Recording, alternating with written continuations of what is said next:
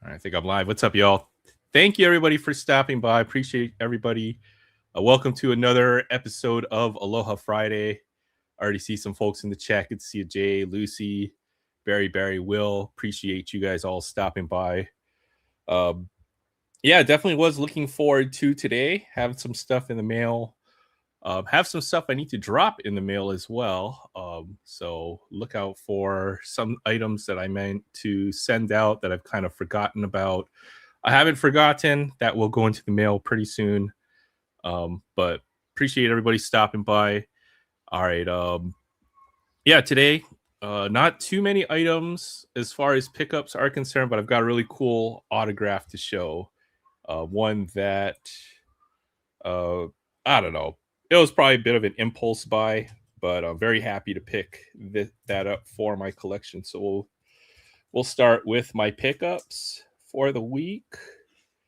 As you can see, very small pile here.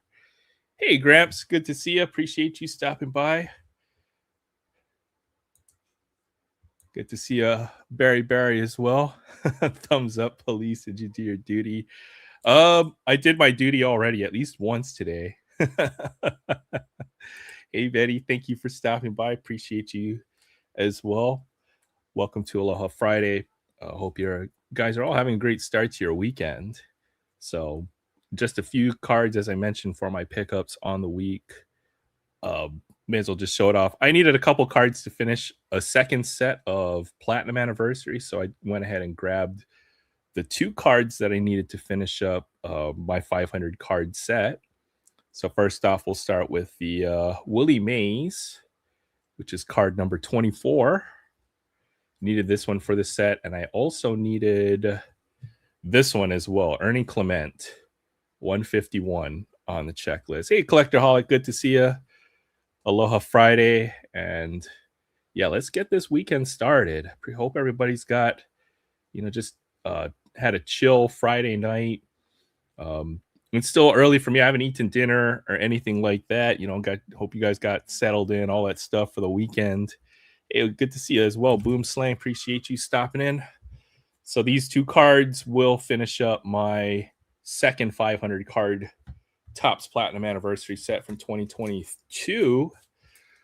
And then I can go ahead and get started on that 2021, 2023 set. And I'm not even going to try this year. I don't have any of the new 2025. I don't have any of it on pre-order or anything like that. Hey, what's up, Danny? Good to see you. Check out Danny's channel as well, D3C Collectibles. He also is selling some cards as well.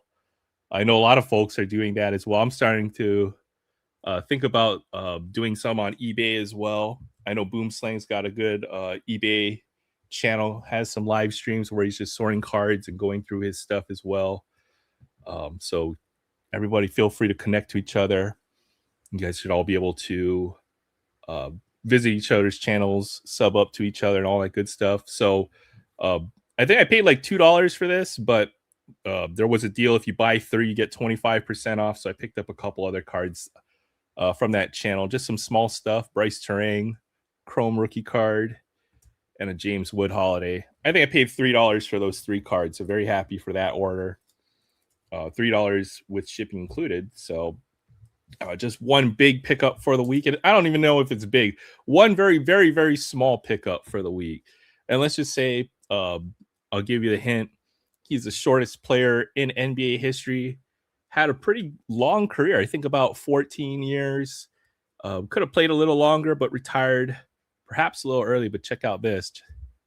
Mr. Muggsy Bogues on that 96-97 Skybox autographic set. So this is the right set, the right autograph. Ink looks great after, what is this, 30 years? Full signature. And the reason why I like this set is these might have been like the first packed autographs I ever saw it from a major sports company, because other companies like Classic and some of the others did it as well. But to see NBA player, I pulled my first ever pack pulled autograph from this set. Hey, what's up, Arnie? Good to see you. Appreciate you stopping by. Yeah, Muggsy Bogues. What a great signature. I think I paid like $25 for this card. This set is very collectible. A lot of folks do collect this set. So yeah, I do too. I pulled out some of the other ones that I had as well. Just some common stuff. Sam Mitchell, Bryant Stith. Now they put the little, the little signing area and the signature, it's like it fits in a small area, but man, all these guys full autographs on these cards. I think it's Sherman Douglas, Rick Fox, and this is one that I pulled as a kid. Tony Kukoc, Hall of Famer. So Muggsy Bogues. There's also Georgie Mirasan is in this set. He's the tallest ever NBA player in NBA history, 7'7". So I've had my eye out for the autographics from that set from the same set, because I think that would make a great little pair. So all right, enough about that. I got some Bowman. I also restocked the shelf as well. We got a lot of stuff to open. We're probably not going to open it all. We'll open some. Optic, Chrome Football, Pokemon, One Piece, Topps Chrome Soccer. Try that out as well. Bowman. We'll start with two blasters. Jose Altuve played in NBA. He would not be shorter than Muggsy Bogues, who I believe stood at 5'3", something like that. I mean, there have been other short players that I can think of. Spud Webb, Nate Robinson come to mind. And those guys were like 5'8". Spud Webb, I think, was 5'6", something like that. All right, let's get into it, though. I got some Bowman. Let me find my knife. I guess I have opened a decent amount of Bowman already. So I'll show you what I've gotten so far. Just some of the more common stuff you can get, but still great cards. Aaron Judge, anything Judge, Ohtani, I've top loaded. Some of the top prospects, Ava Arquette, Judge, Ohtani, bunch of Ohtani stuff. Connor Griffin, number one prospect, already up in the majors. He will probably have major league cards in Topps Update, if I would have to guess. Some of the better Bowman first prospects, I've gotten a couple Ethan Holidays, Wahiwa Aloy, and maybe I've been a little short on the color, but I did pull 2 Chrome autographs already. Hey, what's up, Chance? Good to see you. Appreciate you stopping by. Aloha Friday. Bowman, yeah, Bowman's fun this year. Probably about 1 numbered card per pack or per blaster, and this is from about 10 or 12 blasters. So I've been a little short on the color, but the color I have gotten has been pretty good. I won't complain too much. So Victor Arias paper, Ferrara paper, both position players, non-pitchers. That's good to see. Sean Paul Linen. This is to 100. Only 1 red rookie so far. Drew Gilbert. Seaver King on the Bowman variation. Jack Wheeler to 199. Wei-In Lin. And then the real hit stuff. I got this nice Ava Arquette to 299. He's one of the top prospects in the product. I'd say top 3 to 5 or so, depending on who you ask. This one's to 299. So that's a pretty nice hit. Also personal, since he is from Hawaii as well. Born 10 of 1703, Honolulu, Hawaii. Hey, what's up, Lucy? Good to see you. Appreciate you stopping by. Got this nice Charlie Condon, top 100. He was one of the top prospects last year in Bowman. This is numbered 50 of 50, so it is the bookend there. And then 2 Chrome autos so far, Figueroa and Dasan Hill. So this is kind of what you're really after, the Chrome autos. We'll see if we're able to pull a little bit more. Didn't Muggsy Bogues win the dunk contest? Not Muggsy Bogues, but Spud Webb did. Spud Webb was a short guy too, although not really short. If you think about it, 5'8". That's like almost average. That is almost average. 5'10" is average. I'm strictly average. I'm about 5'11". Yeah, I mean, it's been hard to find Bowman. I got to Walmart on Wednesday. They had a line out because everybody's going for those stupid Nitos, those squishy toys. and Pokemon, and there were like 20 people lined up, but I was the only one to hit up the sports aisle, and I saw some Bowman, so I grabbed some more Bowman. It's a good product, probably the best retail release of the year, if I have to guess. If you see it, pick it up. They had some mega boxes. Where the hell's my knife at? They had some mega boxes as well, but I passed on those. I wanted to wait until I saw some of the mega boxes open. I think blasters are still the better value. Bowman, I mean the mega boxes with the chrome. If you do pull an auto, it'll be a mega box auto or the one of the Mojo autos, so it'll be a pretty decent one compared to you can get kind of hosed if you get one of those paper autos out of this, the sticker autos. So, and the Mojo cards are nice as well. I'm not gonna lie, but yeah, Bowman's been good this year. Let's go ahead and do a little bit. Yeah, I agree, Chance. Bowman Blaster's definitely the way to go. So knife, use your teeth. Your dentist would appreciate that. I can't use my teeth. You know, I've already knocked my front tooth out twice. I think I've mentioned that out like a couple times. So if I lose it a third time, man, I don't know. Yeah, blasters are the way to go. I've seen some fire pulled out of blasters, hobby boxes as well, the jumbos, but bang for your buck, it's got to be the blasters. Some paper vets, Corbin Carroll, Cal Raleigh, Caglanone on the electric sluggers, 2 chromes here, Lombard, Iredale, paper prospects. There's an Ava Arquette, one of the top 5 prospects or so, Wayan Lin. They also had some basketball stuff as well. They had the signature edition. That seems like a money trap, so I passed on that for now. Although pretty much anything basketball seems pretty hot. Can't get it below MSRP otherwise, but and there wasn't feeling the basketball this week. Christian Moore. So I also got a little bit of optic football. You can do a little bit of downtown hunt. Billy Carlson, Gonzalez, Kalen Culpepper. And then, man, it seems like the blasters, you get absolutely nothing, or some of them can be loaded. They can have 2, 3 numbered cards, autograph in a single blaster. So, in fact, what was it? The Ava Arquette and the what's his name? Gosh, I can't remember. Charlie Condon. Both of those came out of the same blaster. So, you know, once I start losing faith in this, where I'm not pulling anything, then it's like you rip open one more, and then it's like, oh, okay, I get it again. Hey, good to see you, Lucky Peter. Appreciate you stopping by. Aloha Friday.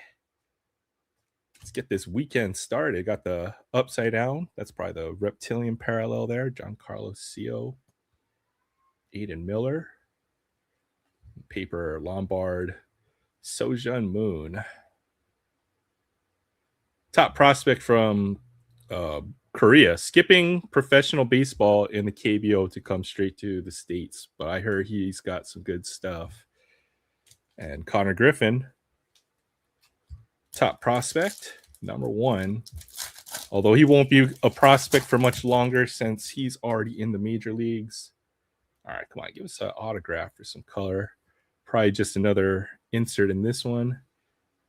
Tatis, I think he had like 3 hits today. Dylan Cruz, Leo DeVries. I mean, I've seen big autos come out of retail. I think we saw Leo DeVries auto, green auto. That was fire. Retail auto. Juan Sanchez, Ryan Waldschmidt, more paper stuff. And I've always noticed this last paper card can always be upside down, but that's because sometimes there can be a numbered paper back there. Yo Jansel Cabrera, international prospect, born 2008. Dang, kids are getting younger and younger. 18-year-old prospect. All right, let's keep on going. Just an insert in this one. Owen Casey, Drew Gilbert, James Wood, Arjun Namala. That number gets lower and lower every year. He's down to 32. Top prospect for the Blue Jays. One of the first Indian descent. could potentially be one of the first Indian baseball players ever to make it to the majors if he ever gets to the majors, which would be unique. Since I know they love their cricket, I have a lot of coworkers that are Indian. They want to talk about cricket, so I've been picking up the sport from them, learning a little bit about cricket. It's been fun. I'll have to tell him about that guy if he ever makes it up. He seems to be on his way though. Mason Wynn, Bo Bichette, Bryce Harper, Yamamoto. All right, we got one of those die cut inserts back there. Yeah, that's a good one. Bobby Witt. Power chords. Big fan. Got a good amount of his stuff. Fisher, Copen, Hope, Carcione, and Kobe Shelton. So yeah, blasters can be like that. You get nothing. And then some blasters can be pretty heavy where you get like, 2-3 parallels. All right, so I had another one out here, at least for now. Is that it over there? Yeah, we'll figure out a better way later on. Maybe we'll do a little optic and then I'll go ahead and drop the link so that folks can come hang out. But yeah, lately Fridays have been going pretty long. I think we've been getting close to the full 8-hour mark or so the last few weeks. So been fun times.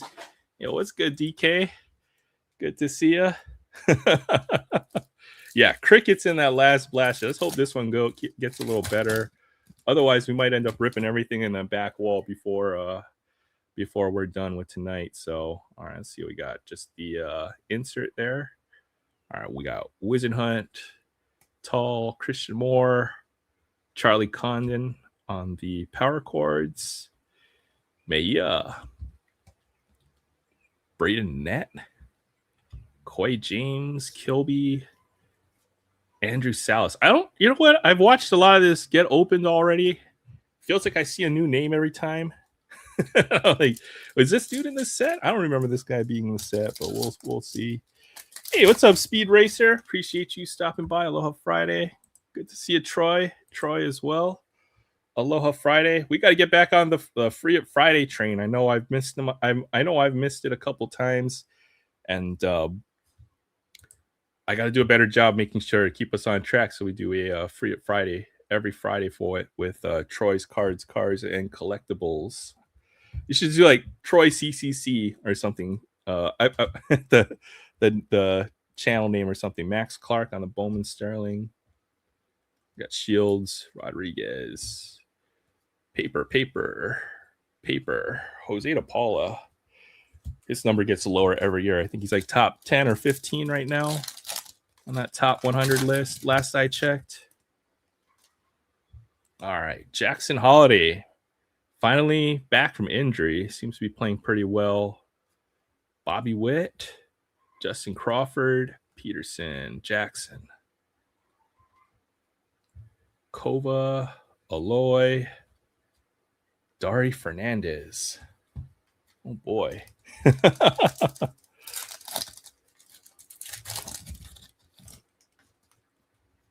All right. Let's see. Next pack. Max Fried, George Springer, Kyle Teal. Okay, we got a red rookie. What team is that? A's. Luis Morales on the red rookie. Daniel Hernandez, Ike Irish, Moises Chase, Anthony Forbose, Joshua Gonzalez. All right, that was like the first hit, I guess, would be that red rookie. Troy T3C. Yeah, I gotta rename the channel. I don't know. I think I've thought about it. I'm not sure. I gotta come up with a good name. Make it a little less of a mouthful. Kags, Chandler, Savage, Corey Seager. All right, there's a nice hit there. Got at least a Shohei Ohtani Electric Sluggers. Nice looking insert there. Be our first card we throw up there on the stand. Bring things a little closer. Guedes, Owen Carey, Walker Jenkins. I got to figure out the camera setup. I still haven't quite perfected it. There's an Ethan Holiday paper first. Then maybe we'll do some breaks. All right. Oh yeah. Probably just our reptilian. I don't think we've seen our reptilian for our blaster yet. J-Rod, Soto, Scooble, PCA, Mike Sirota. Hey, we even get a reptilian in this blaster? Anderson Arroyo, Sebastian Walcott, Vera Honda, Dallas, and Caden Scarborough. Man, that was kind of unsatisfying. I don't even think we got our reptilian parallel in there. Yeah. You know, I've heard of people getting a couple of those stuck together, and I guess I got the dud right here. No no reptilian parallel. All right, well, those are a couple tough blasters. We'll do one more thing before I'll drop the link, and then we'll rip the rest of the Bowman as we go through the night. We'll have plenty of time. How about some optic football? I mean, we'll hit it downtown. All right, we'll do this optic blaster. I've got one more of those on the shelf, but I figure folks might like to see some football as well. Got the D-backs Mariners. What's the odds for the red rookie? I've seen them come out pretty often, DK. I would say maybe 1 out of every 4 blasters, 1 out of every 4 to 6 blasters, I would guess is the odds on the red rookies. But it seems like they made a red rookie for just about everyone this year. So it's going to be hard to pull the right red rookie from what I've seen. All right, we got optic. We'll see if we can hit a downtown. I guess these are the Walmart version. I don't know if they have that, if that's a thing this year, whether it's a Walmart or Target. We'll see what kind of parallels. I got these from Walmart, by the way. All right. Devin Neal. Just need a downtown. Oh, that's not the right Raider rookie. Ollie Gordon. Matthew Stafford. And hey, Brock Purdy. These cards are a little curly. That Pringle shape. Did you see that Acuna grand slam? So he hit 2 home runs today? I saw he had 1 earlier. Maybe that was a grand slam. Not sure. 10-4. Okay, yeah. And he's no problem, DK. Hopefully, I think that's about right. Only 3 cards. I got 4 in here. All right, there's an insert. All right, light it up. Have I seen this insert? Travis Hunter. That's a nice looking insert. Not a bad player either. Jeff Garcia, Terrell Suggs. Packs are a little curly. Malachi Starks. That's a silver vet. Eric Armistead. Quincy Williams. J.K. Dobbins. My StreamYard wigging out. Oh, because I threw a wrapper on my touchpad there, I think. Oh, yesterday. I see. All right, Pat Bryant and another silver vet. Garrett Wilson. Ricky Pearsall. Cole Kmet. Maybe I should have tried the mega boxes now that all right, well, there's Jackson Dart rookie card. We'll take that. Probably the best rookie you can get there. Trey Harris. Is that Purple Shock? I guess is a parallel. Warren Moon. Jamal Charles. Hey, what's up, Barrett? Good to see you. I found my Wemby stack. So, all right, what do we have here? All right, we got fire emoji, short print. Looks like a vet to me. Oh, maybe not. Tez Johnson. Save that for last. Andrews Borigalis, kicker. I always get all the kickers, man. Blake Group, kicker. 2 in a row. All right, we got the fire emoji parallel here. Hopefully it's a rookie. Nope, not a rookie. The Bills. Josh Allen. Darn. Greg Rousseau on the fire emoji. So probably our best. All right. Optic. Pretty tough. I don't know about this insert. I haven't seen this one yet. Light it up. Maybe that's a case hit. I'll go look it up later on. But all that said and done, I'll drop the link. Appreciate everybody dropping in for tonight. Talk sports, cards, collectibles, hobby, all that good stuff. There it is for y'all. Yeah, that Bowman. Well, at least I got more blasters. The other ones should probably be a little better. Maybe there's a couple good firsts, some inserts in here. That was a pretty tough opener, but they can't all be winners, I suppose. All right, let's get some stuff sleeved up. That's nice, though. This is a really nice looking insert. I noticed that they changed the refractiveness on those lightning bolts, so they do stand out. They're pretty nice. Let's show some of the other stuff I found while digging around through my collection. Top loaded a bunch of stuff. Oh, there we go. How come I can't hear anything? Hey, what's up, Jay? What's going on, man? Oh no, I can't hear you. Okay, my audio's muted. All right, I can't hear. Hold on. Go to settings and hello? What? Shut up. I can hear you now. What's up, Jay? How you doing tonight? All right. I'm currently fighting for desk space. She never gets up here unless I'm at the computer. Kitty. About once a week, every Friday. Here's one I found. Oh my gosh. That boy's going to be good. He's in a bit of a slump, though, right now. The whole team is in a bit of a slump right now. You got a point there. Yeah. I forgot I pulled this last year. This is to 50. Mr. Mobala. Is that his name? I like him. I like him, too. He's they a need good to give hitter. him more playing time. Yeah. So I found him. I found another good red hot rookie that was a little underappreciated. There's Zach Neto. It's also number 50. He's got a ton of power. Hey, what's up, Zach? Good to see you. Check out Zach and his most recent videos. I know him and Julie Farm did a box battle on 2022-23 Parkhurst, and then it's of interest to me right now because I did buy some of that on eBay, where I found the sealed case. It was under $600, so basically $50 a box. So we'll probably be opening a lot of that over the next few months or so. But they had a nice box battle.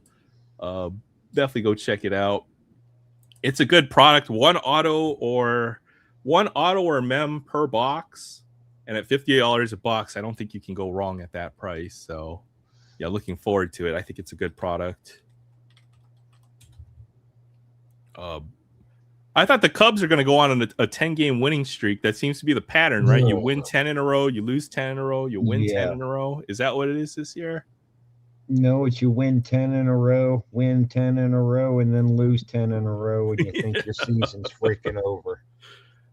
I don't think so. I think that they're just it feels streaky. It just seems like they're very, very streaky team. That's all I can say about the Cubs right now. These guys are streakier than 8-year-olds' underwear, man. Oh man, yeah, it's crazy. How about you find somewhere in the middle? Win 7 out of 10, and then for the rest of the year or something like that. I mean, I'd be happy with that. I believe in that team, though. I think they got a nice, solid team. I found we some more. We platinum anniversary. We have massive injury issues with the pitching staff. That is true. That is certainly something. I mean, the only one who's pitching consistently right now was Ben Brown. Oh, is Ben Brown? Yeah. I haven't heard that name in a while. Wasn't he hurt for like a while? Didn't he just come back from injury? He was hurt, and then he got sent down. Then he came up, and all of a sudden he can pitch now. That's weird. It's weird. You know what? One thing I've noticed when I look at a team's stats for the year, for any team in baseball, they have like 50 to 70 guys pitch for them over the course of the season. So Yeah, it's crazy. Your staff on paper, is like what, 9 pitchers or something you can have usually on a 25-man team or something, 9 to 11 pitchers, something like that. Maybe it's 11. I don't know. It's not 50 or 60 is what my right. point. So you got guys just shuffling AAA, minor majors, sign the guy for a day, week, put him on waivers, send him to the minors, reassign him, sign Yep. another guy. Like they're just like in fantasy, you can stream players. Especially for fantasy baseball, you got to stream your players, but it's the same way with major league pitching. It seems most of these guys aren't even on the team or play for the whole season except for the top guys. So crazy. All right, let's see. Who else is playing right now? Show some of the other stuff I found. Just some platinum anniversary stuff that needed to get into top loader. Some gold refractors there. Another Zach Neto rookie card to 99. Oh, that was nice. And then some Bowman Platinum. I finally went and sorted this stuff, and I think I made a set, one complete set. Cal Raleigh rookies, Ohtani stuff, some more Ohtani stuff. Oh, there's one for Barry. There's Spencer Arrighetti on the nickname variation. Spaghetti. Hey, what's up, Lucy? How you doing tonight? Hey, I'm doing great. How are you? Doing good. Just getting our evening started. My look for today. Yeah. I like, you know what? So I like to. Y'all, well, everybody knows I like to do my look for today and make a story out of it. There you go. Yeah, just hanging out, talking sports, talking collectibles, all that good stuff. Same thing we do every week, but it's always good to have you on, at least for a little bit. Yeah, I always like coming here. It's a really good vibe coming here. Yeah, we try to mix it up and be welcoming of everybody and appreciate when you come on. I do have. I mean, I have a. I don't think I showed them yet. My new deck's on here. Oh, did you get a new one? Well, I think I showed you my Black Rose one. This one. Yeah, the Black Rose deck. Well, the Purple Rose. But yeah, I got the stained glass, Rainbow Tarot Fairy, and the Pug Tarot. I have 2 pugs. Oh man, that's awesome! I love pugs. Yeah. So yeah, this is what it looks like. So I mean, there's all these, and there's like the. Let's see, like these are sticks. They're wands in this deck, and sausages are pentacles. Oh man, that's nothing like getting your fortune told by a bunch of pugs. That's freaking hilarious. And let's see. Oh yeah, and bowls are water. They're cups. And let's see. I got the ones. Oh yeah, bones. Bones are air, or bones are swords rather. But I mean, it's also air, element of air. These are great. Yeah, these are great. That's and then I got the fairy, the Rainbow Fairy tarot deck. Wait, I think that was in the. Hold on a second. I had these mixed up. I know there's almost like cups, wands, swords. Those are like suits, and then they have like the special cards. So they're almost like jokers. What are the meanings behind those? Well, those are like the major arcana I think you're thinking of, and that's like the sun and the moon and right. That's that's called the major arcana. And like for example, like it also represents the zodiac from Aries. It starts in Aries and ends in Pisces. Oh, okay, that's right. Oh, so there's 12 of them then. Yeah, but I mean, there's 8 other cards as well, or 10 other cards. Well, there's 22 major arcanas. So that would be 12, and yeah, there would be 10 other cards. And, for each person, the interpretation and how people read things is going to be different. Like with me, for example, like the sun isn't attached to anything specific. So to me, that represents just fire in general. When you think about the sun, it represents fire. So it's a fire sign. Could be Leo, Aries, or Sagittarius. Those are fire signs. But like with the Emperor, that's Aries. Gemini, no, that's it goes Aries, that's the Emperor. And then Taurus, that's the Hierophant. Gemini, that's the Lovers. Cancer, that is the Chariot. And Leo, that is the Strength. I think it's, I still have to memorize my zodiac better, but I'm just, as an example, I could go on and on. But I have other cards to show too. Oh yeah, for sure. Love to see what you've been recently picking up as well. Yeah. Hey, what's up, Aries World? Good to see you. Appreciate you stopping by as well. Yeah. Let's go ahead. That pug deck is cool. I like it. I love it. I thought, like, you know what? I have 2 pugs. I have to look to see if there's a pug deck, and there it was. And I said, you know what? I have to get it. So, and then, here, we're just talking about it. The sun. That's like the sun of this deck. Okay, what is the theme of this one that you have here?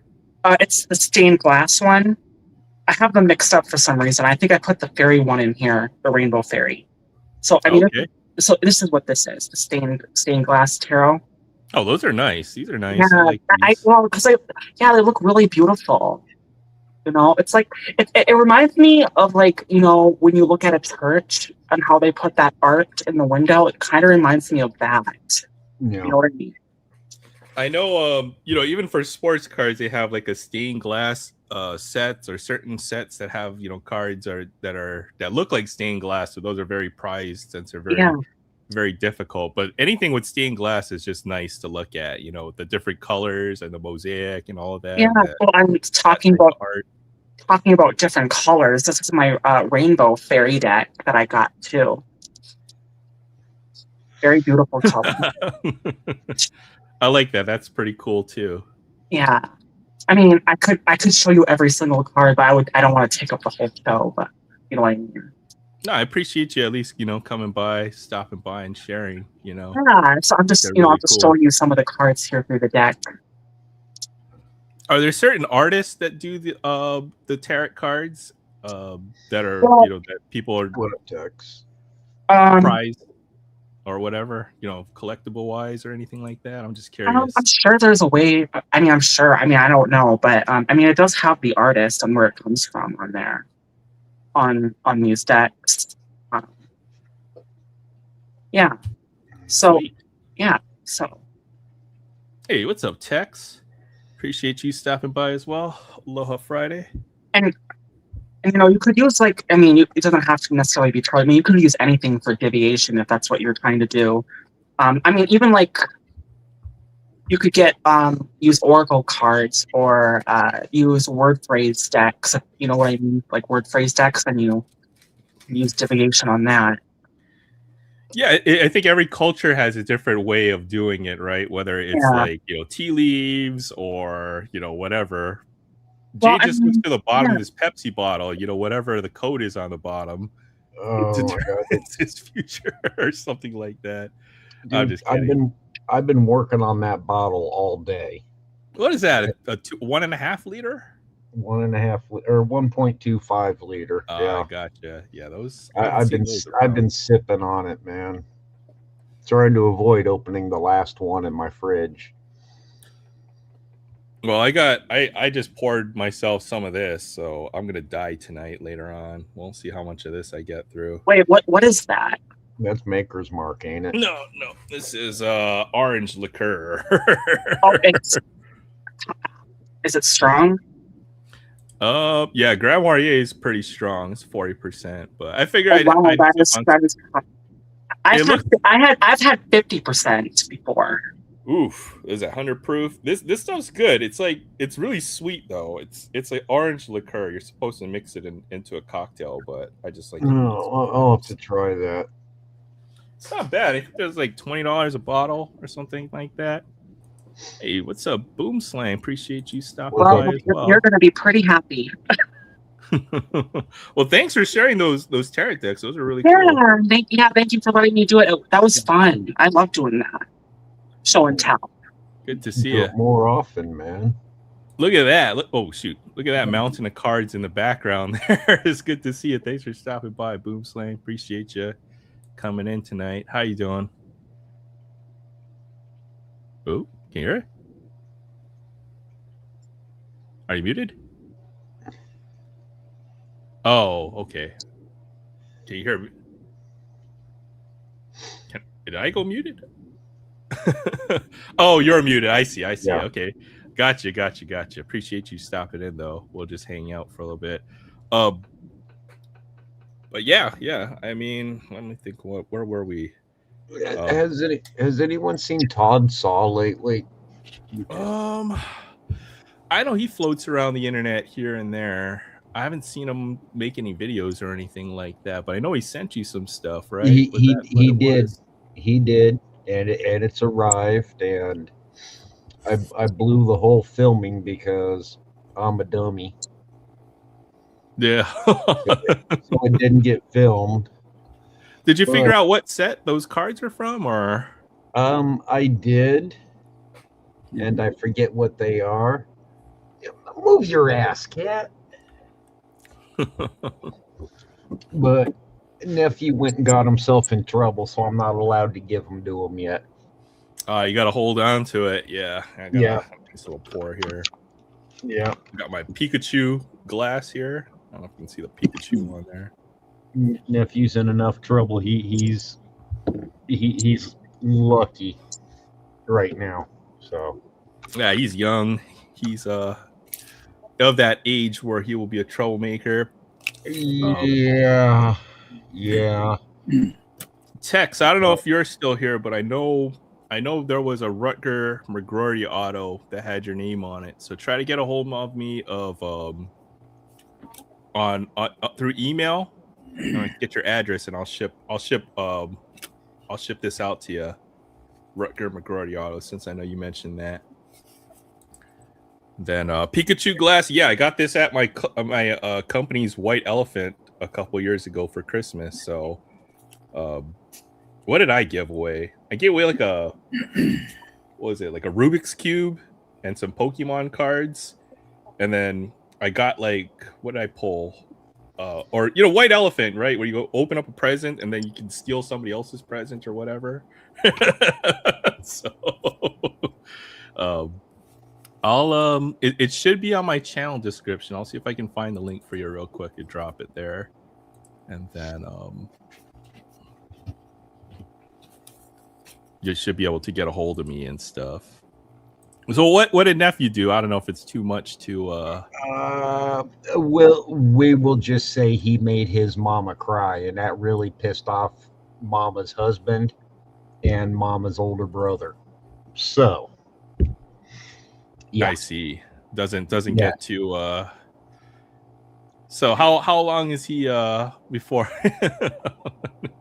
or he will how long before he's out of prison? Well, average lifespan is about 78 years old for the average male, so I'm going to say about 83. Oh, that's terrible. Hey, what's up, Ken? Appreciate you stopping in. Mama put the foot down and up simultaneously, so I see. Yeah. So everyone's in trying to see. I guess there's still some games going on then, huh? Diamondbacks still playing Mariners. I mean, look at the scores here. I saw the Habs got blown out tonight, 6-1. So that series is over. And then tomorrow we've got basketball. We've got a game 7 with the Spurs and Thunder. And I don't even want to root for either one of those teams, but it's a game 7. It should be pretty decent. Probably the best event of sporting wise, other than baseball.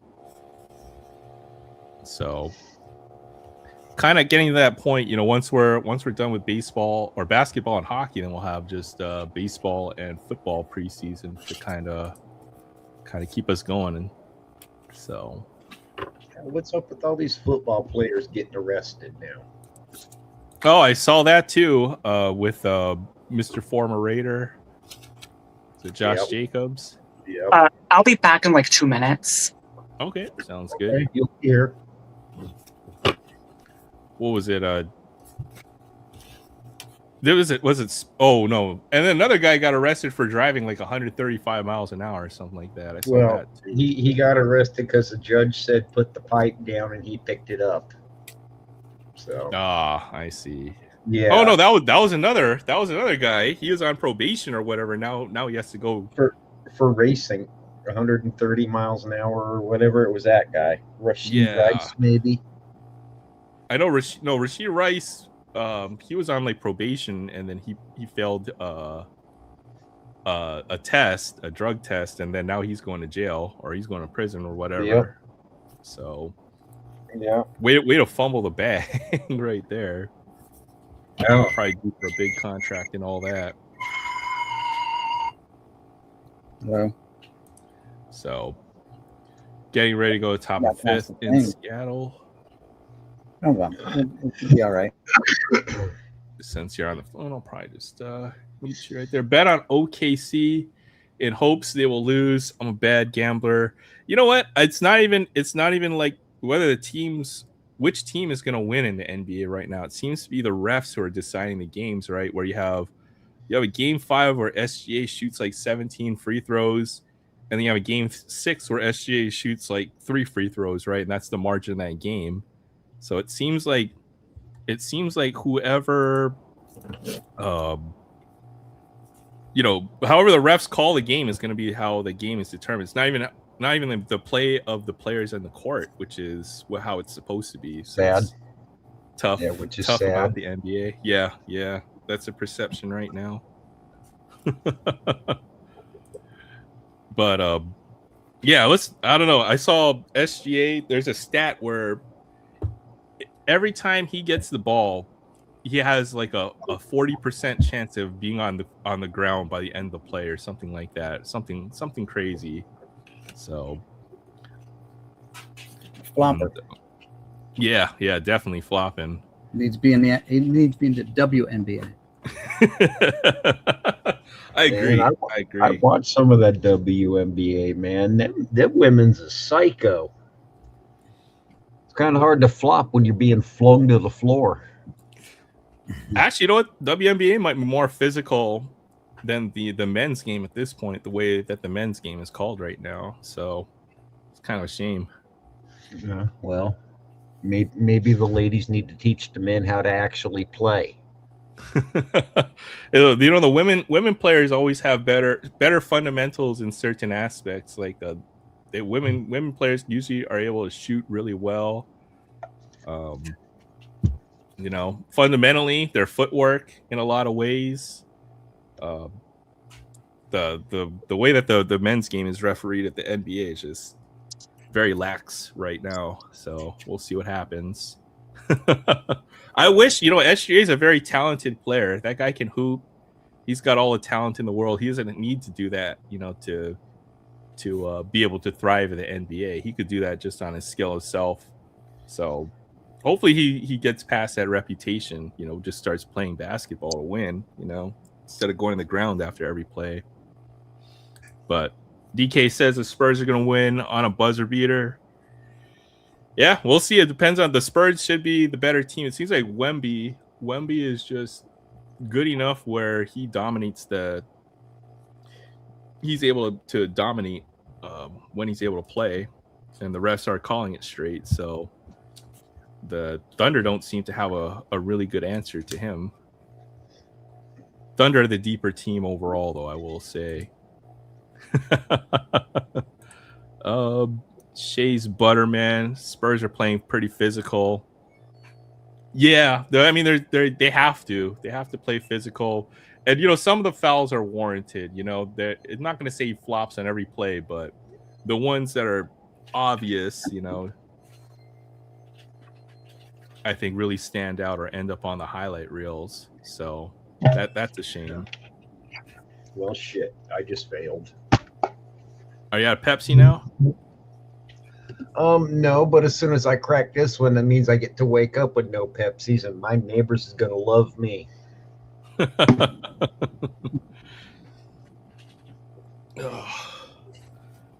So let's see. Check out this error card I found in my collection. The way that so this is the logo, and it's supposed to be up here. So they almost misstamped the card. It should be off almost by an inch right here, a little bit like that. So I don't know. Cool little error. I haven't really seen anything like this before. Not even the right player. That's Stamp Jake Rogers, but I think that's supposed to be on the next card up on the sheet. It should be up here. And it's got a first day issue stamp on it too. So I don't even know what to make of this card. The way that very odd error card. Well, speaking about error cards, like I said, I didn't go through many boxes today, but I did yesterday and hours into the night, and I found, you speak about error cards, so I found this one. Oops.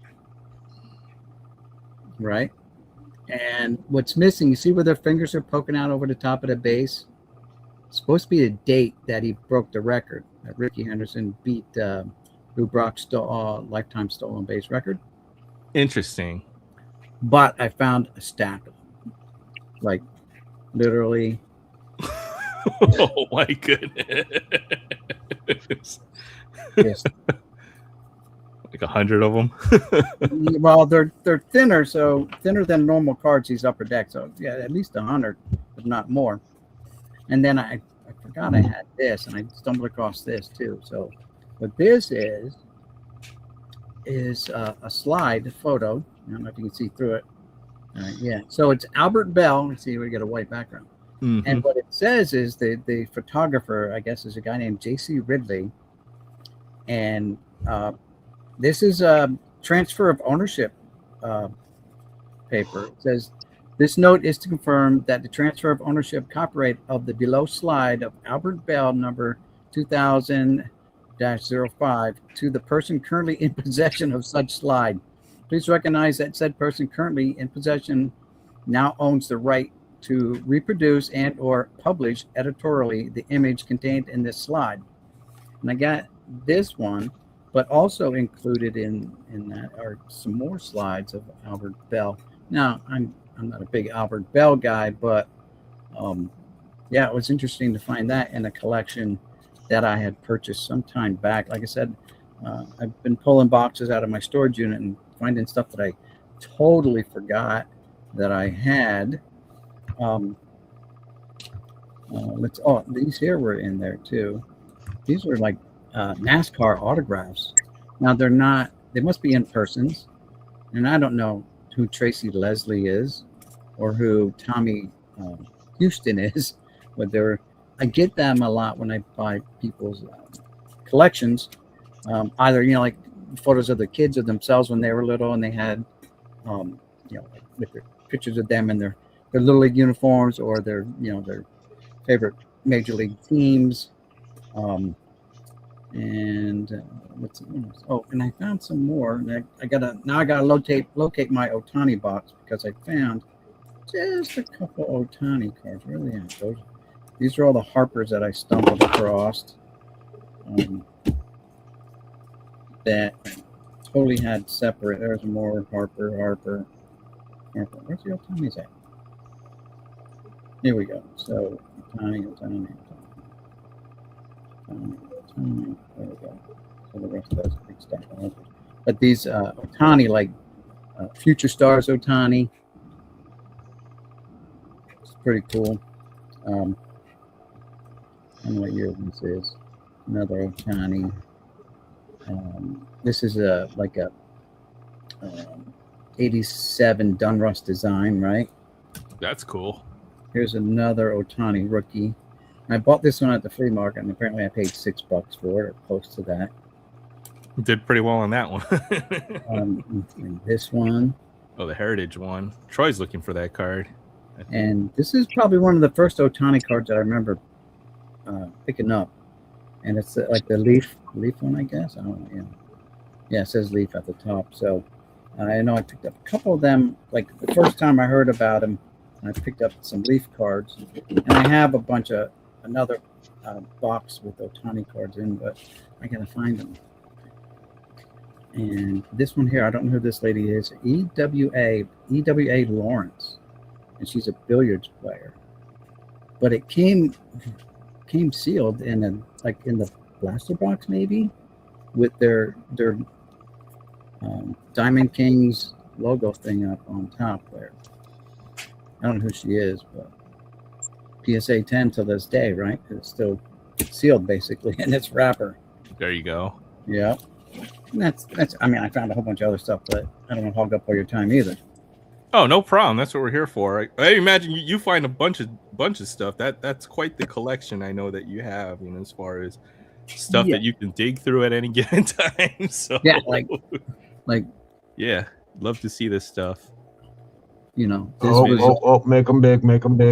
This is there you go. vintage. So what? That one, and you can see they're still in their original top loads. They're all urine stained yellow. Billy Williams, Bob Uecker, and the Phillies. A short time as a Philly. He's got a market, Bob Uecker. I've looked his cards up. They can go for. He does. Manual checklist, some 65. Aaron. Yep. It's got a Mantle on it too, right there. And of course, Mantle's my guy. And that one's got a scribbled out $3 price tag on it. So. Good looking cards too. Pretty sharp. Not bad. Like I throw away cards I used to throw them away or give them away if they were creased up. One friend of mine, I gave him 3,000, vintage cards because they were all creased up, and I don't like creased. I don't like ink. Except checklist, sometimes you can't help that. Yeah. But if I were to replace that, it would have to be one without ink on it. Hey, what's up, I collect? That's the error because it's KAAT, not the KAT. Yep, Jim Cat. Little miscut at the top, but still. All right, ball 4, Jim Bouton. Another Aaron. Drysdale. Not Pete Rose, whoever Gordy Coleman is. And like I said, I found just a bunch of going through my some of these boxes. Drysdale, Clemente, Gibson, Willie Mays, and then a couple 73 Clementes, a couple Jacksons in 73, and I already have the complete sets. So that's not a big deal. I need that Reggie.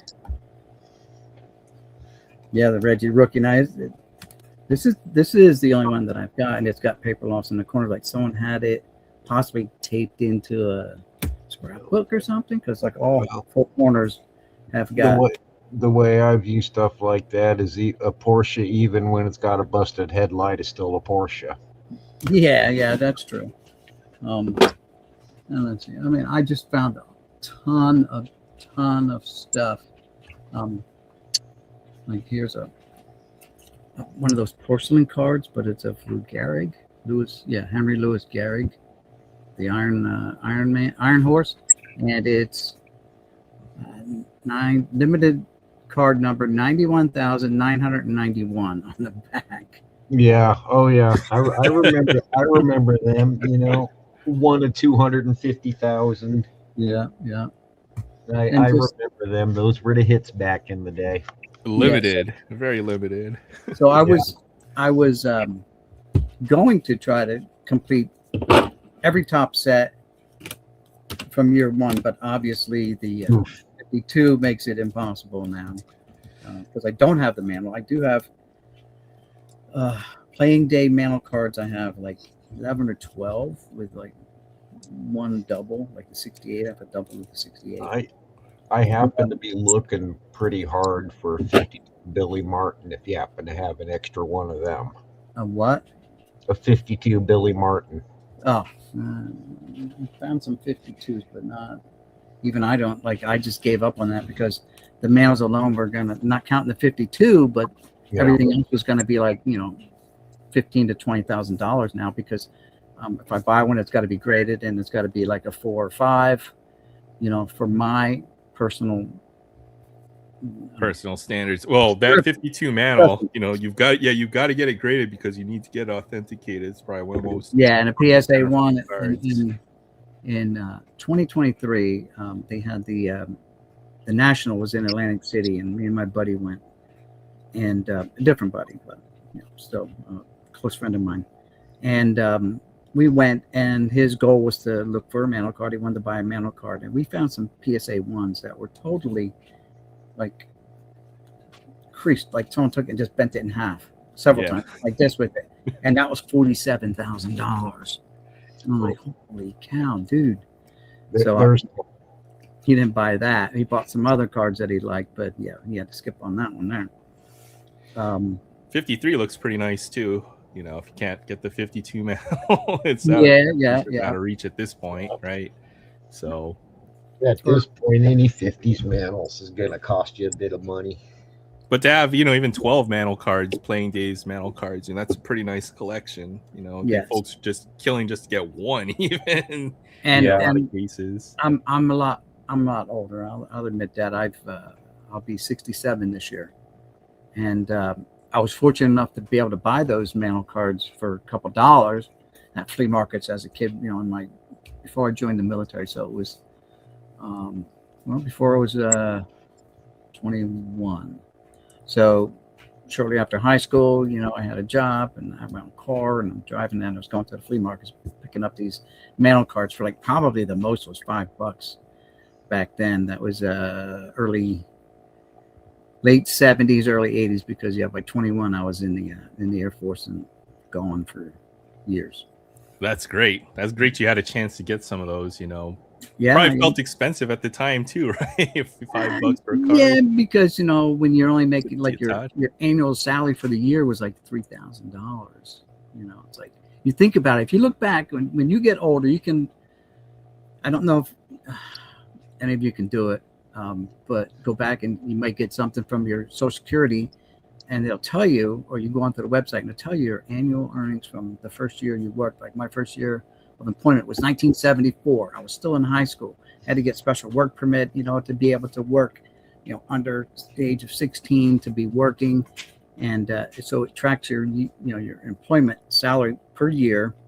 And I remember seeing some, like I'm married and I'm making $3,000 a year, and I'm thinking, how the hell did I ever survive on $3,000 a year? How does that happen? A brand new car was $29.99.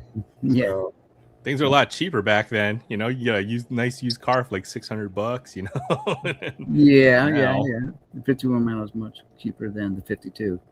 I think I saw something where you had a silver nickel or whatever back in the 50s or whatever.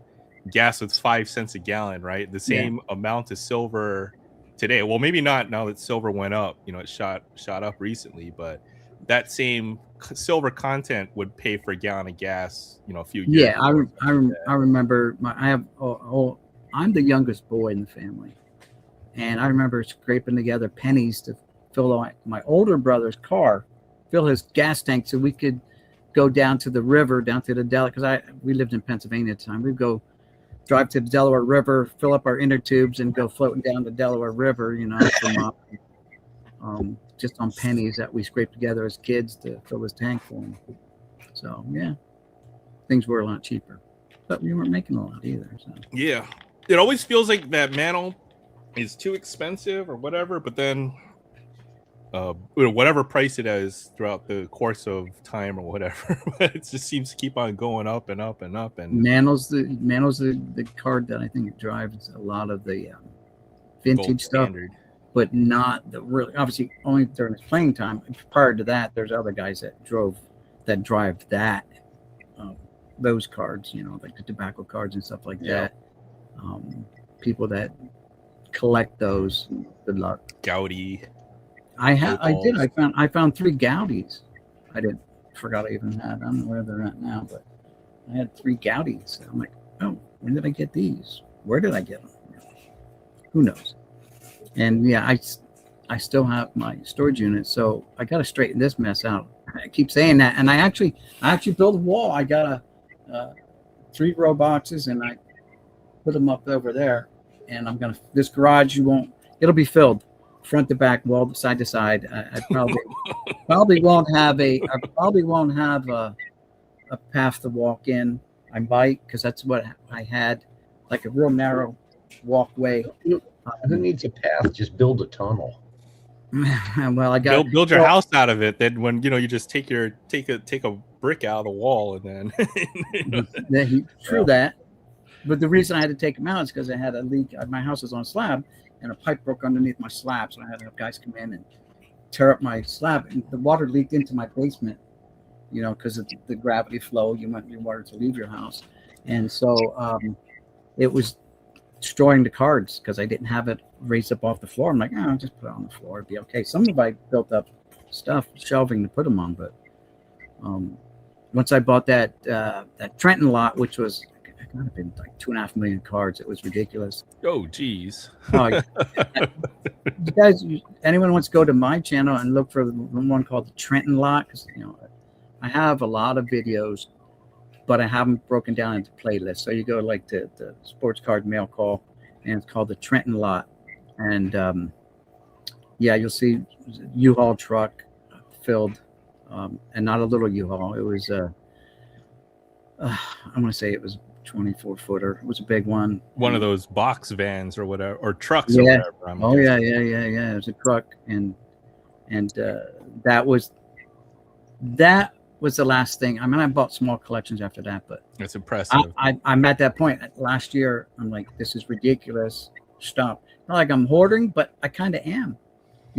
I know the feeling, because I recently had to move places, and I had to put most of my stuff into a storage unit, right? I packed that storage unit back to front. It's a 5x5 unit. I got about 250,000 cards in there. I was like, well, I've got a problem. I have a 10x10, and it's cost me $306 a month. I'm like, that's money I could be spending on baseball cards, instead of storage. Yep. So, yep. Again, I just posted a video, I don't know, earlier in the month where I took 50 boxes out of there, and it just.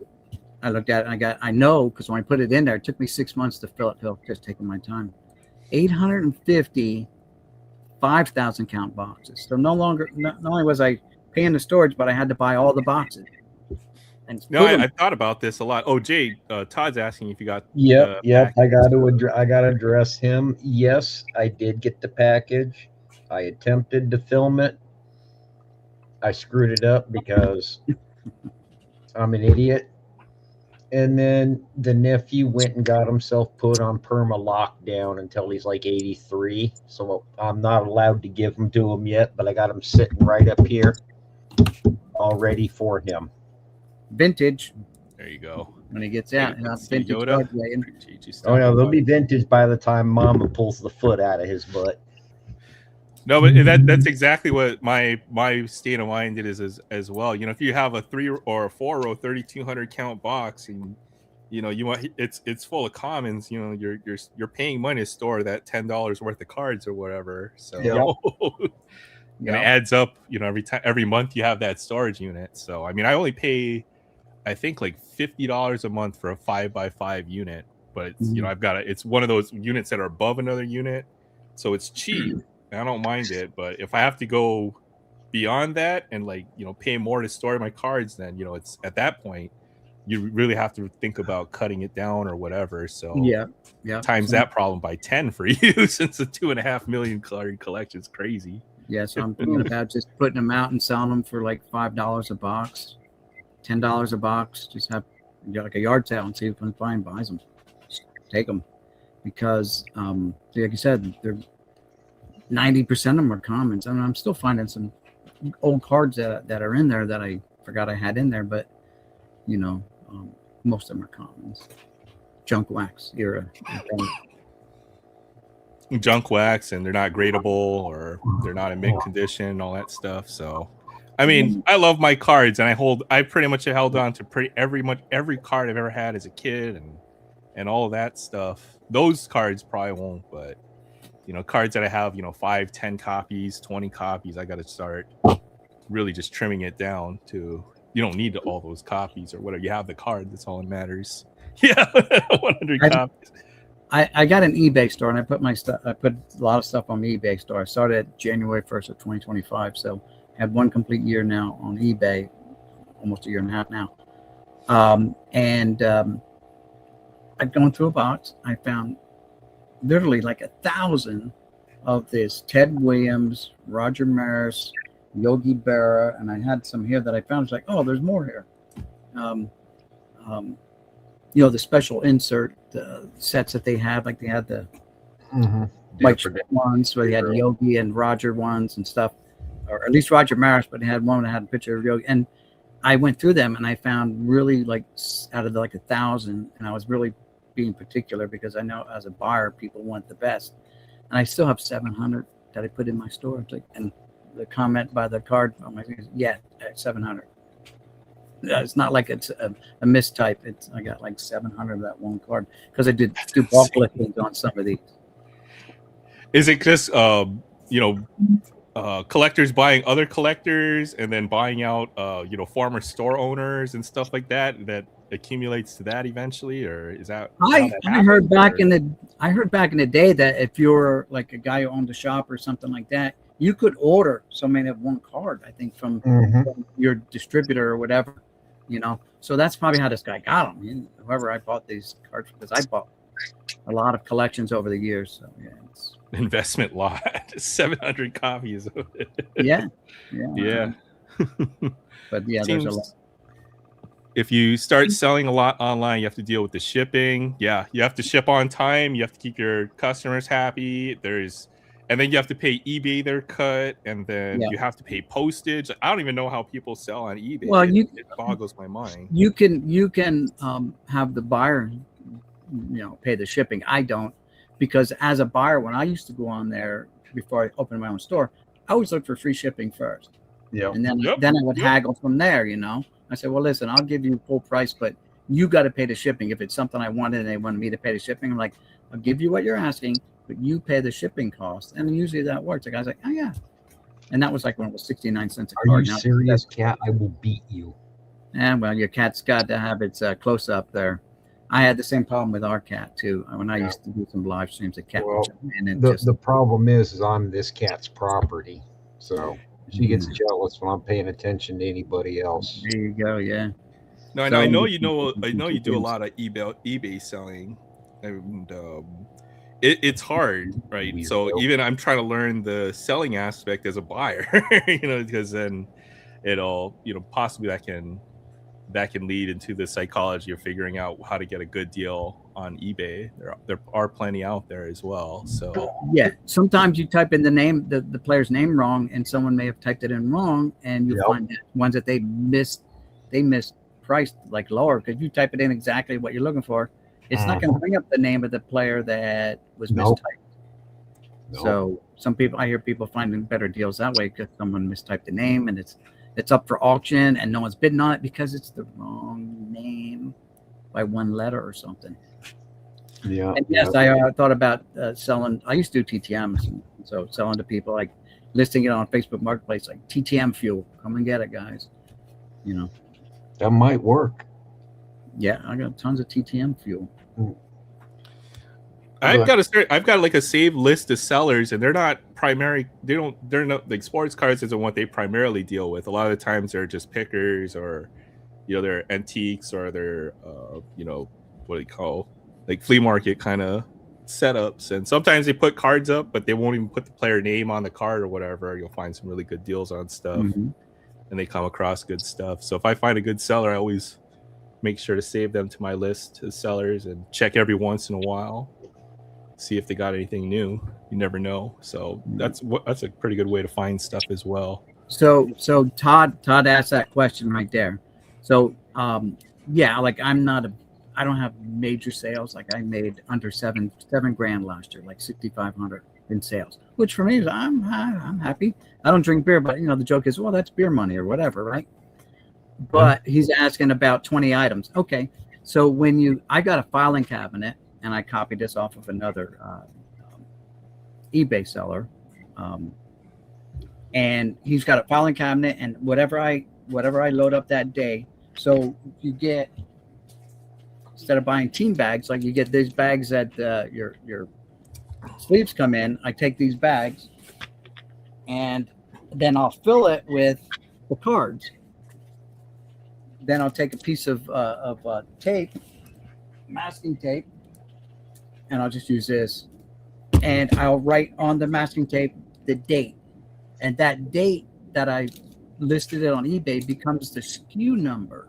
Yep. So when someone buys it off of eBay, it pops up as the card, how many, and what the SKU number is, because I assigned it a SKU number rather than let eBay assign a SKU number. And then some folks will have just random letters and numbers in there, and that should track where it is when they sell it. Yep. So now I go into my filing cabinet, I go front to back by date, 2 rows on one side, 2 rows on the other. And fortunately, I got a filing cabinet that fits perfectly 4 rows of cards on end, right?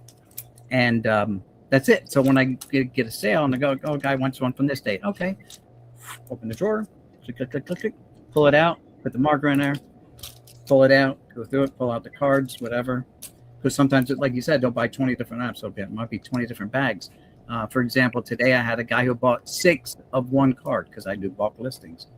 So he bought 6 the 89 Jose Canseco All-Star card, or whatever the hell it was, World Series card. And then he bought 4 of the Nolan Ryan with the upper deck with the 300 win stripe on it, the error one. And he bought 4 of those. And so that made it easy because I popped 5 cards each in one of these babies here, right? The soft, whatever they're called. What are they called? Yeah. These are card saver ones. So I'll pop 5 cards in their penny sleeves, 5 in here, 5 in another one. I'll tape them together, put them in a long envelope. See, I do all my shipping from here too. That's a short envelope, but you pop them in a long envelope, and I also send out a flyer with my QR code. Flyer with the QR code with every sale. In case they want to come back, there it is right there. They want to come back and find more. They don't have to look me up. And tape them across the middle so that they're overlapping, right, like that. And they fit nicely in the envelope, yet they can flex a little bit going through whatever machinery, because these top loaders are really rigid and they might jam up in the sorting machines, and then you got grinding away, messing with your card. And then my printer's right here. It's automatically set up through eBay. I just hit the print and it spits out the label. I pay all the shipping, so that comes out of the cost. It's 74 cents for one envelope. Today, it cost me $1.03 for those 10 cards, and that came out of a $20 purchase. The guy spent $20 on cards. I also run a coupon where you buy 3 cards, you get 1 free. So why not? I'm encouraging people to buy more than 1 card. Why not? But there's people that won't take advantage of that.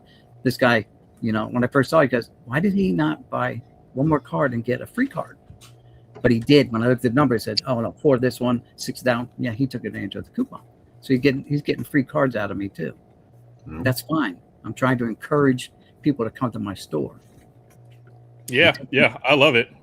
If I see like buy 3 25% off or something, I just wanted this 1 card, but they're going to have something else in this store that you're going to want. Exactly. And my price is my cheapest card is like $1.69. I sell vintage cards if it's creased, because my buddy was telling me, oh, you're throwing money away, because I'd be here live and I just throw them in the trash can while I'm right here. He said, you're throwing money away. I'm like, what do you mean? I don't want to be the guy that sells damaged cards, but he's like, people will buy them. And he's right. People buy them. Advertise them as damaged. You're not doing nothing wrong. Yeah, as long as I tell them it's damaged, and I do that. But I'm like, I look at it because I don't want them in my collection. Even if I don't have that card, I'll go through my binders, and if it's damaged. It used to go in the trash. Now it'll get sold, or I give them to my friend and he sells them. And every time he sells one, he sends me a little snapshot saying, look, sold another one of your cards. I'm like, that was $1.69. It could have gone in my pocket.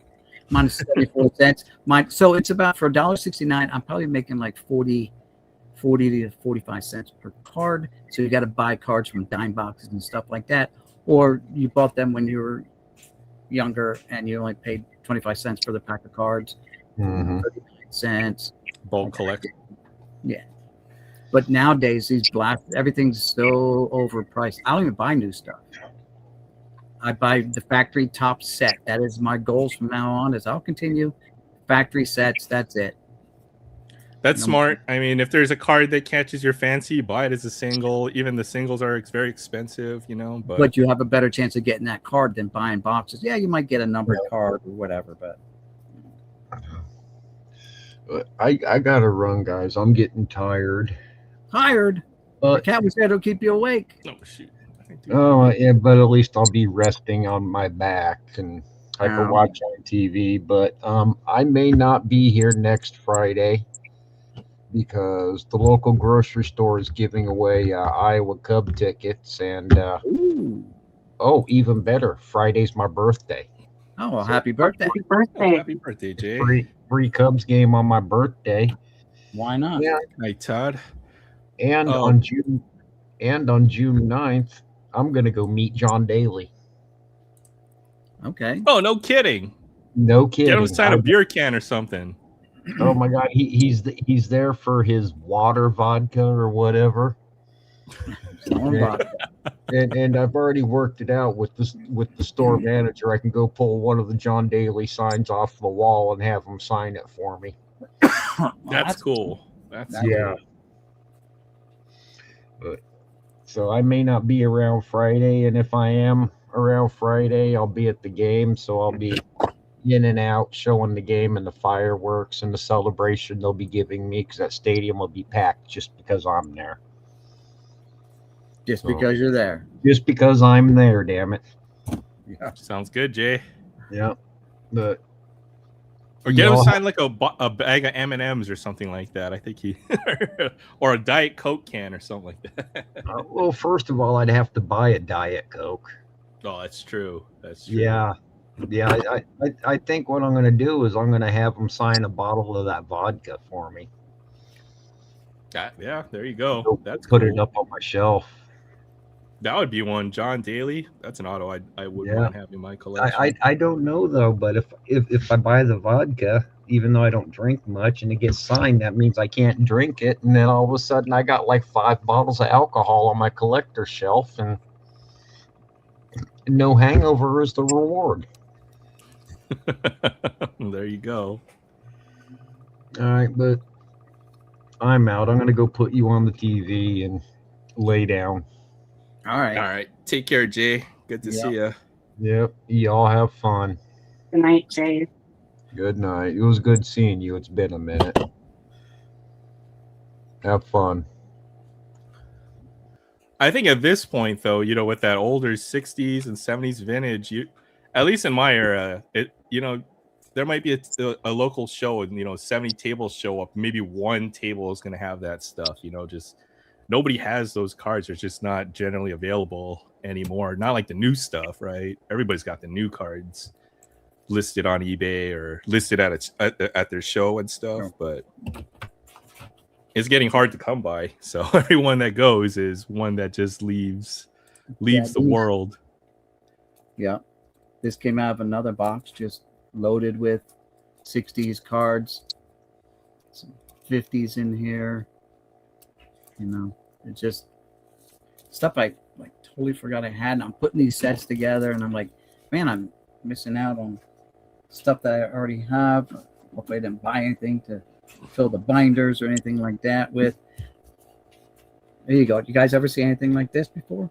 That's like the OG centering tool right there. It looks like right there. Yeah, it is. So this is the Judge, and I use this. I use this on my channel quite a few times. Oh, card holder. Okay. So now you can guesstimate your card by the graphs on the side to at least the centering, right? So if you look at this one here, it's an 8 on top. It's a 7.5 on the bottom. It's an 8 on the left, and this is just off. This is just barely off being perfectly centered. So that's supposed to measure your cards. Yeah, it measures. So Centering. When the experts look at your card, they start where the coloring starts for your. Okay. Not for checking your centering. So yeah, this. And I bought other ones because I couldn't find this one for years, and I'm like, "Where's that card? Where's that judge at?" And I found it, and I've only misplaced it a couple times since then. But it's a good tool that I goof around with on the channel just to have a little fun with people. Oh, look at this one, But yeah, that's an old school judge. I looked them up. You can't get them. I was like, well, maybe I can buy this off of eBay or something. Maybe someone's got it for sale. No, I like that better than this one. I mean, everybody uses this one nowadays. I ended up buying that exact same one, and I'm like, man, that's ridiculous. Because how do you get it perfectly centered? Look at this with the freaking numbers and all this crap on here. Yeah. That one's super easy to use, right? Versus this, so you have to line it up and hold it. That would just even put in a top loader, right? So I might do that. You know what? I'll get a freaking one of those card savers and just glue it on top or something, maybe make it easy. Yeah, I don't know. Well, hey, again, though, you got to get it centered where this drops it right in automatically. Yeah, I like that. That's super easy. Unless you got something like this. Some of them won't fit. So like this Pacific, which is really a hard one that if you're the die cuts or oversized. Yeah, but it doesn't even fit because it's a little bit oversized because of the die cutting. I don't know how they would grade that thing. You know what I mean? Like, how do you grade them? But yeah, pretty fun tool. Pretty fun tool. Then you have to refer to this stupid chart and who's got time for this? I bought that. I bought two things like that because I thought I had lost that one there, and then I found that one there, and now I lost the other two. I'm like, who cares? I got the judge. I got the real one, the OG one, right? Centering is only one part, and centering is probably the one that people care the most about, but is probably the one that doesn't even matter the most when people grade. It's usually surface or edges. I think are more important than centering. Centering is the one you can see the easiest with your eye, but I think when folks grade and they wonder why they got a 7 or whatever grade, it's always edges or surface. I think, more so than centering. Hey, Bably Singh, thank you for stopping by. Appreciate you. Adam's here. Adam's in the house. Hello, Bably Singh. I think she must have followed me through my share. I'm connected with her. Well, that's cool. Yeah. Boob Slay's got just knowledge. So does so many other folks. Adam and Troy and all these guys. So if you guys have any questions or anything you want to ask, anything you're always curious about, there's no such thing as a dumb question if you gain something from it. That's the way I always look at it. I asked tons of questions of my buddy before I started my eBay journey. And now I have another friend who does the whatnot thing. So I think I'm going to do whatnot, but whatnot is so hard to get a following. I think it takes a long time unless you're pretty well established. And I've seen guys that sell like new stuff and they hype it all up. And I don't get that excited about cards, they get me screaming and all that stuff, trying to just get people hyped about buying stuff. I used to do auctions on my YouTube channel, and I finally stopped doing that. But yeah, I got thousands of unopened wax packs. I was putting together, boxes, wax boxes or whatever they call them now, boom boxes, whatever they call them. The people who sell those wax packs and they sell them. I sold a couple of them, but didn't seem to be a lot of interest in it. And now after I stopped doing it, a lot of people are selling it and doing well at it. So I'm like, okay. And still wax is getting hard to come by. Even the junk wax stuff, that stuff is tripled or doubled in price in the last few years. It's crazy. I got totes full of wax, unopened wax. Okay, well, are we talking about card wax or what? Well, anything that comes in a pack, I'll show you a wax pack. I got a few back here. It could be a wax pack. It could be a cello pack. These aren't even wax packs, but the old packs they used to have, just right. paper and they used to be sealed by a wax. Yeah, now you got to buy boxes and stuff like that. It's almost like it's something that's carried over the years, where even a modern pack of cards now still is referred to as colloquially as wax, right? So yeah, it's just a generic term now, I think. Any kind of sealed pack of cards that hasn't been opened, people just say wax and people know what they mean by that. When I think of wax, I think like candle wax. I have a lot of candles. Well, they used to seal the back of the pack with wax. This is by glue. This is a more modern pack, but the older packs, anything. It would just melt the wrapper, coating on it. They would kind of just roll it and press it would almost be in like a wax paper. The kind of wax paper you buy, they use for cooking nowadays. Right? Well, yeah, you're right. You're talking about like wax paper. Yo, what's good, Will? Good. I'm back. Let me see this guy. He's laying down on the sofa. Well, is your shrink somewhere nearby? Is your shrink somewhere nearby asking you questions with a little clipboard? Oh, what's up? So, Will, what's up, Boom? How do you feel about wax packs there? Well, I don't collect cards anymore. See, there you go. Why is that? When you look at this, what do you see? What do you see? Oops. I'm just saying, the stereotype with the shrinks, they hold out the Rorschach image. I collect. I have nothing wrong with cards. You remember? Yeah, I've won your giveaways before. Yeah, you won 750 subscriber giveaway, I think. The 1972 Topps Wax Pack. One of the 4 that I had. I still have 3 though. Yeah, I 72 wax pack. I'm doing comic books. Football. You're nothing wrong with cards. Nothing wrong with cards. Just go in a different direction. There you go. Nothing wrong with cards. That, Will. Still love sports. Did I sell my collection? No, I didn't. Hold on to it, because you had some cool stuff there, Will. I remember seeing some of your stuff in your collection. Stuff. Pretty good stuff. No, I've known Boom forever. We've talked bunches. It's good to see you, Will. How you doing? Good. I came back from New York on Monday, so all is good. You find a girlfriend at the wedding or anything? No. Come on, Will. But I will be at Heroes Con in 2 weeks. Okay. The Heroes Con is it always in Charlotte, or how does that work? Yep. Okay. Always in Charlotte. You got any big plans for Heroes Con? Any artists or writers you're gonna? Yeah, I'm gonna be making a video on like what I plan to pick up and what books I plan to get signed. There'll be 2 different videos. Cool. Yeah. I'm only here for an hour tonight because I'm exhausted personally. I don't know. I got up early this morning for some reason. Oh, welcome. Good to see you, man. No. How you like the Hurricanes, man? Dude, I thought it was going to be Hurricanes versus Avalanche, but man, the Avalanche looked bad that last series. Didn't Kel McCarr get hurt or something? McCarr was hurt.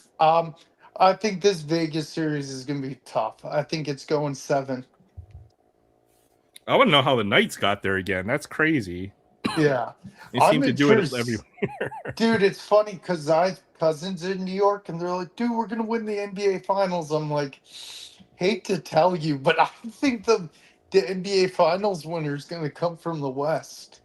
I think if it's either OKC or San Antonio, they're going to win in 6. The only thing that's hurting OKC right now is Jalen Williams is confirmed out for Game 7. I think the refs will decide Game 7. How many free throws they give to SGA and all that is going to be the difference maker. We'll Oh see. yeah. Oh yeah, for sure. Barry thought you got married. No, there's no ring on this finger. No. I was at a wedding. Nope, I've just been busy.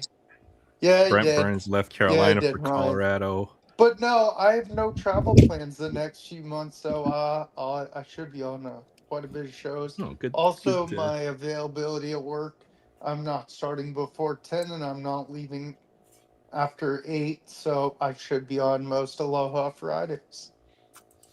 I did see that Troy Lemieux passed away. Where Claude Lemieux, yeah. Claude Lemieux, yeah. The way he passed away is very unfortunate and sad. He was only, I think, 61 years old. Yeah, well, I don't know. I only saw the article. I only got to briefly glance at the article, but he had some other problems and stuff, and then he just decided to Off himself, yeah. Yeah, which is very unfortunate. So yeah, It's rest terrible. in peace. Hopefully he's in a better place now. Yeah, it must have been hard for the Hurricanes to play, knowing that one of their all-time greats passed. Yeah. Yeah, he was I think I heard he lit the torch or something for like one of the games that Yeah. It was recent, so I mean he looked like he was okay, and then Did you so pull very... his autograph out of that Leaf hockey, or am I mistaken? No, not Lemieux. Or not Mario either, which would have been nice. You pulled but I can't you pulled some good stuff out of that Leaf hockey. That was the product right there. That was a fun product. What And did we you got- rip tonight? I was on a show. What did you rip tonight and pull? I want to see. No, we didn't pull Missed anything good. we got cracked tonight on the sealed stuff, but we got a nice Otani. Can't Well, go wrong that's with that. always good. Nothing wrong with And Otani. then we still got some other stuff maybe later on, but no, that Leaf metal hockey. I mean, what do we got? Like we got several Hall of Famers, several all-time greats, right? I Mark am Messier, sending your probably the best one. I am Oh, go ahead, sending Will. your stuff late June, early July. I haven't forgotten. I've just been busy with real life stuff. Look at that wall of wax, right? Or wall of boxes, right there. But yeah, Aaron, I'll be sending your stuff soon. Oh, sealed boxes though, right there. Are those all cards? Yes, those are wow, all that is- cards. That is That's a bin of wax right there. It looks like 90 tops or 91 tops. there's gotta be at least 10,000 cards with all that. Gotta be. Oh nope, that's more.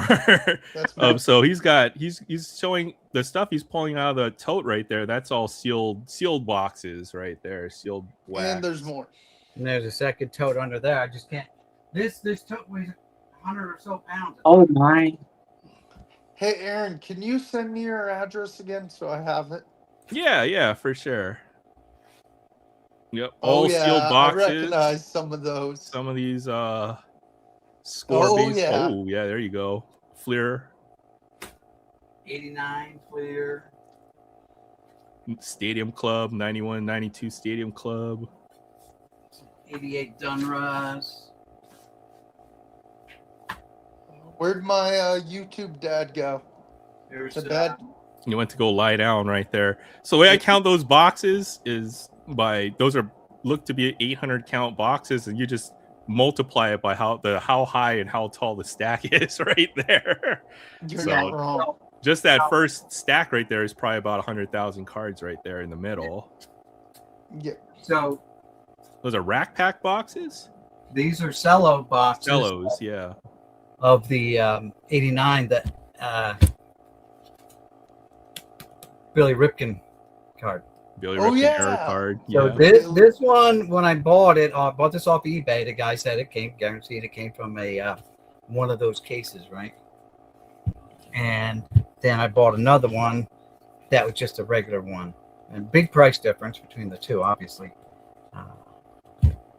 It was like, I think that the first one was like over $300. And that was years ago. They were selling for that. I don't know what they're selling for now.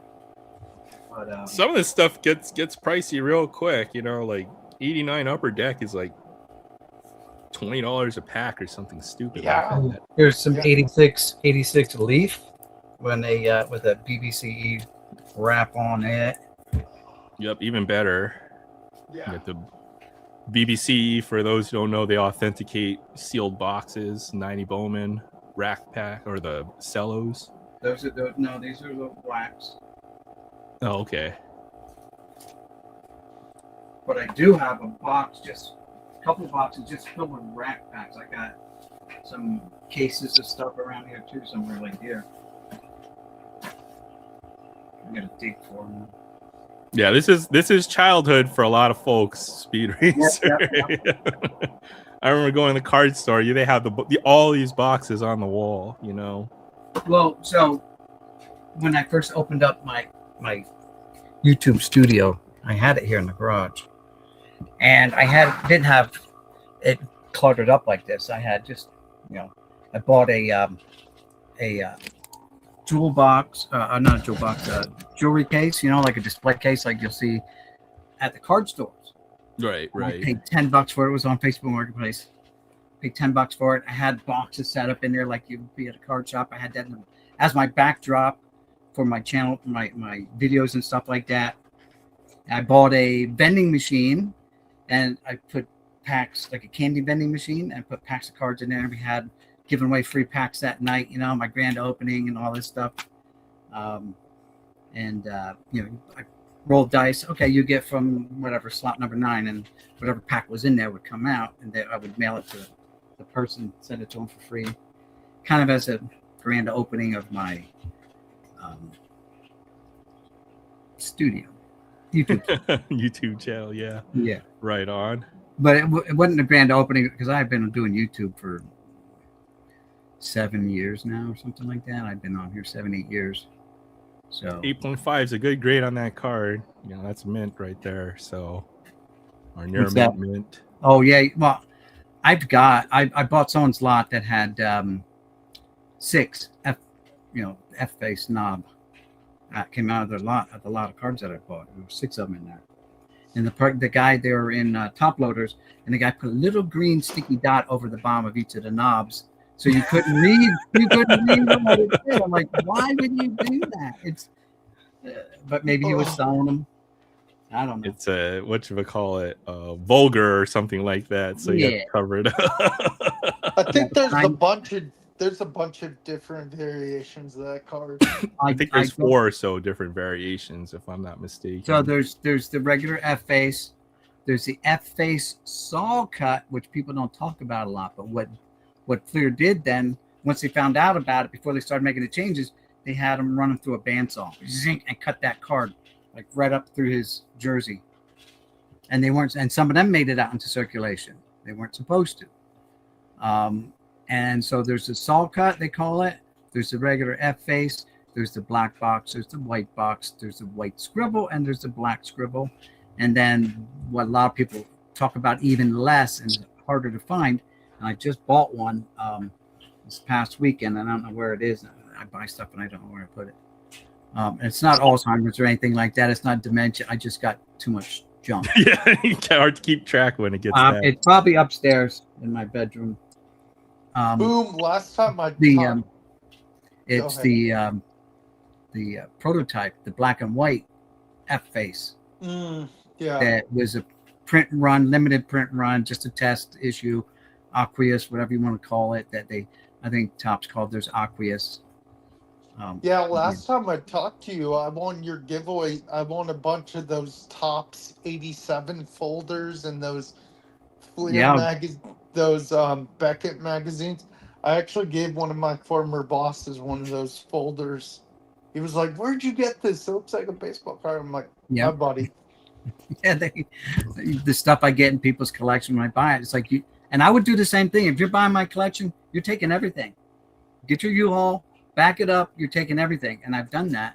The one lot that I bought on a Wednesday or Thursday after work, didn't even go home. I had my truck. I went up to the guy's house. It was up above Philly, just outside of Philly, and the guy wanted $500 for this lot that he had. He had a bunch of cards, and I said, "Well, come on, like, what's your minimum? Come on, let's negotiate here." And he's like, "If I don't get $500, and it wasn't an old guy, if I don't get $500, it's going back in the basement." And it was during COVID, and he was redoing the basement because his in-laws were moving in, and they're kind of, he's refinishing the basement, so he had to get rid of the cards.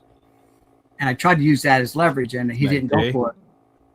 Well, that lot is the lot that I found all those 93 Upper Deck SP Jeter cards, like 5 of them. Oh, nice. 5 of them in a $500 lot, along with a bunch of, and they're here somewhere, of Mariano Rivera cards. Oh, nice. And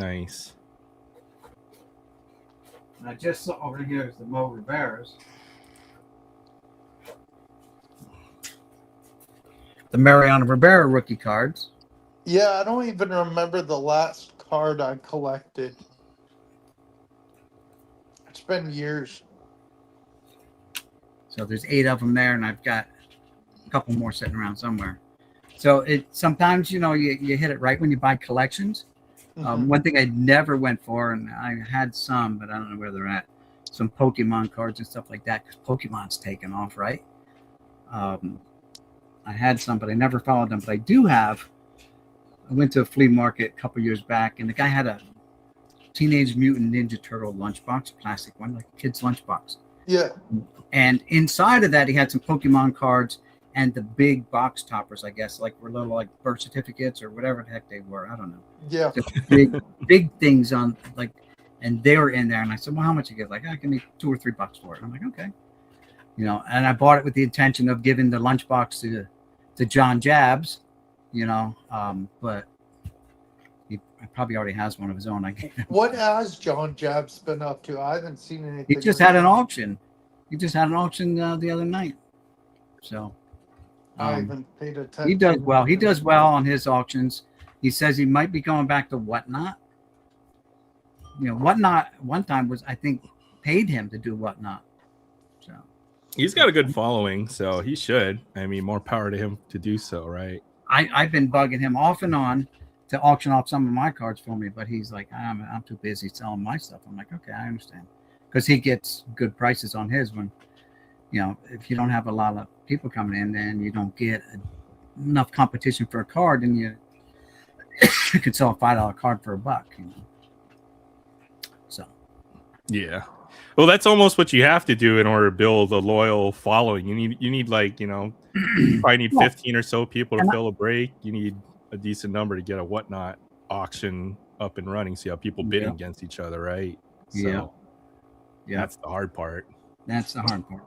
And I don't have any new stuff. Like I do, but I don't. I don't buy the new stuff. I haven't bought anything new, like a blaster. Like I have a tote here full of just blasters, or it's out in my garage, my shed somewhere. Not my garage. I'm in my garage.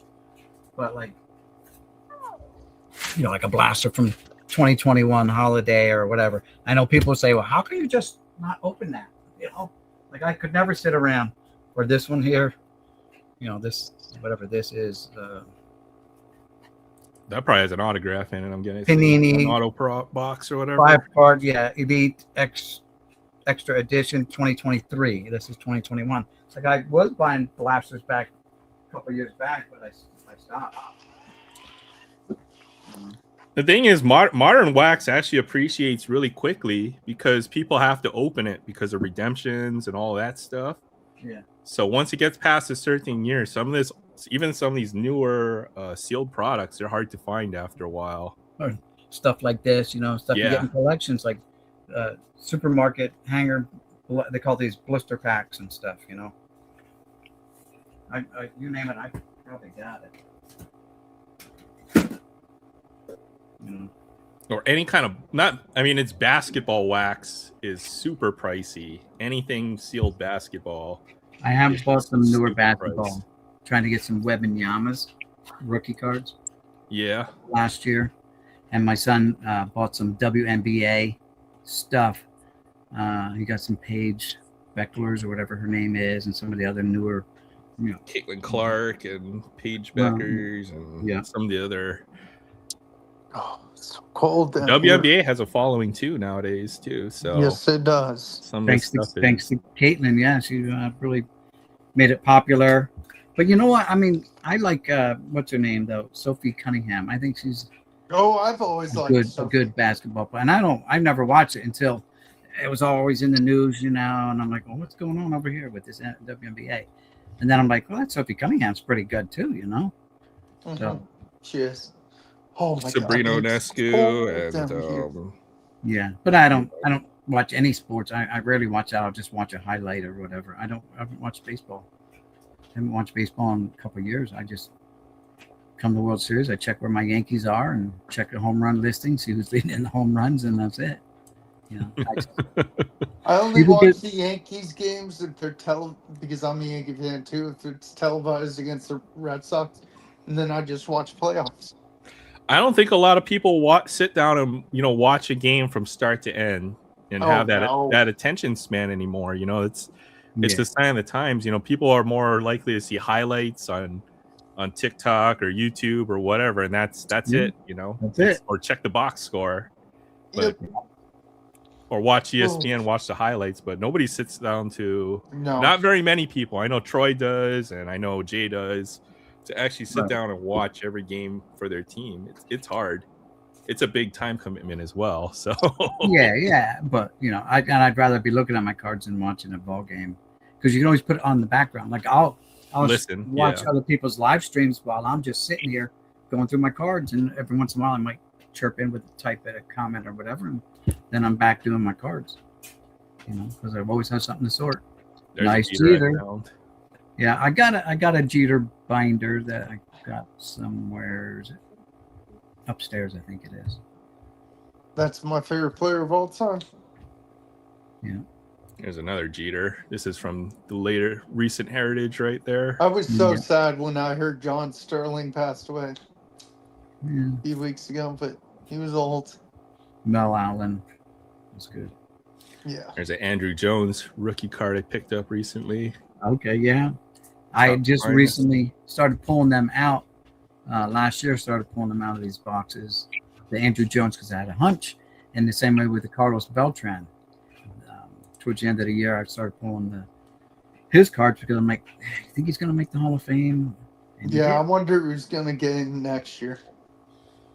Well, Depends. Next year, Rose is eligible, and so is Shoeless Joe, 2027. Now, it's the Eras Committee has to put them in, so I'm hoping they get in. I think they're getting in. And if they get in, then I think the floodgate's going to open up. You're going to get Bonds, Clemens, and all those roid users are going to be allowed in as well, because you've broken through that barrier now. All those guys should be in the Hall of Fame. I mean, they can put something, put asterisk or mention, but that's baseball history. They certainly were the famous players of the day.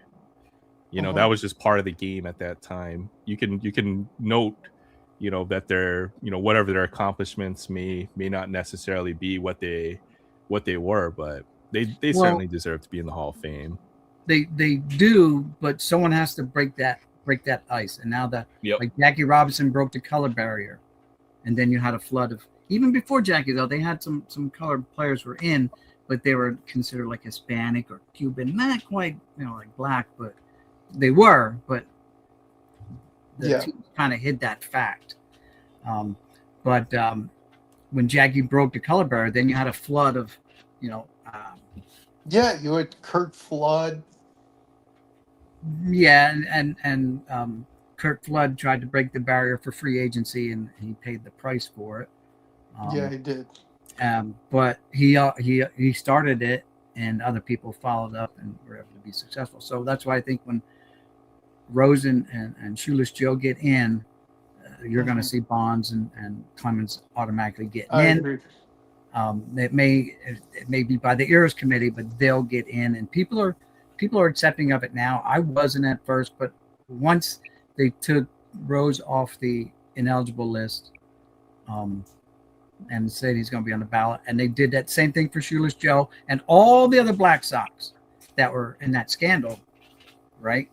Mm-hmm. All of them were taken off, so they're all eligible. There was only one instance where I didn't like Rose besides the gambling. Is the whole Ray Fosse incident was just tragic. Well, so do you know the whole story behind that? Wasn't it an exhibition, the All-Star game? It was an all-star game, but Pete went out to dinner the night before with Ray Fosse, his wives, right? They all went out for dinner the night before and were having dinner together. And then Pete ran into him at home plate. But then again, you didn't have the slaughter beer rule, you know. Yeah, was it crappy? But it even happens today sometimes in the modern day where guys will run into each other at home plate, you know. So It happens. Baseball is a more physical sport. I'm than, just happy that running into a catcher is not a thing anymore because seriously, it's frowned upon, definitely. it happened to Posey a few years ago, and Posey could have torn up his leg completely. Yeah.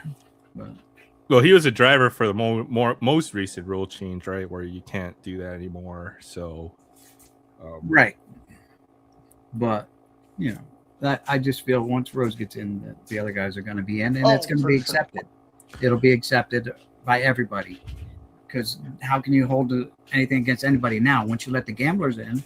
Yeah. Yeah. And besides, you know what? There's gambling anyway. All these guys have been, you know, gambling with all their phones. Like, you know, I've seen my wife watches football, right? And she likes the Eagles. And I'm like, I watch the games and I'm like, when the kicker comes on, I bet he misses his first kick of the night. I bet he misses it. And sure enough, he'll miss it. And I'm like, you know why? Because the odds were that he was going to make it or whatever. And he's got his wife, or I mean, I'm just saying, hypothetically, someone, brother-in-law, someone up in the stands threw $10,000 down on that like that real quick bet thing. Yep. You know, like, oh, is he going to make it? 10 grand? No. Boom. It's already pre-planned. Aaron, you know what you drinking? Hey, Titus. Good to see you, Titus. Titus. Appreciate you stopping in all the way from Japan. What am I drinking tonight?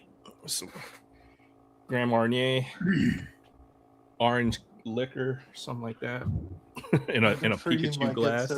And you're feeling happy. Yeah, I'm feeling happy now. I'm feeling happy now. I won't put my full face camera because you're gonna see me full on red. You know, Asian blush right there. The red nose. Aaron, am I gonna see Rip something before I go to bed? And like, yeah, well, we'll open something on the wall.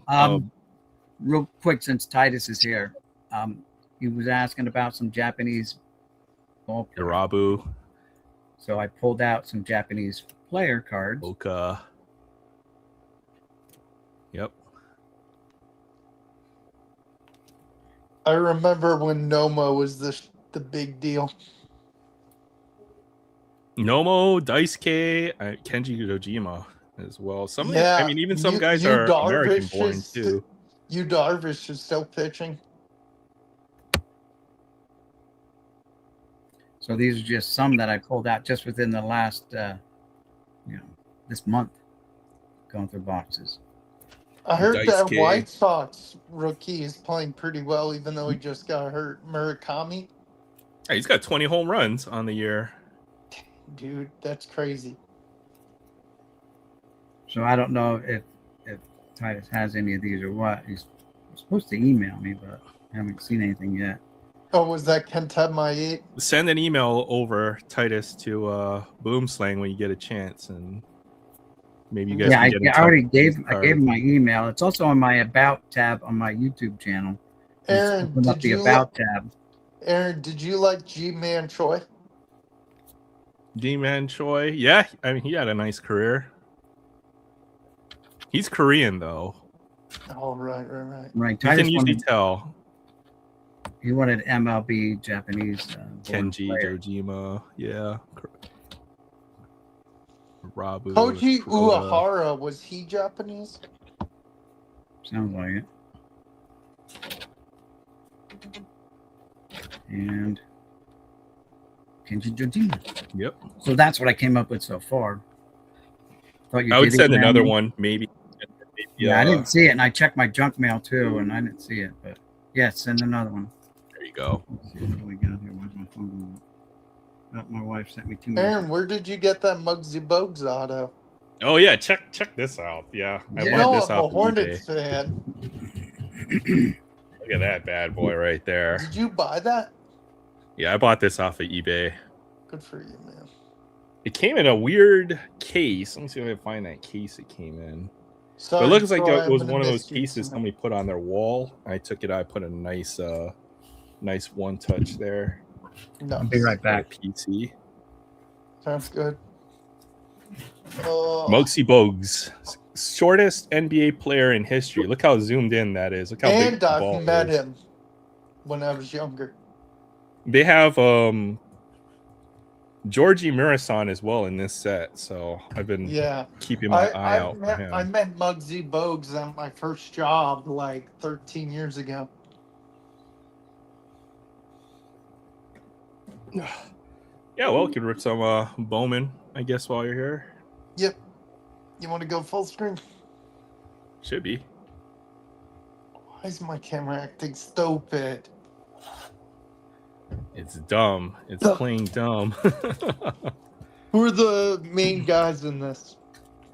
There's a couple guys from Hawaii who are top prospects, so I wouldn't mind getting some of those. Probably your Ethan PC. Holiday, number 2 pick.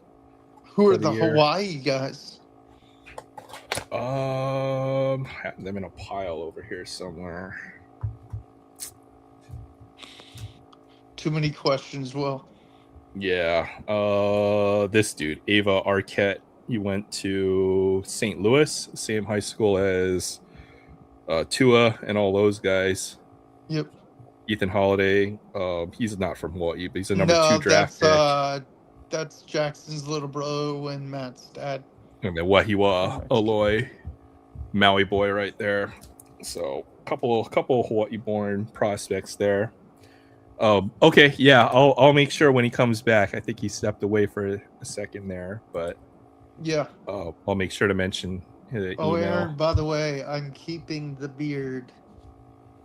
Oh, okay. We'll do 91 Bowman there. Let's look for a Chipper Jones rookie. I think I've pulled one out of this box so far. So You got it. I'll be on next week longer. Just this week I had a show. hopefully get Chipper Jones, or who else is in here? Jeff Bagwell, I think, is a rookie. Frank Thomas? No, Frank No. Thomas would be 1990. I've got a box of 90 back there underneath Right. this one. Oh, boom. Yeah. Titus put his email in the chat. Okay, I just got back. I had to go bribe my dog to come down the steps. All right. Went Paul upstairs. Molitor. There's a Hall of Famer right there. Molly. 3,000 hit club. Orozco. Batiste. Jeff Reardon. Oh, Matt the Bat. Matt Williams. The little gold stamp there. Yep. Doug Simons. Mark Whiten. Johnny Ruffin. Eric Gunderson. Oh, another Matt Williams. Got 2 in this pack. Huh. How about that? It's cool. I also believe that year is the Frank Thomas rookie card, right? This is I think- 91, so it'd have Chipper Jones and Okay, Bagwell, Bagwell. I think. so it's a Yeah. year before that then. Yes. Yeah, I've got a box of 90 Bowman there, back there as well, right there. So the 90 Bowman has a Frank Thomas error with the wrong back. yeah, Oh. yeah. Yeah. It's got the Dan Wow, yeah, Gladden I back. got And there are other cards, obviously, that were on that same sheet that got mixed up. But I think I've come across 2 of them, one Frank Thomas and some other guy.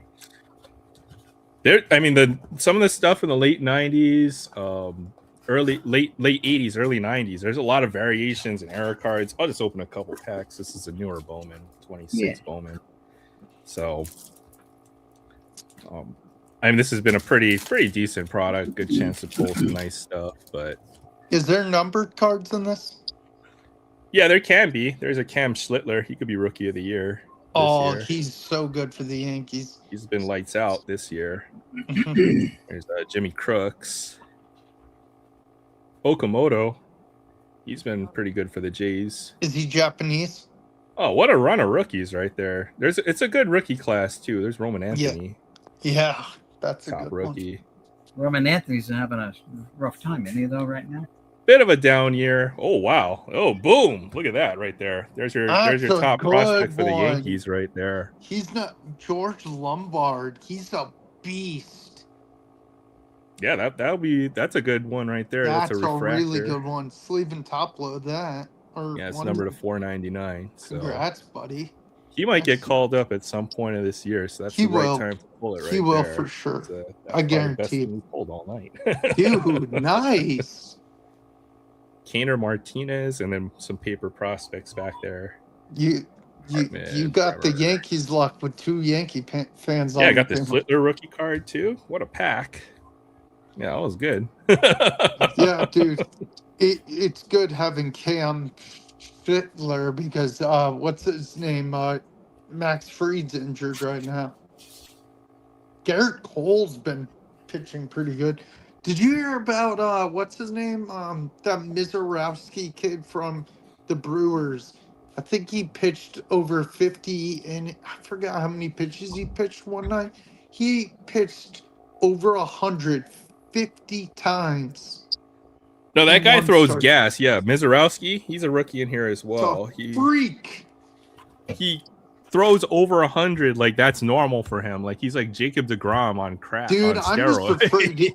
I just hope he doesn't throw his arm out. I mean, it's a lot with these what's guys that that? throw that hard. You know, I think they're gonna be prone to injury. Oh, a mini bat. What you got there? so remember when I said when you buy people's collections, they say you got to take it all. And this is, Autograph bat. No, it's just a Derek Jeter mini bat, Oh, that's cool. I love that. right? That's cool. But it was still That's in the, awesome. and of course, you know, when you buy people's collections, some autographed Yankee minor league programs, I guess, from '92 schedule Nice. with like that's Brian Taylor signed, got 3 copies signed. Oh yeah, Brian. Someone did, I don't know, but yeah, and when you buy people's stuff, they're like, you gotta take it all. Nice. It's the oddball stuff that's always the intriguing stuff, right? Because you don't see it very often, and Right? that's always the best part when you go digging through somebody's collections and stuff. So Yeah, I had a bunch of huge picture frames, right, framed out with, you know, lithograph stuff and all that good stuff. And I ended up giving that to, a couple of years ago. I gave that to John Jabs because he opened up his shop. You know, he had his brick and mortar store, and I put it in there, and he had them, you know, hanging around the store and stuff like that. And I also got in the collection third baseman for Major League, the movie. Oh God, what's his name? Dorn. Roger Dorn. Roger Dorn, right? Remember when Roger Dorn went out to the mound and talked to that old guy, like, strike this MFer out? Yeah. yeah, It was an 8x10 framed, signed by him with that quote, like, strike this motherfucker out. And I gave that to John Jabs because I thought it was just something neat that he would have to put in his store, that would be a conversation piece, to hang it behind the register somewhere when people walk in and say, hey, what's that say? You know? Yeah, and then of course then he signed his real name, whatever the actor's real name was. But it's pretty cool, like the things you get, like you said, right? The oddball stuff that you get when you buy people's collections, they're like taking it all. And I tell Are you, you buying one again soon? no. it's all the oddball stuff. I mean, it's stuff that's not worth money. That's There you cool. go, There's Charlie a Sheen right there. Sheen, and he's like wearing what should be the Indians jersey, right? I'm guessing that's something from the movie that's just been photoshopped and brushed off all the logos and stuff. But Right. Still you cool. know, It's a cool thing.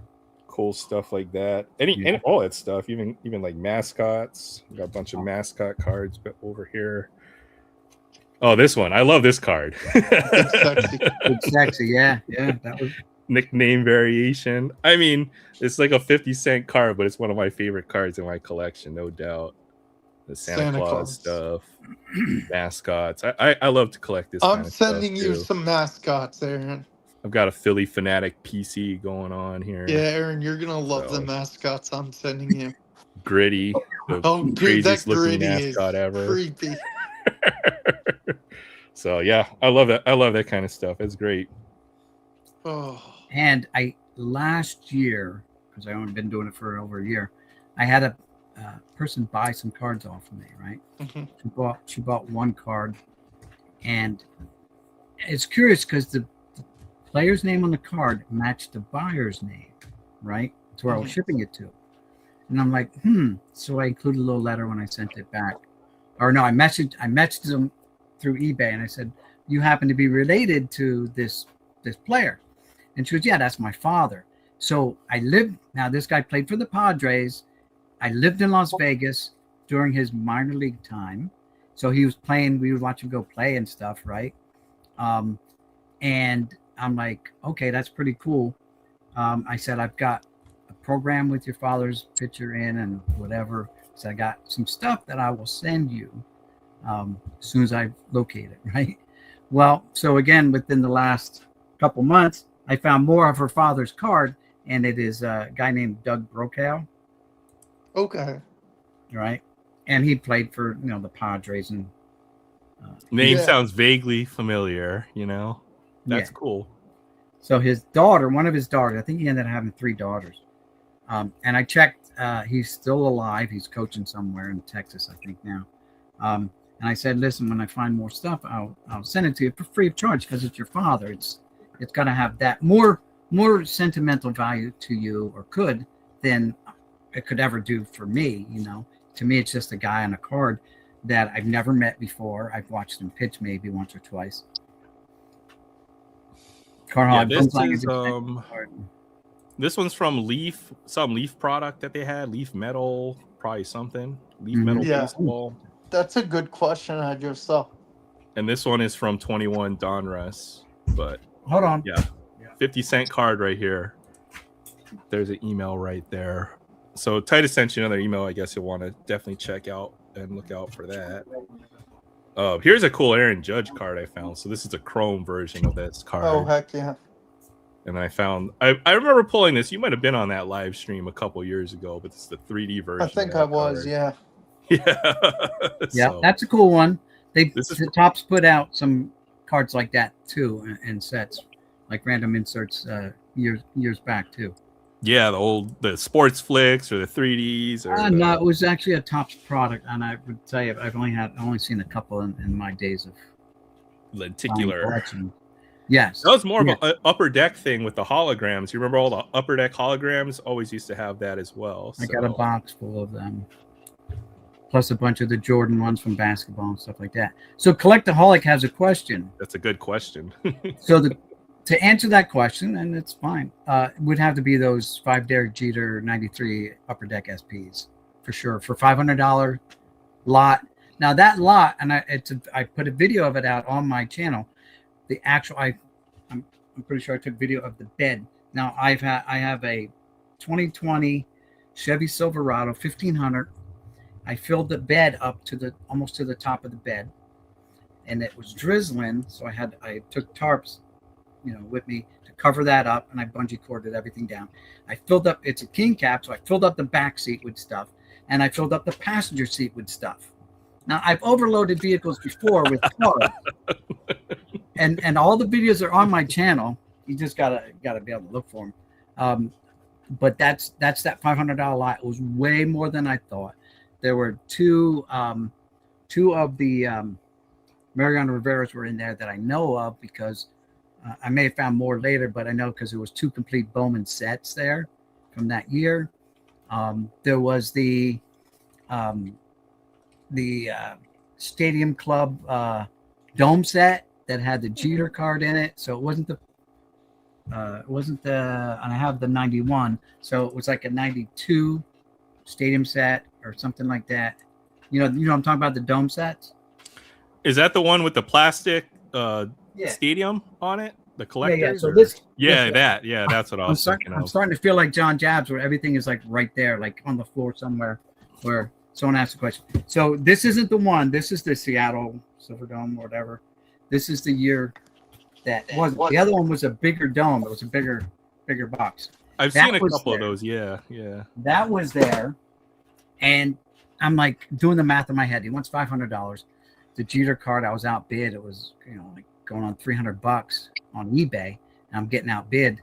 So I'm like, well, all right. So that's a $300 card. The two $100 Mariano Rivera cards that are in those sets, that's $500 there. I'm breaking even. Everything else is just Extra. So, yeah. So he said if he didn't sell it to me for $500, he was going to put it in storage or something like that, or back in the basement. So I'm like, all right, I gave it a shot, and now I'm done. I'm just going to give him his $500. Gave him his $500. Him and his son came out, wheeled everything out of the house, handed it to me. I just loaded it onto my truck, and I was gone. I bought a lot of my lots that I bought, the collections that I bought, are on my channel. Like I've got 500 or 600 videos just on baseball cards on my channel, if not 800. I don't know. So you'd have to look around, but yeah, I have them all there. It'll be the pictures of the vehicle. The time I bought this guy's lot, he lived in an apartment. We had to carry it down a flight of steps out, and I filled up. I had then at that time, this was I was a 2015 Jeep Unlimited, so it was the 4-door Jeep. I filled it to the top of the canvas top. You could see that the Jeep was squatting, and if your Jeep's squatting, you got it loaded down. And I had it loaded down, and then I had my wife's Kia. That it was a 2015 Kia. I loaded her car up, and it was squatting where the wheels were almost touching the. Filled them up, passenger seats, back seats down, filled them all up, both of them, and that's what got me into this mess I'm in now. By the way, too, just. My wife, I'm going to blame it on my wife because she's not here. She just went back upstairs. That she didn't say no. She had a hard time saying no, I guess. I don't know. But she gets what she wants to. We've been married now, 43 years now or something like that. So Gotta worry about your tires when you got that many cards. Yeah. My truck, I wasn't worried about. The Jeep I was concerned, and her Kia was really squatting. But yeah, that would be the definitely the Derek Jeter $500 lot would be my best find.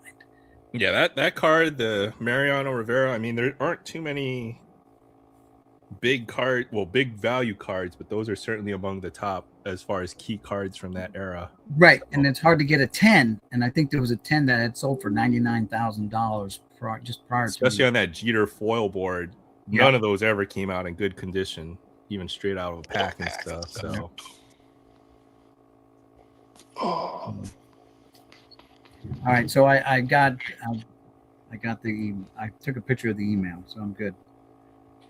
I'll look for that. Sweet. So Titus, I think got the email. And well, stuff. I got his email. I wrote it down. I actually took a photo of it off of the chat here, so I have it on my phone, and I'll just shoot him an email because he wanted Japanese-born players in the MLB, and I started pulling them out. It was a while ago he asked, but it takes a while sometimes to find them. Here's another pretty big modern card right here. It's a Hank Aaron from the Platinum Anniversary in the 53 design. Nice. So I'm pretty sure somebody would want this card. Is it numbered or no? Yeah, it's numbered. 1 out of 5. It's numbered to 5. Someone's gonna want that. I Someone's gonna want this card. I know the exact person, and he's in the chat right now. Yeah, 1 of 5 on that. And I know you know who it is too, Aaron. Oh yeah. We'll see. Adam and I have been making some wheeling and dealing. So I saw a Ricky Henderson rookie. I just knocked the power out of my place. Yeah, Adam said other sold stuff as well. Well, you just gave Adam. What did Arnold Schwarzenegger say in I forget what the movie was? You move too soon. You make your move too fast, you give yourself away, right? You've got to move slower, Adam. But this card's probably. I mean, I'm holding on to this one for now at least because I might try to grade this as well. If I grade this, guys, it's getting late and I'm tired, so I'm gonna get going. All right, Lucy. Appreciate you stopping by. Thanks for Yeah, showing off some of your tarot cards, just being by. hanging out with us tonight. Yeah. Good to All right, meet you. I'll see you next week. Unless All right, unless you go live before then, but yeah, see you next Friday. Bye. Bye. Good night. All right. So, in a crisis, there you go. Troy's got it. In a crisis situation, yes, you move too soon. You Cut move too the fast. red wire or the blue wire, or both at the same time. You move too soon. Sam working tonight? I'm guessing. I haven't heard from Sam in a minute, but yeah, I'm guessing he's probably busy with work and stuff. So have to go and ping and see what he's up to. But he works odd hours. Like it depends on his work and stuff. So I saw the glimpse of the highlights from last week. I saw Barrett was on. Hope he's doing well. yeah, for sure. You getting new pickups for comics, Will, lately? Yeah, I put him away. I'll show you him next week. Put him away. What a forgot buzzkill, man. You forgot where I put him. He's I'm getting old about like to me. go to He's forgot bed. where I put I'm him. freezing down here in the basement. Freezing. Yeah, I've got a little tote of sealed stuff I'm starting to accumulate here. If I turn the camera in that bin over there, some sealed stuff. There you go. Yeah, But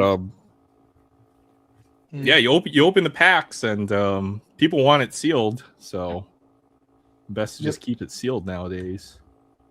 yeah. Well, I've been keeping mine sealed for years now. I've been opening my stuff. As you can tell, I've just been. There you go. I bought a case of this and I opened 19 of the 20 boxes. Did not find a stinking one Mantle card at all. Nothing. Wow. Someone did a box and they pulled the Lou Brock, which has a chance of being autographed too. There was some other players that, but 19 boxes of this stuff. I saved one box. I went 19 and struck out 19 times. So no.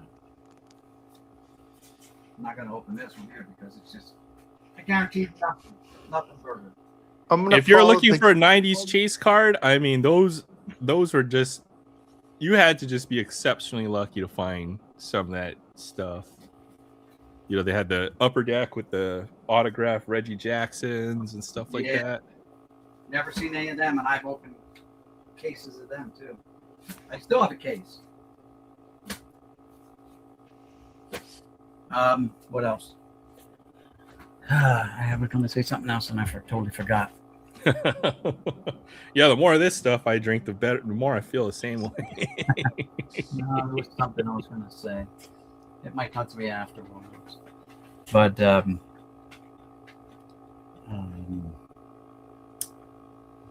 hate to have dead air time though, right, on your stream. But senior moment, I guess. That's all well, good. I know I had to do with something like I got something and I don't know where I put it, kind of thing. It was one of those stories because it wasn't. It'll come to me maybe later on. You never know. You're gonna be digging around. You're gonna find it a couple years later or whatever, and it just magically appears. I know Barrett's got that. Hopefully not. That Reggie Jackson autograph from the upper deck. He actually has a copy of that he acquired through his LCS. So yeah. those early chases, you know, they made 3,000, but you know the amount of stuff that they printed in that era, you'd have to go through. Or even the Donruss. I know Donruss had, you know, chase cards like number 25,000 or something like that. You know, just be really tough to pull. You know. Yeah. So have to open a whole pallet of that stuff to get one, maybe. I have a guy I know that I was buying cards off of, like every month or so. He'd have, I got like 10 boxes of this, not wax or anything. I got like 10 3-row boxes. You know, you're getting them for $8 a box or $5 a box. I think it was originally $5 a box, then jumped up to $8. So everything that he didn't want. So I'm like, yeah, I'll take them and I'll go through them and I'll pull something out of them too. And then the rest will just be like, you know. And so we were doing that for a couple of years. And then 2024, he says, you know what? I'm getting out of eBay. If you want to buy all my eBay store out, I'll sell it to you. It ended up being like $2,400, $2,500 for everything that was in his eBay store. He gave to me some Jordan cards and stuff like that. Not rookie, unfortunately, no, but some Jordans, some Kobe's and stuff like that.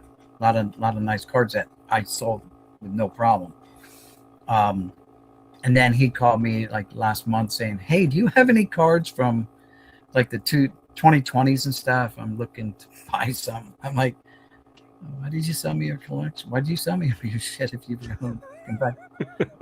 But I have another friend of mine, Chuck, who sold me everything that he had, complete sets. That's how I got a lot of my complete sets. Again, in 2024, I bought him out. It was like $3,000 for, it was like 109 complete sets of cards. Jeez. Right. Meaning score ones, the ones that nobody wants, the Dunruss and stuff, everything. He sold me everything and some loose cards and stuff like that. Because he says, I'm getting out of it. I'm not going to collect anymore. And then in 2025, I'm rebuilding my collection. I'm like, wait, what? I'm like, whatever. Good guy, but sometimes I think he couldn't make up his mind either. Now he just sent me a thing yesterday. He's like, because I know he had this before, and this is a guy who's got an certified autograph Babe Ruth ball. Wow. That he won't sell. I'm like, dude, that's 20 grand right there.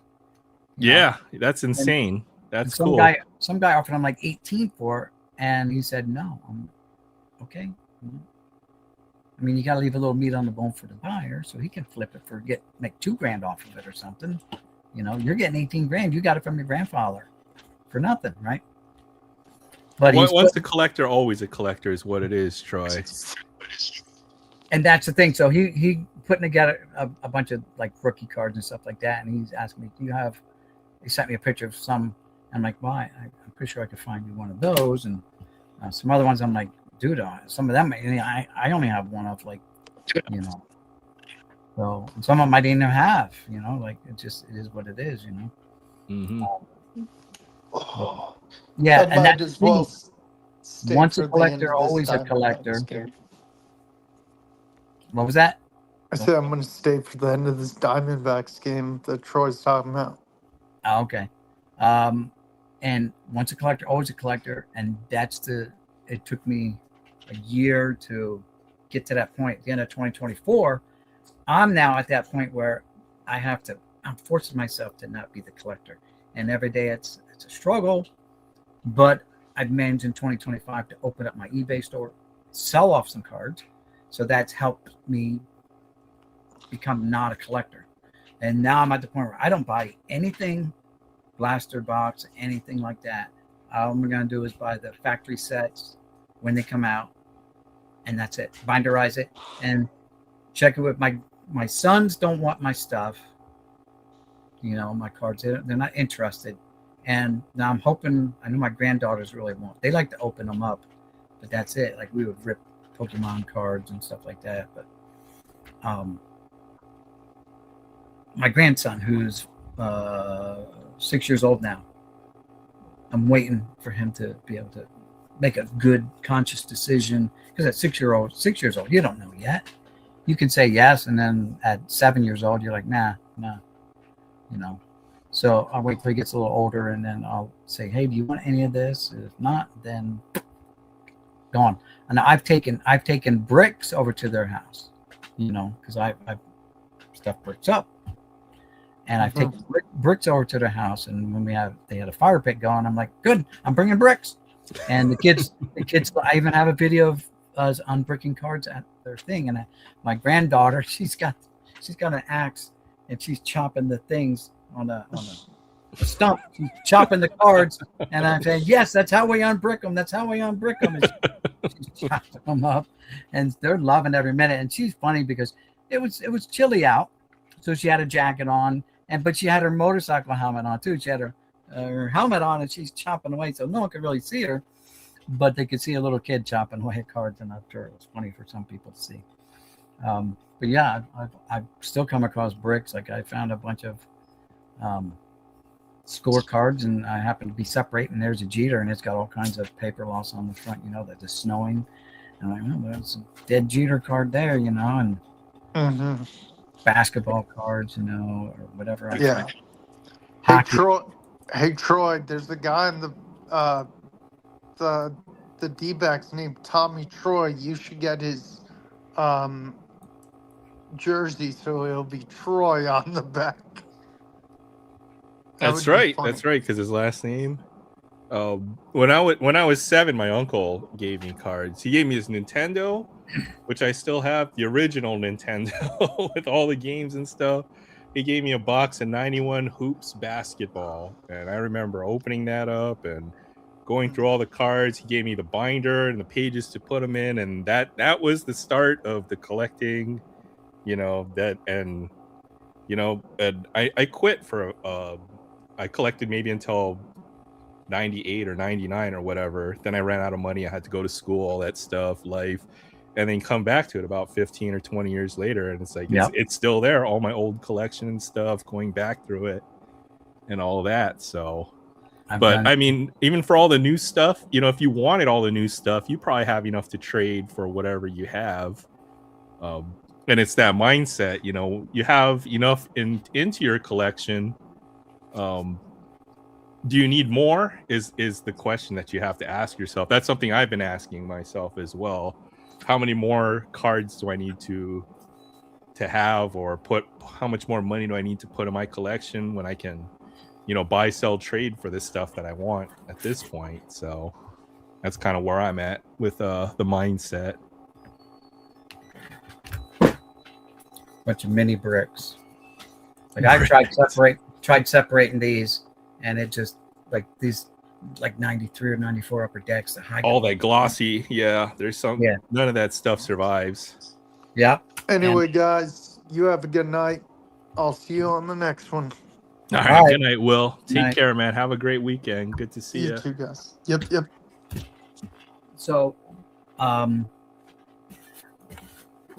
Speed Racer 5 wants to know what's the best way to unbrick cards.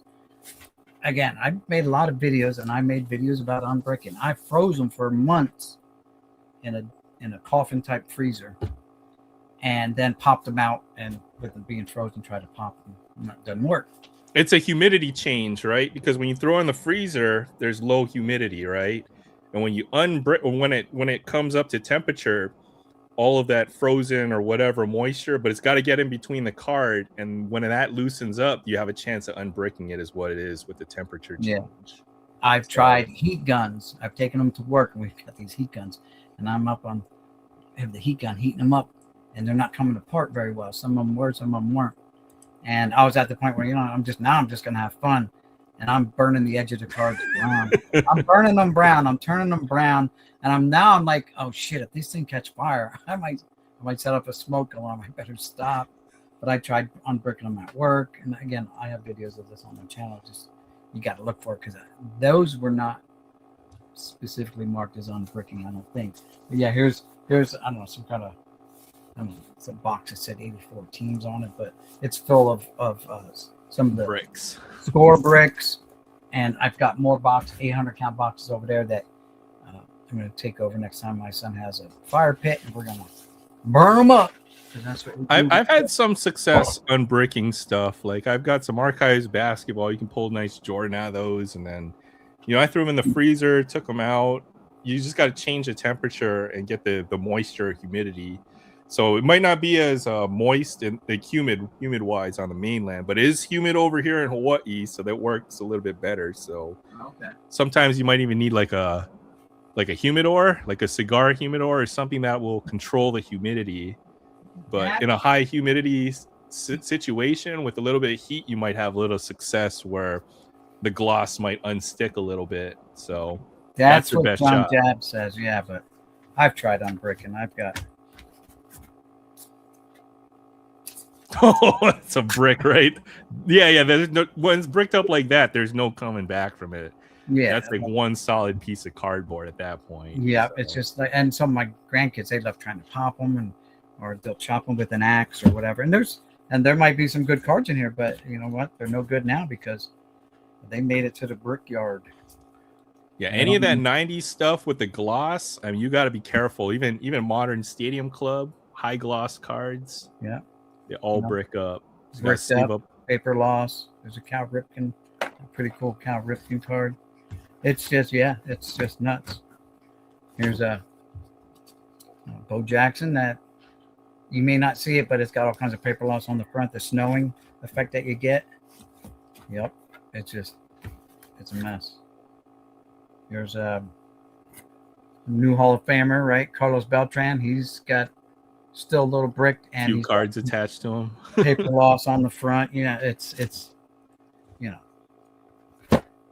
But yeah, you just. That's why 90s, late 90s, early 2000s. I mean, they're hard to get in good condition. So that's why when you grade them nowadays, there's a premium on the high graded stuff or even modern stuff, very recent stuff. Especially if it's a known bricker, right? I've never done any trading. Like I've never done any trading on trading card database or anything like that. I'm on there, and I've got I don't know. I'm closing on 200,000 cards listed, but not for trade or sale or anything like that. Just as for your collection. Just as an inventory thing going. But yeah, I do that off and on just to kill time, I guess, during the day.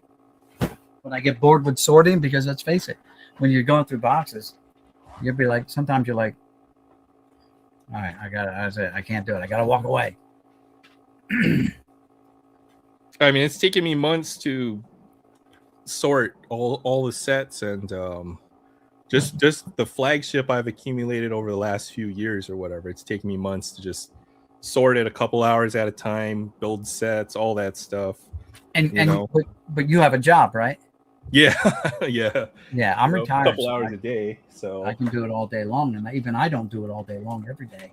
You can't do it for all day long.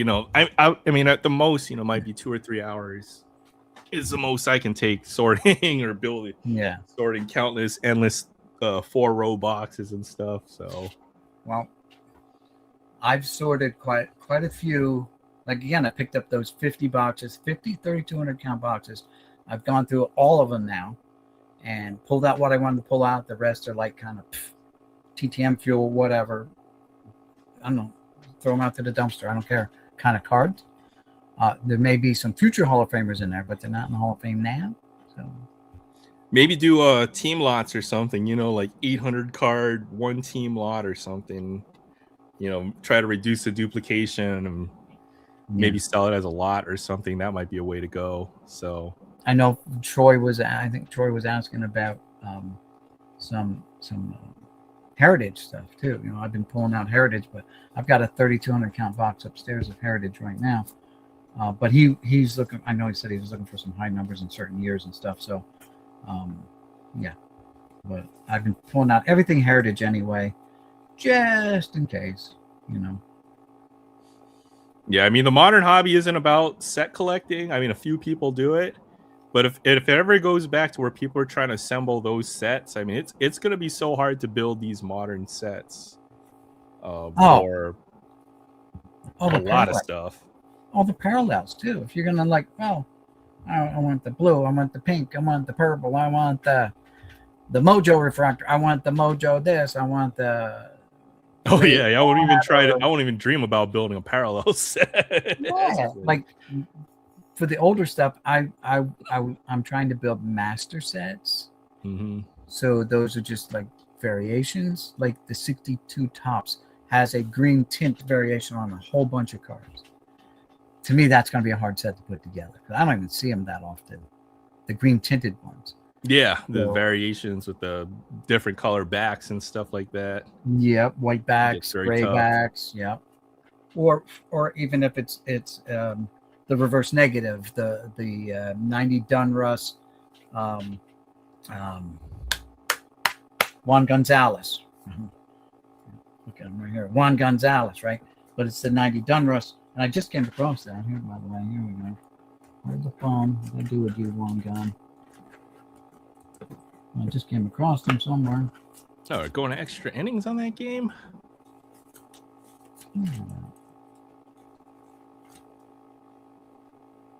Anyway, the reverse negative. So I want the regular card and then the reverse negative in the binders. And I've got a bunch of my binders down here. I don't know if I have my error binder down here or not. I think I do. But He's got some over there.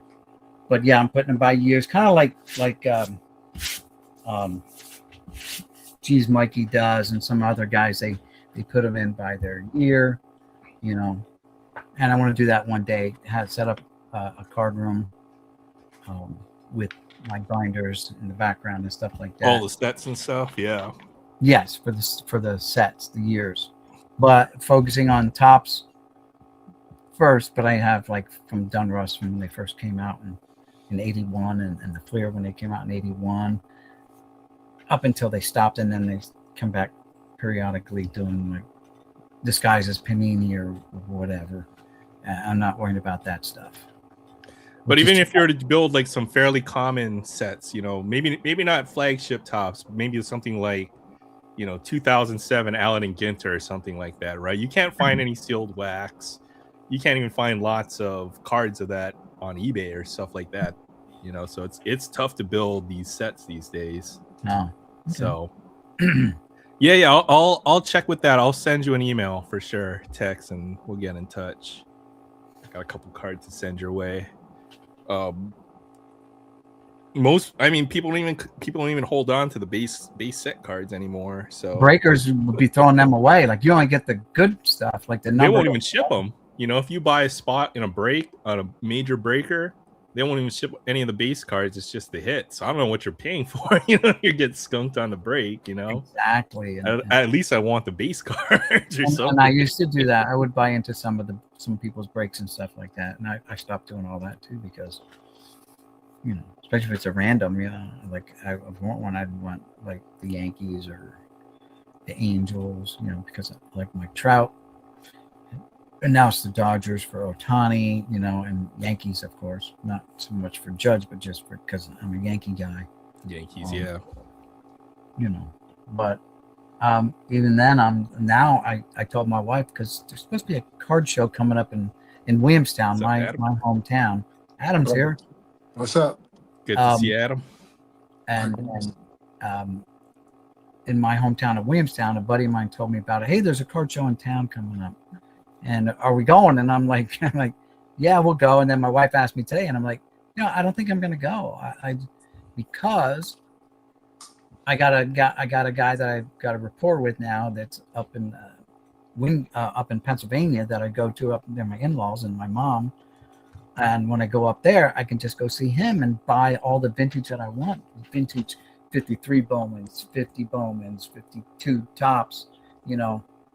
Yeah, it's going to cost me a couple bucks a card, but I'm thinking hobbies shifting. People want more vintage and not so much the new stuff, because the new stuff has become, you know, $1,000 box.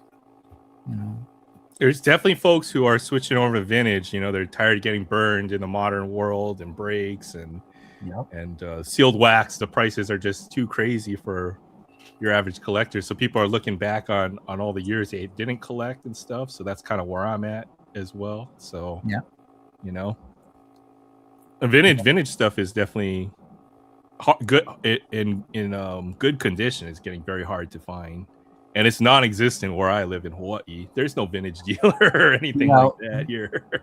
When was it? 2015. 2014. I went to Hawaii.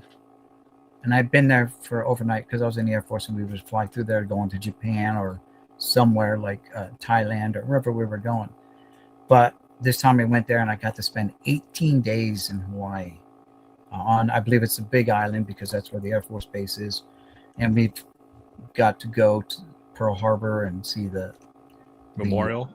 The memorial went out. Yeah, and saw the Arizona. Now they got the Missouri there as well too. Drove around the island on the main road that goes around the island. Got up to the north side of the island, and there was some kind of surfing competition going on. We didn't get out, but we could see from the road that there was a big event going on. And the waves were high. Oh my God. It was not the best of days either. And they do a memorial. Anytime the surf gets over 25 feet, they have a tournament. They have every big name surfer on call around the world. And if the surf gets just right, they hold a special competition called the Eddie Aikau. That was, some kind of storm was coming in off the coast, the northern part of the island, and yeah, there was something going on there, and you could see the waves were huge, and it was cloudy and overcast. But I'm like, people are out there surfing in that. Holy cow, that's killer stuff. You're gonna die. They'll drop everything they've got going on to fly out to Hawaii to take part because it's a really big tournament when it happens. So Yes. Yeah. That used to be on like Sports Cavalcade or whatever it was. These shows that would be on like they would always have Hawaii surfing. I remember seeing that as a kid. Like, oh, that's cool, surfing. Never knew that was such a thing, you know. And it would always be like in Australia or Hawaii, somewhere like that. I actually got a few surfers that would actually TTM, and I gotten their autographs before. Oh, cool. I think like Carissa Moore. I've gotten her autograph. I've gotten a couple of people. I can't remember them all, but I've gotten a few. There's a surfer now. She's older now, I guess, but she got her arm bitten off by a shark, and she still surfs. Yeah, they made a movie about that. Yeah. Yep. Yeah. Crazy. Like, man, yeah. And I don't like the ocean where something out there can eat you. I'm sorry. Yeah, it's like going out in the wilderness and playing with grizzly bears or something. He's like, this. I went to Guam too, and I was not that I'm afraid. I mean, we live in New Jersey, and I would go out to the water, but I wouldn't go past my waist. I'm like, I want to be able to outrun something in the water, and let's face it, you're a fat white guy. You're not going to outrun anything in the water. You know what I mean? Nope. Even if it's waist deep. Definitely not outrun, and certainly not out swim. That's for sure. Yeah. So I'm like, but when I went to Guam, the guys convinced me to go snorkeling. I'd never gone snorkeling. I went snorkeling for the first time, and it was probably 20 feet of water maybe, and I swam down pretty far, and it was hard to get down because we didn't have a weight belt. I didn't realize, like you wants to float you up like a bobber. 20 feet is pretty deep too. You can't. Yeah, well, I didn't go down. I didn't go down 20 feet, but I went down pretty far, and they said you got to go down. You got to look at this. Guys were taking scuba lessons and stuff like that to go out deeper. But I was like just snorkeling out there, and I look, and they said there's this big lionfish and behind this big coral rock and stuff. So I went down and I looked at it, like, holy shit, it's huge, this lionfish, but its fans all fanned out. I'm like, damn. That's the only time I went in like ocean water deeper than my waist till this day. That's cool. Yeah, it was fun. It's scary. You couldn't get me out of the water after that, though. I'm like, yeah, I'm going back in. I got sunburned so bad on my back, blisters, and the guys would come up because I have to go to work the next day, and I'd have a t-shirt on like this, and they come up and they knew I was sunburned. They just slap you on the back and bust all those blisters, and you have the handprint of the busted, blisters on your back, imprint on your shirt. It was crazy. Yeah, Speed Racers, she really didn't want to. The book is a good book, and the movie's pretty good too, and pretty close to all 100% factual. She didn't really want to get back in the water. It took her a while, and then she just realized she wasn't happy with her life, and her dad and mom sit there and slapping her upside the back of the head and tell her, you got to move on and get back on out there. Otherwise, you're never going to be happy in life. And then, and then she's struggling, trying to learn how to get up on the board with one arm and stuff like that. It's a pretty inspiring movie and a story. That's cool. Yeah, I have nothing but respect for the ocean. You gotta know your limits when you're out there. That's for sure. Yep, you're not the a predator out there. You're the food on the chain. Our 80s and 90s boxes going up in prices. I mean, we're at the point where eventually everything gets ripped. Yeah, actually, some of it is because more and more of that stuff is getting ripped now. So there's less of it. So it's actually there's more demand for the versus the supply now. So yes, it actually is a little bit. Yes. Yeah, I bought a box. I think it was 93 basketball archives. I got a box for $80 or something like that. You can pull a nice Jordan. You can pull some other big names out of there. But I checked the box price on that. If I wanted another one, it was like $300 or something like that. So, basketball wax is very expensive. Even the junk baseball stuff, stuff you see for, $10 a box. That stuff's drying up pretty quickly. So, a lot of this stuff, yeah, it gets pricey. Anything older than 86, I would say, is gonna be a couple $100 a box. Any kind of wax 2000 to 2015, where they didn't print as much because there wasn't nearly as many collectors out there, that stuff is all gone too. It's hard to find wax from that era, or the price on that stuff is quite expensive these days. So yeah, you got sealed wax and you don't have to rip it. Yeah, definitely going up in price on all that stuff, especially since all the modern waxes gets more expensive every year. Less retail options, and hobby stuff is just out of the reach for a lot of collectors at this point. So people want to rip packs. That's for sure. But how are you doing tonight, Adam? It's good to see you. I am blessed. There you Having go. a chipper day. How about all y'all? I'm doing great. I got a little liquor in me now too. So Well, I'm gonna have a few cards to share with y'all in probably about a week or two. I got my 55 card PSA submission. The grades pop, today and whatnot, and I got 26 gem mint 10s coming back, and some of those cards, 6 of them got upcharged. oh, congratulations. Well, not on the upcharges, but you said if it's it's like a 50% gem rate, that's pretty good, on the stuff you're sending. And then of course a couple of the cards I sent another Ricky Henderson Ricky in there. I knew it wasn't going to be I knew it wasn't going to be big.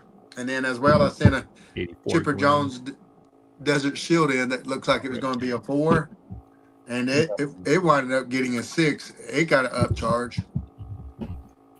Then I sent some Kobe's in that were like 8s and 9s potentials, just because that's my guy. And a few of those got 7s, unfortunately, and a few did get 8s, and so on and so forth. But I only had 3 8s, 5 7s. So, they didn't do me terribly too bad on the whatchamacallit. And I got some huge cards. I got a 5/5 Mike Trout autograph in the Ben Baller, and a PSA 10 coming back. I got 3 or 4 Otanis and PSA 10s. I got some sweet cards coming back in some beautiful grades. Got a couple of LeBrons coming back in 10s. Got a Genesis and some other orange speckly ice or something other. They upcharged me on that thing, saying it's a $750 card. See, and now what happens? You get it back, and the price dropped $100. You know what I'm saying? That's a PSA 10 of an iconic player. It's a color match, so it's in a Lakers uniform, so it's kind of like a color match card. So a lot of times when you get those type of things, that as well on the color match variations, even though sometimes the numbers might be. What's up, Troy? Sometimes the numbers on certain cards doesn't what's up, necessarily NCR? affect the overall price, earlier? if that makes sense. I mean, it fluctuates, right? It's hard when PSA upcharges you when it's right on that threshold, right? I mean, I feel like it should be a certain amount over for them to upcharge you. Just give the benefit of the doubt, but I sent 2 Kobe autos one time. I sent 2 Kobe autos, and both of them were way past that $500 threshold. They only upcharged me for one of them. okay, sometimes you win, sometimes you lose. Then, right? So nah. And a few more of these cards that got 10s, I know good and well they should have upcharged me. They didn't upcharge me on that Genesis LeBron. And to me, PSA 10 case hit LeBron. You would think if they charged me that on the other one, that I don't even think is a case hit. It's just kind of a color match kind of thing. I don't know. So do they upcharge you based off the PSA 10 price or whatever they grade it, or whatever? The perceived value of that card is what they sitting there. They're going to sit there and upcharge you if it is over the $500.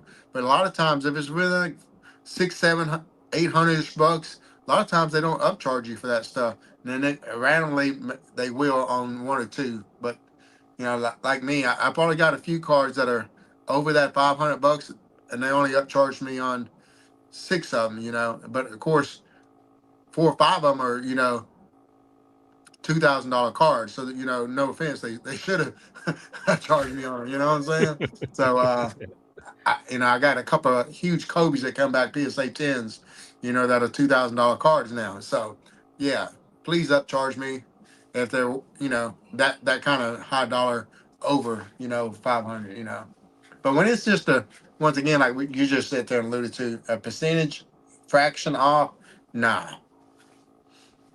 Oh, that's for the big dollar stuff, right? Once you get to a certain, then it's a percentage of the price of the card or whatever, right? Is that what you're talking about?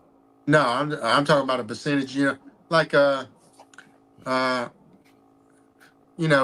that LeBron I was talking about, that's a $750 car. That's not drastic over that $500 mark. So why upcharge me on that? Yeah.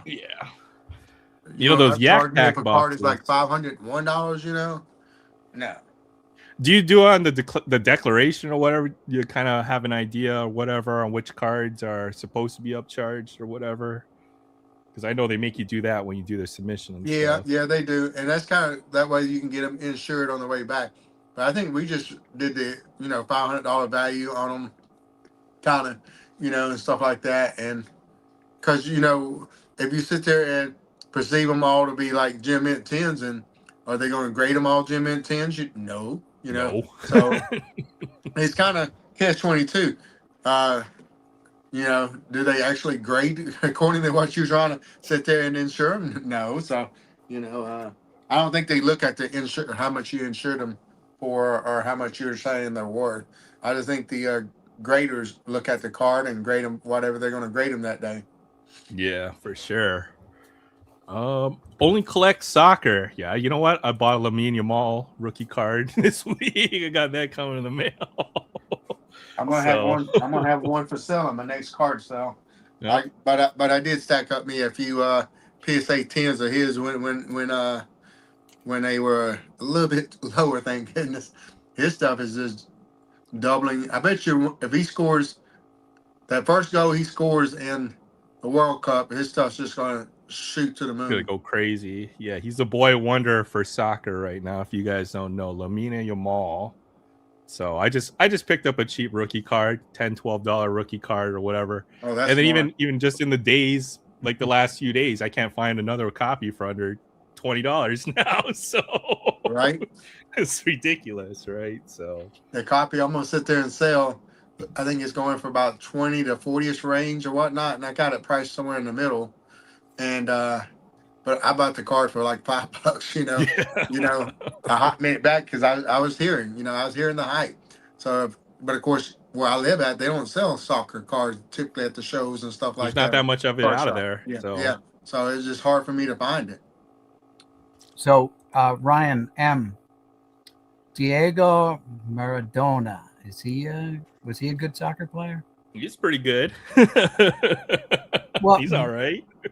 I mean, he's an older guy, right? Like he's probably long retired now and all that. Big good name. stuff. Maradona. Yeah. Yeah, right. Well, I have a Maradona card in my store and it hasn't sold yet. And I'm like, it's not like it's super expensive. And I'm like, why is this Maradona not selling? Like I thought I don't know soccer. My grandson So, plays it. so I'll let you know, modern football collectors, or AKA soccer, I'm calling it football. Football. Most of the modern collectors, they only know the names as far as back as Messi and Ronaldo. Right. They don't know anything past Messi, Ronaldo, maybe Neymar, people like that.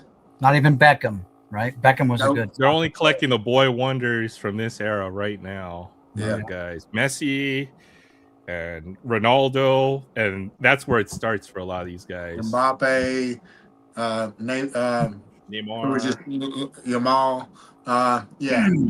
Some of these other guys, that's all Pulisic, for the US, that's the only people that Holland, those are the type of players people collect. And that's about it.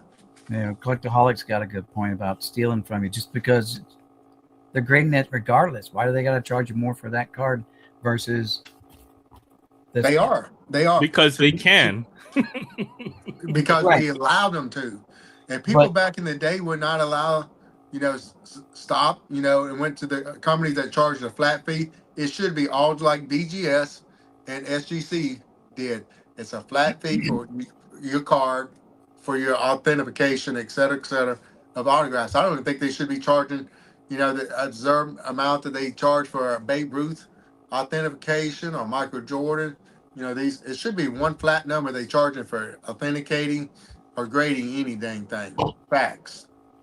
Mic Right. Once drop. it gets over a certain number, they charge a percentage of the cost of that card too now. So you send The $1 million value of card and they'll charge you like percentage off of that, 5% or something crazy like that. So if I send them in a 52 tops Mickey Mantle, PSA 1, they're going to charge me a lot of money, right? Oh yeah. Right. You'll sit in with a kidney.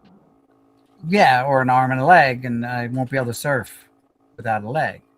But anyway, but I don't plan on selling it, so that card has only sentimental value. Why aren't they charging me a sentimental value? Oh, there's no such thing, right? I mean, and The market value. when is enough money enough money? You know what I'm saying? Like, you look at these CEOs of these companies making millions of dollars a year. And I had this argument with guys at work about our current CEO that we had, and he's gone now. He was getting $14 million a year in salary, plus stock options. And I'm like, when is it enough? The company's in trouble. I work for Boeing, and this is when they're dropping airplanes out of the sky and battery fires and doors flying off, right, in flight. And when is enough money enough? You're the CEO. One year, $14 million would hold all of us. But the guys at work, and these are union guys, union brothers, they're saying, well, he's got a different lifestyle. He's got to maintain that. I said, no, he doesn't. And still, $14 million, you can't spend $14 million in a year, hopefully. Ned Turner has one of the most insane card collections out there, and it's because of all the money he's making off of us grading our dang cards. Yeah. True. It's the guys who are selling the shovels are the ones who make the money in the gold rush, right? The pickaxes and the shovel. Facts. Here's your dream. You can strike it rich. Just Buy my shovel. The guy down the street used my shovel and he hit a gold vein. Yeah. One of my shovels. and make them cheap so they'll break. And Right, come back and buy another. So talking about grading cards, right? These 4 cards I won in an auction. I've made a video about it already. These 4 cards, and I just showed them up here a little bit ago. $22.50, and I get, well, these are the 2 money cards right there. $22.50, all graded, right, by someone else. And I know it's not PSA, it's Beckett, whatever. But $22.50, you know. So $22.50. Yeah, That's what he paid for. for all 4 of them. Yeah. Yeah. I mean, they somebody else paid the price to grade those cards. There's nothing wrong with a near mint to mint card, 7 or 8 or whatever. Yeah, it's good enough just to have the card authenticated. And I missed out on a lot, and I should have kept going with it, but I have a budget where I stick to a certain one. I had other. This is an online auction. It's not like an eBay auction or anything like that. This is a guy up in Nazareth, Pennsylvania, who has auctions, and about once a month he has a bunch of cards in there. And there was another one that had the Walter Payton rookie card in it, and that was a 4-card lot, and it had some other nice cards in it, right? You know, they got to throw in a couple good ones, and then throw in the scrubs, right? They throw in a couple albenchos, as some people might call them, right? And it went at $80. I'm like, that if you were to sell that Walter Payton rookie card at a 7 or 8, whatever, or 6, whatever is that, that's more than $80. Plus, you didn't have to pay for the grading fee. But I stopped, and it actually went for $80, and I think I stopped at 75 or something, or 70. So, but I bought an insane lot of big cards, at one time. It had like maybe 12 or 15 Mickey Mantles. It had an Al Kaline rookie, 2 Nolan Ryan. It just had a whole bunch. So a lot of people are not wanting to try to spend that kind of money on a big batch of cards. But dude had big board cards, and I wound up getting all those for like $80 a pop. You know what I'm saying? Jeez. And man, just sometimes having money, with the right purchase or whatnot, you can do well for sure.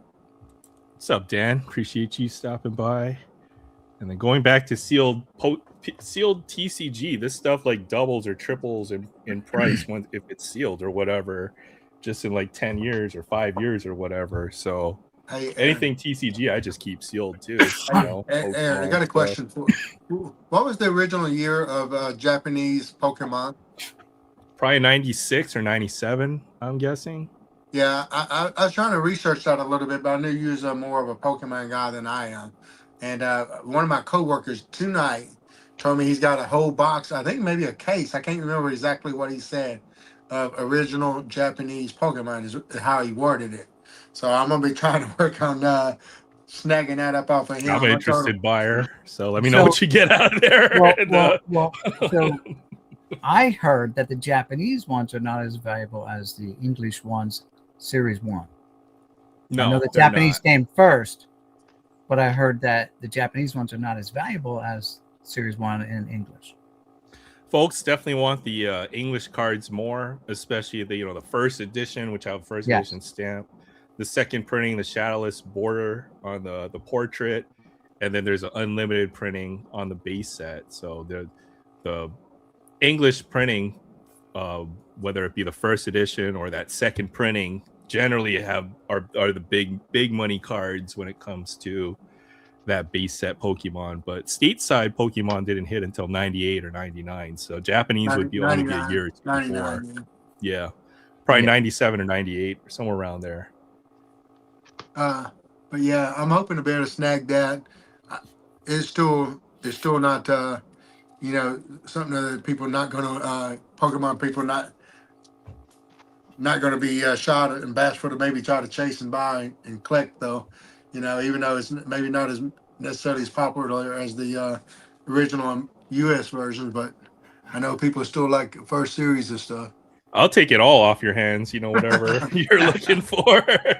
That's the stuff I'm trying to collect, is all the old, they call it first gen Pokemon, which would be the first 3 sets or so that they've printed. And that's from the first Pokemon game. And then anything after, even the second gen, people quit Pokemon. So even the second gen stuff is rarer than the first generation stuff, because nobody cared about Pokemon. So anything between 2000 or to about 2008, that stuff is rarer than the first printing of Pokemon. So if you ever Yeah, I see any remember. of that stuff, you should just scoop it all up. Oh, really? It's Okay. rare. Well, he told Yeah. me he told me he had another box or another case or something else as well, and I had to inquire about it. I told him, don't take it to a card shop. Whatever you do, don't take it to a card shop, because all they're going to do is try to offer you 60, 70% of what it's worth. Yeah, they'll lowball you. And just because, no offense, they have to, because they're got overhead and so on and so forth. And, and trying to make a certain percentage of profit too, while they're doing it. Me, I could probably, give you a little bit more, and I'll give you fair value, for it, versus low comp, and then as well only do you 60, 70% at the most, for it. I'll give you an average comp, for it, and then give you, maybe 85%, the way I can still have a little bit of room to, make a little bit off Fabian? of it, when I sell it. Hey, what's up, Fabian? Headed to big city? Well, have fun. Have fun on your adventure. Hey, Fabian, you been watching any of the French Open? Man, on the men's side, so many of the Oh, big big stars upset. are sitting there not doing well. Was it Federer? Well, not Federer. Big name. Djokovic got upset, I think. Yeah. Or did Djokovic get upset today?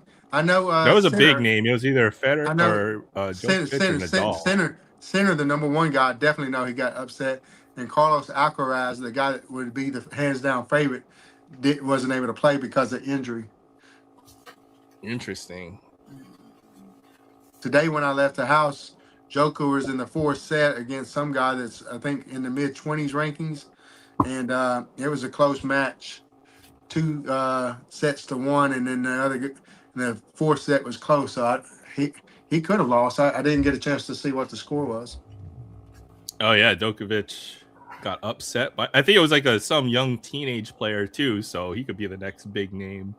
Oh yeah, there's a whatchamacallit guy, a Spaniard guy that's only like 18, 19, and he was even before some of these guys got upset, he was like the 5th favorite, because he just had won or went to the finals of some big tournament against some big guys in the warm up tournaments to the French Open. Yeah. Yao Fonseca, Brazilian, 19-year-old player. So he That's did win. big. Yeah, I guess 5 sets. That was a long match right there. Yeah. So yeah, he won the last three because Djokovic won the first two. Never mind me. 5-hour match. Good grief. I'm just weighing packs to see if I have anything special inserted. Well, now with the PSA shutting down all their lower end grading, good luck grading anything. But if I were to grade, it would be CGC, SGC, or even Beckett, probably. Unless it's something that you absolutely have to get graded by PSA just for resale. Sometime early next year, I plan on taking a lot of my TTM autographs and getting them graded by BGS. They'll do a bulk. I've done talked to them before. They'll do a bulk submission. If you do like 200 or 300 cards or something like that at one time, they'll give you a lower rate and fee and stuff like that. And I just plan on getting all my like Hall of Fame rookie cards and then a couple of my Hall of Fame runs or whatnot all slabbed up.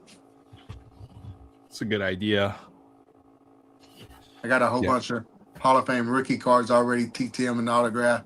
Got like 3 or 4 Raleigh Fingers, 3 or 4 Goose Gossett, 3 or 4 Wade Boggs. I mean, all the Andre Dawsons, Jim Rice. I mean, anybody that's still living and that does TTM, I probably got a handful of their rookie signed, and I plan on getting them all slabbed up. I'm even getting a George Gervin sent out in the mail this weekend to get his rookie card autograph. He's got a nice signature. I've got a Gervin auto somewhere. I've got a Gervin plaque type thing with part of a jersey signed by him that came in a collection. You know what I mean? Like you got to take everything, and it's. I've got comic books. I've got all kinds of stuff at my house that I just bought in collections, like as you're talking about. So yeah, I've gotten some, oversized wall pieces and stuff too in collections that I still got. But speaking of George Gervin, I got an autograph that came back in that PSA submission of his that came out of 10. So sweet. Got 2 Jerry West's, numbered autographs that came back PSA 10s. I mean, so yeah, I collect a little bit of basketball autographs too. Let's open up some cards. I have some 91 upper deck here. Find Hank Aaron. All right, find the Chipper Jones while you at it too. So I just got out my scale for weighing my mail when I send it out. And I've got this one came in at 0.7 of an ounce. Super duper thin. This one came in at, like all the other ones in the box, was 1.2 ounces. And this was the heavy one at 1.3 ounces. So we may have the auto in here, right? Maybe. So we'll do the heavy one first, because why not, right? Now all I have is the camera set up here, so I'll try to point it down for you. Good luck. Good luck. And we want a percentage for good luck charms if you hit one, okay? Okay. All right, so we're opening up this one here. Oh, let's see. Charlie Hough, no. Not the auto, but it's a Rhino, right? So it's one Hall of Famer. Bonds. You're welcome back, Troy. What? Pirates.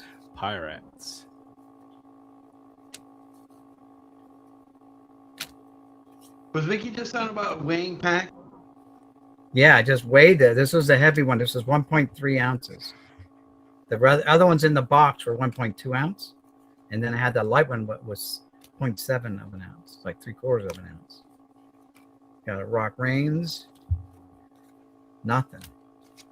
Here's the light one. Look how thin. But I thought the light pack would be the one that had the auto, because it says that packs with specialty cards usually have less cards.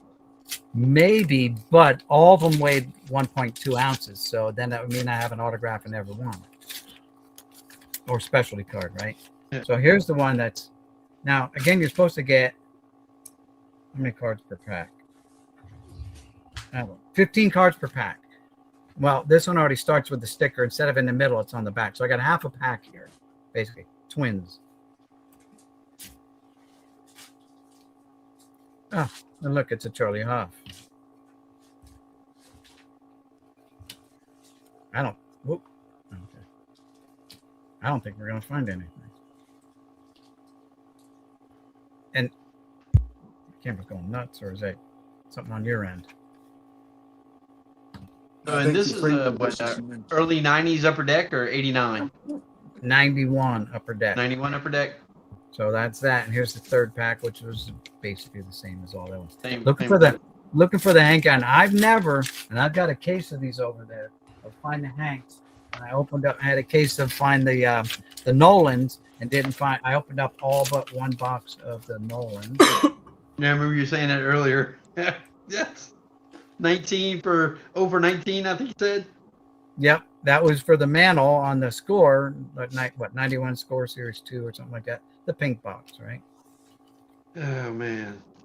I think we're getting skunked. Trammell, we got a couple Hall of Famers, but I mean, at least give me a gold team logo, and they didn't even do that as the Orioles. Nothing. It would have been in the middle, and that logo is the middle card. So Hall of Famer Bagwell, yeah. So, and that's why you don't open them; you just sell them because chances are you're not going to. Yeah, Bagwell might be a rookie card right there. It Here's a is. crazy 91. miscount I right think he here. was an 80. I think he was 89. Bagwell. No, Look at that. 23 archives. It's got one card in the pack. I kept it sealed just because one of the Astros guys is a 91 though. I can't remember which one. I thought Biggio was 88 or 89. Yeah, I know he's on the 89 Dunroad set. Yeah, Bagwell is Bagwell was 91, probably. Boston. He was at the Red Sox coming up as a rookie. Got traded right away. Another Red Sox bad move by the Red Sox, right? yeah. And they followed Babe Ruth with the Bagwell trade. But anyway, so there you go. Find the Hanks.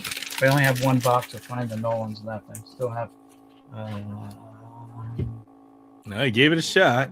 I've never seen anybody actually weighing packs or boxes, but my wife had. She had actually gone to the store and asked her, as I usually do, hey, can you swing by and see if there's anything that says update? That's usually, if I'm going to buy anything, I'm going to get updates because I'm always trying to fill an update.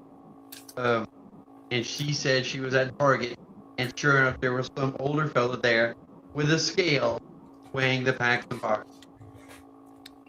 Dirty. Yep. I've seen videos people post on YouTube, people doing that too, and people calling them out on it. But what are you gonna do? How desperate do you gotta be, man? I hope they get nothing but commons and yeah, or extra base cards or something. Check this auto out. I got this in the mail finally. That The Bogues auto. Bogues. 96 autographics. This is my favorite autograph set to collect. Yeah, I got the Greg Maddux and the baseball version of that. I think they did a baseball version of that, and Greg Maddux was in it. I can't remember. Or it's a very similar looking product, one of the two. Yeah, it never gets old. I think there's, as much as we say that we're not going to open wax, it never gets old for me, unfortunately. So, Right? You know, I just opened them to fill time on your channel and to show that weighing packs for sure. doesn't really work. Well, I've been showing y'all my TTMs. I've been picking up on the Friday mail day. I'll show my 2 TTMs I got today. Yeah, for sure. I'll put you up on the bacon screen.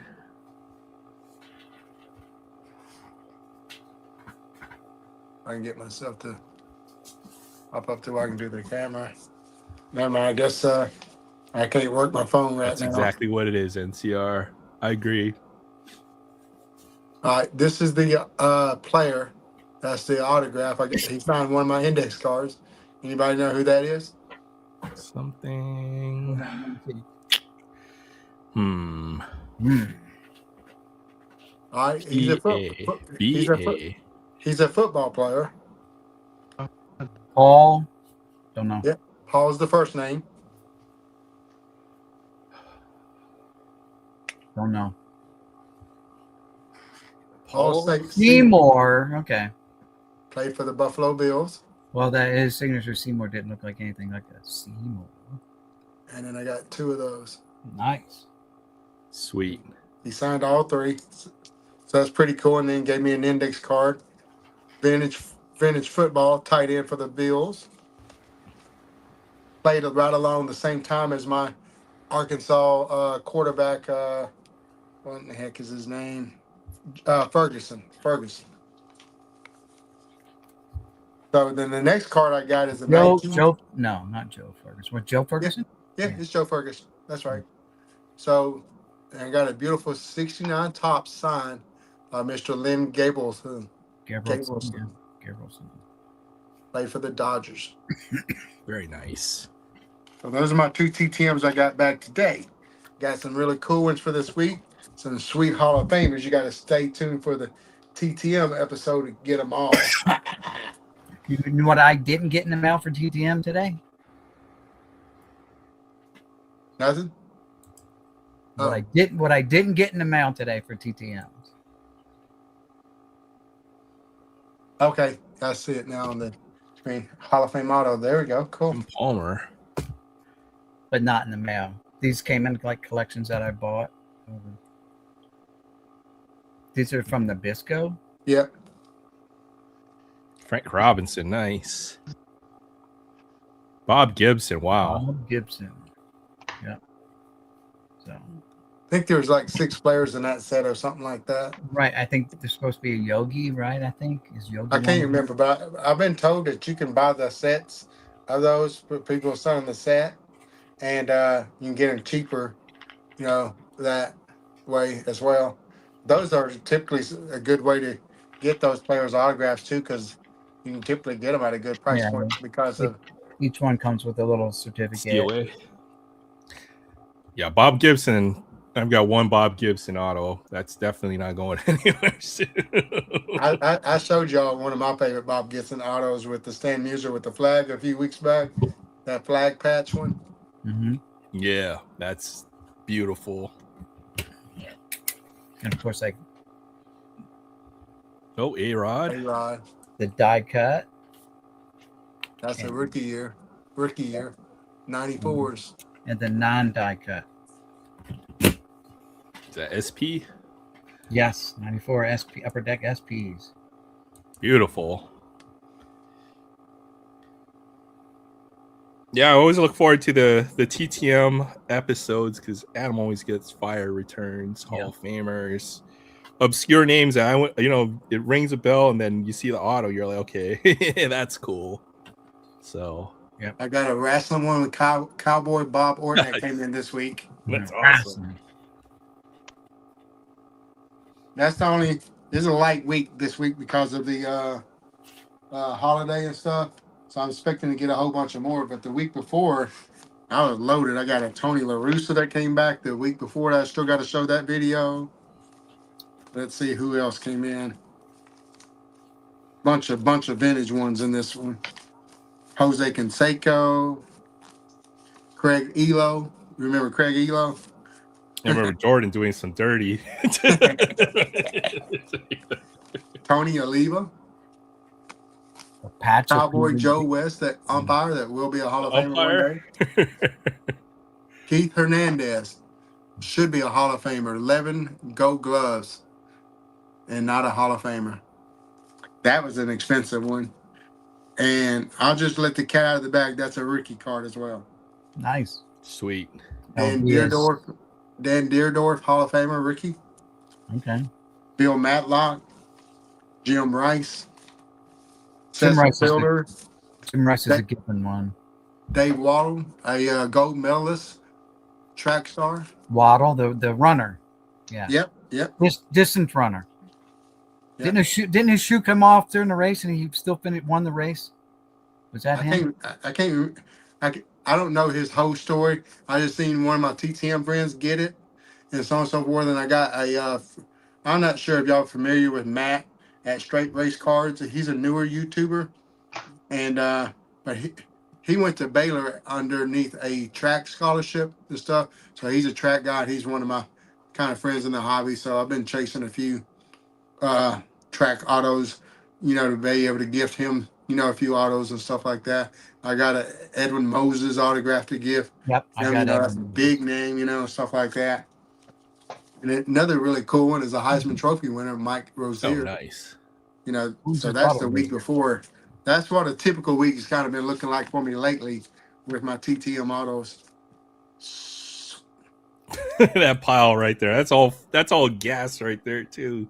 Cecil Fielder, Jim Rice. Jose Canseco. Beautiful. Yeah. Keith Hernandez.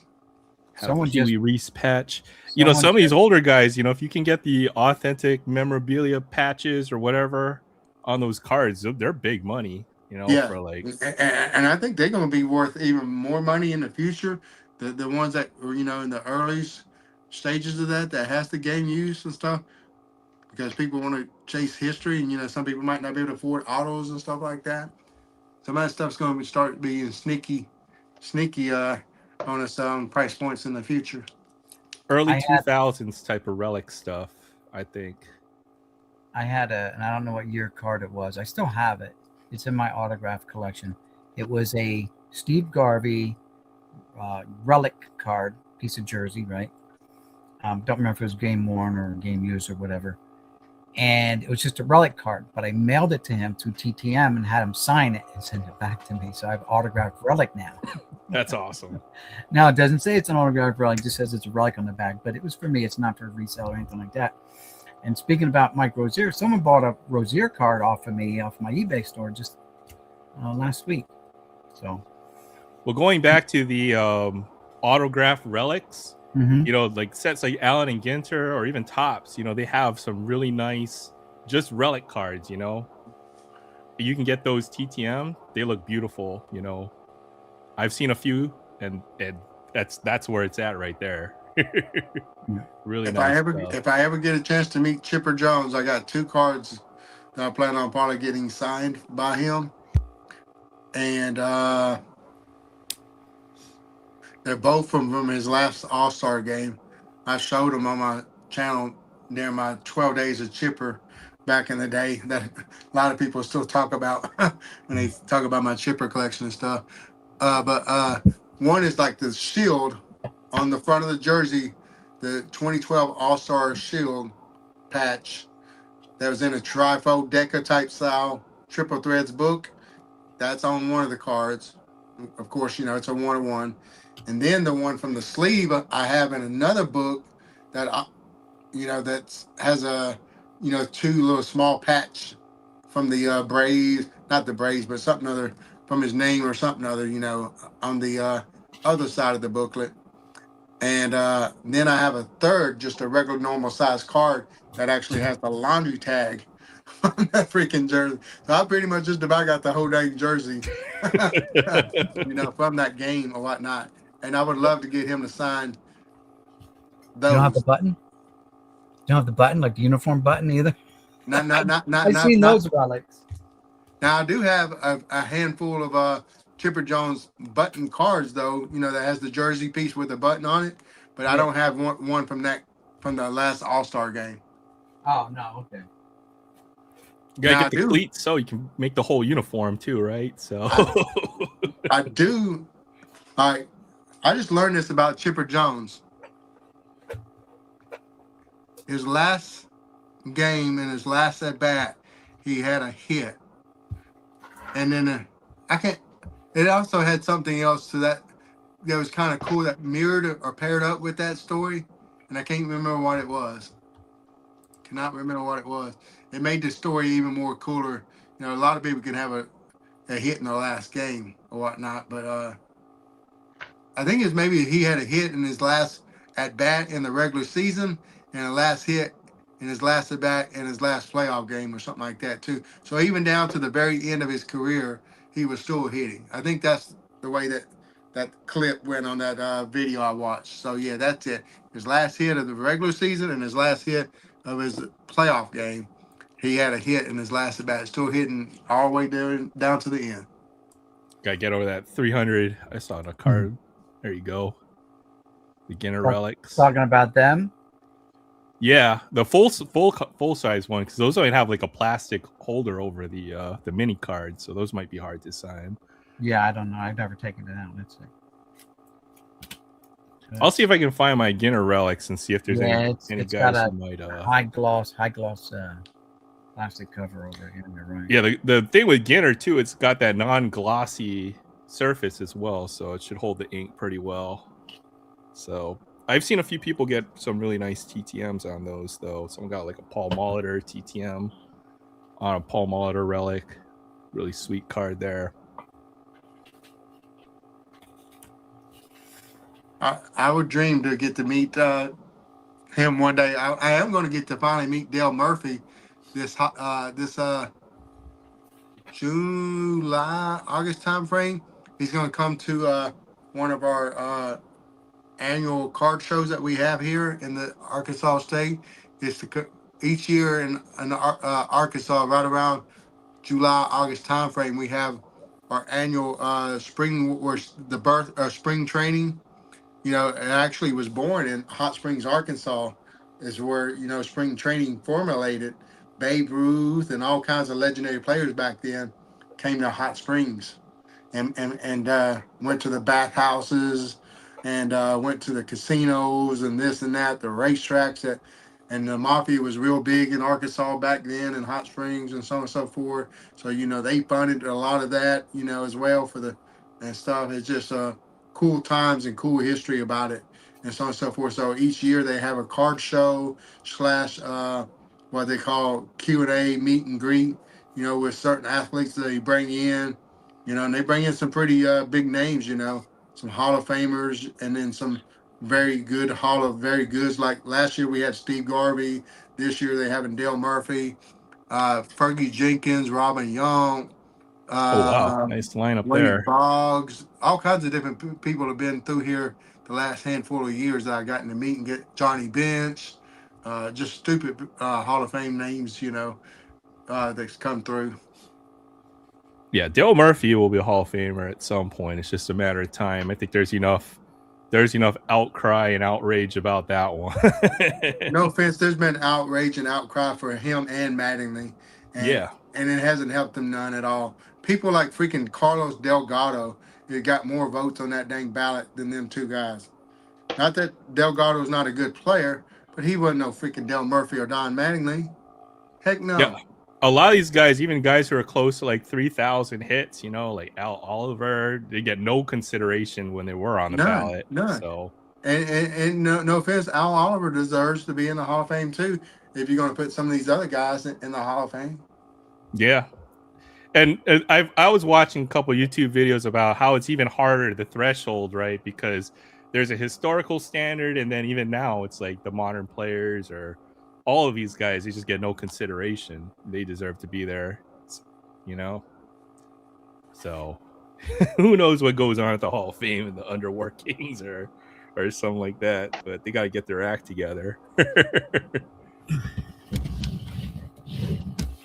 Next year is another year too. Dale Murphy does what they call the Dale Murphy experience, where you can get a ticket to go to, like, he does it like where it's about like 6 different games where he'll sponsor the Dale Murphy experience, and you get a ticket to the stadium, you get a meet and greet, you get a tour of the stadium, you get a chance to do photo ops, question and A, and as well he'll assign 3 items, up to 3 items for you, and it's only like $600 or something like that.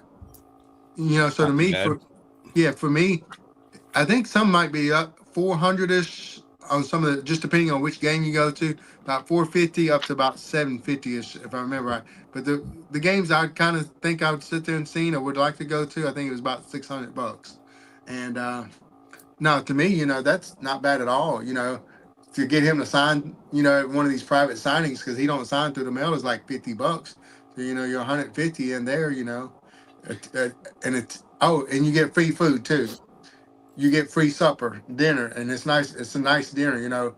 It's one of those high end kind of meals or whatnot.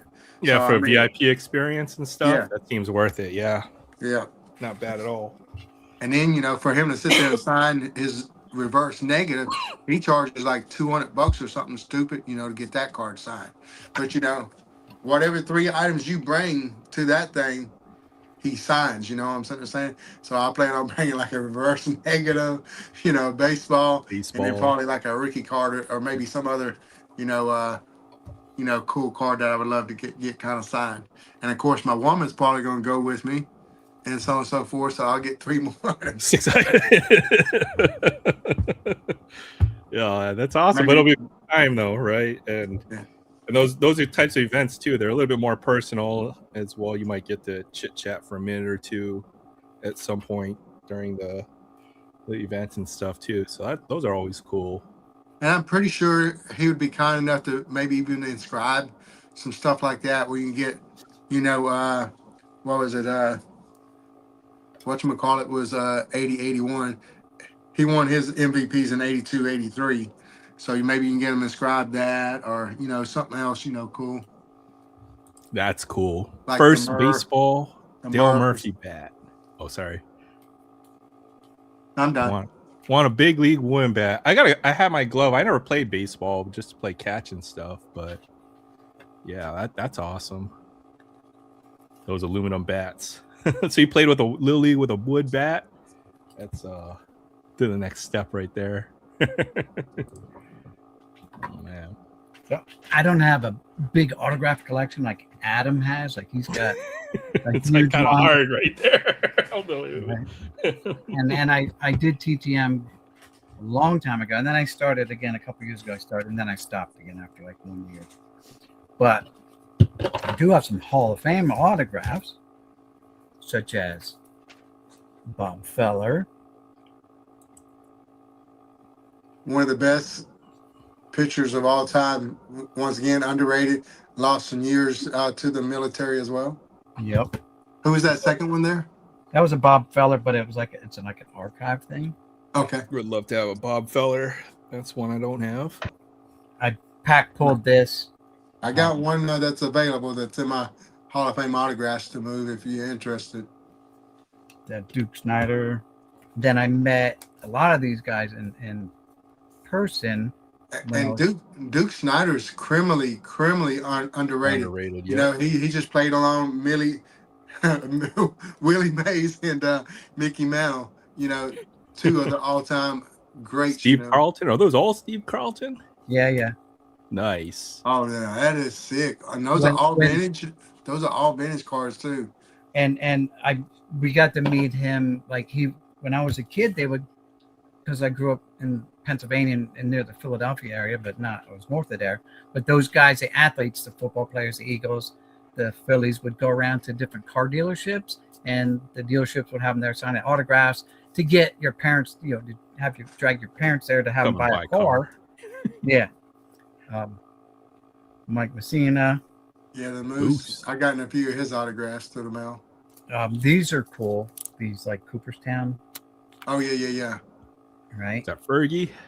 They even got some. They even got some number parallels of those things, and that'll look cool too.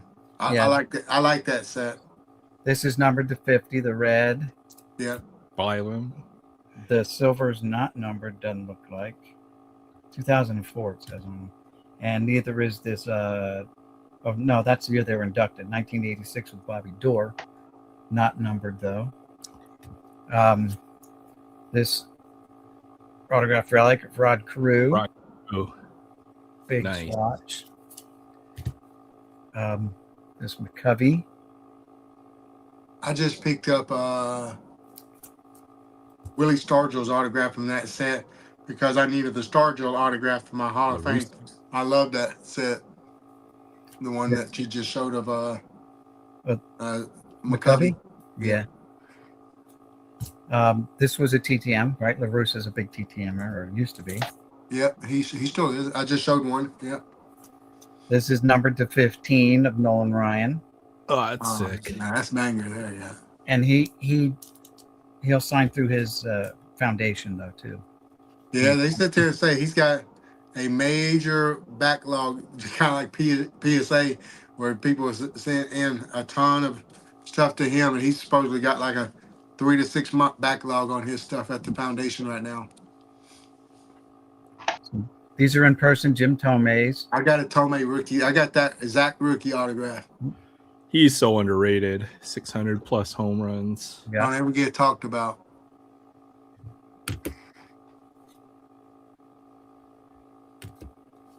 Got all these when he was playing minor league ball, Nice. and he came through, played the Las Vegas Stars. Red ink. Yeah, I got all different kinds because they would play like 3 or 4 nights in a row. So I get black, I get red. I even tried the gold ink, which turned out terrible. There's a blue one. That's crazy, dude. See how the gold just looks terrible? I don't like it. You go J dot dot to the scribble scribble scribble. At me, it's free ink. I like it. So all those Jim Tome's, and I've given some of these away to people already too. Next one is my nemesis. So if you guys, anyone watches my So many channel, great cards. my nemesis, Pedro, and so again, he came through in minor league playing the Las Vegas Stars. I was up there with my kids, and after the game, and I've told the story many times because he's my nemesis.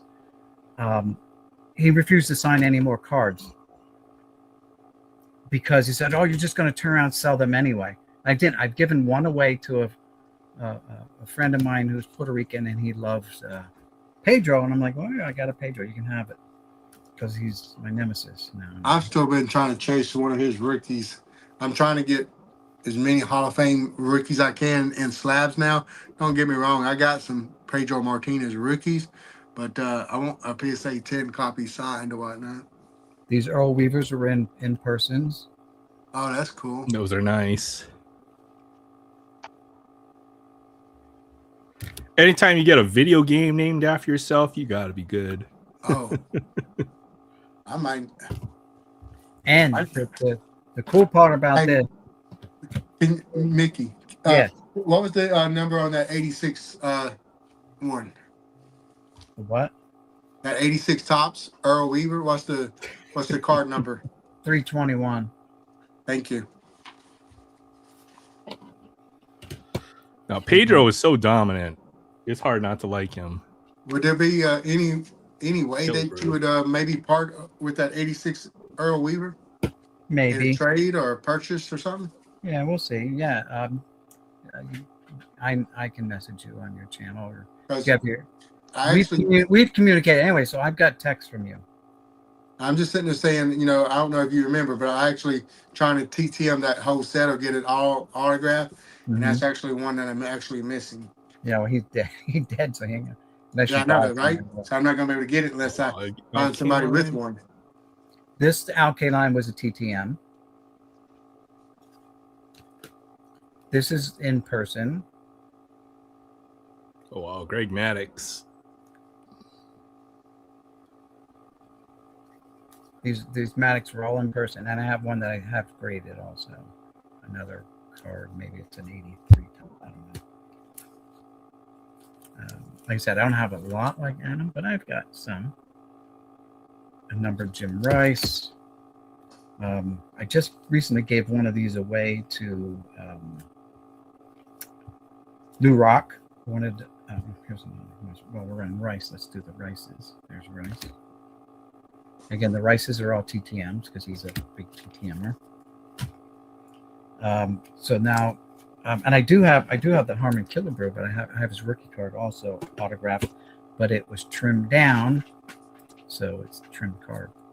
But all these Dick Allens are in person at a card show in Las Vegas. Oh, that is sweet because Dick Allen didn't sign a whole bunch. He didn't like to sit there and sign. That's freaking crazy good there. 75 mini.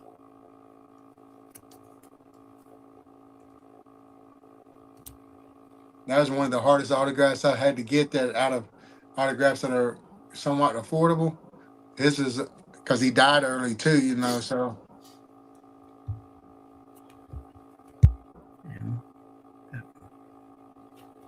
So those are all in person from a card show, and I still have the the advertisement flyer that they would put out for the card show, and I had them sign that. So when I went to the card shows, I would get cards together because I think the autographs were free back then.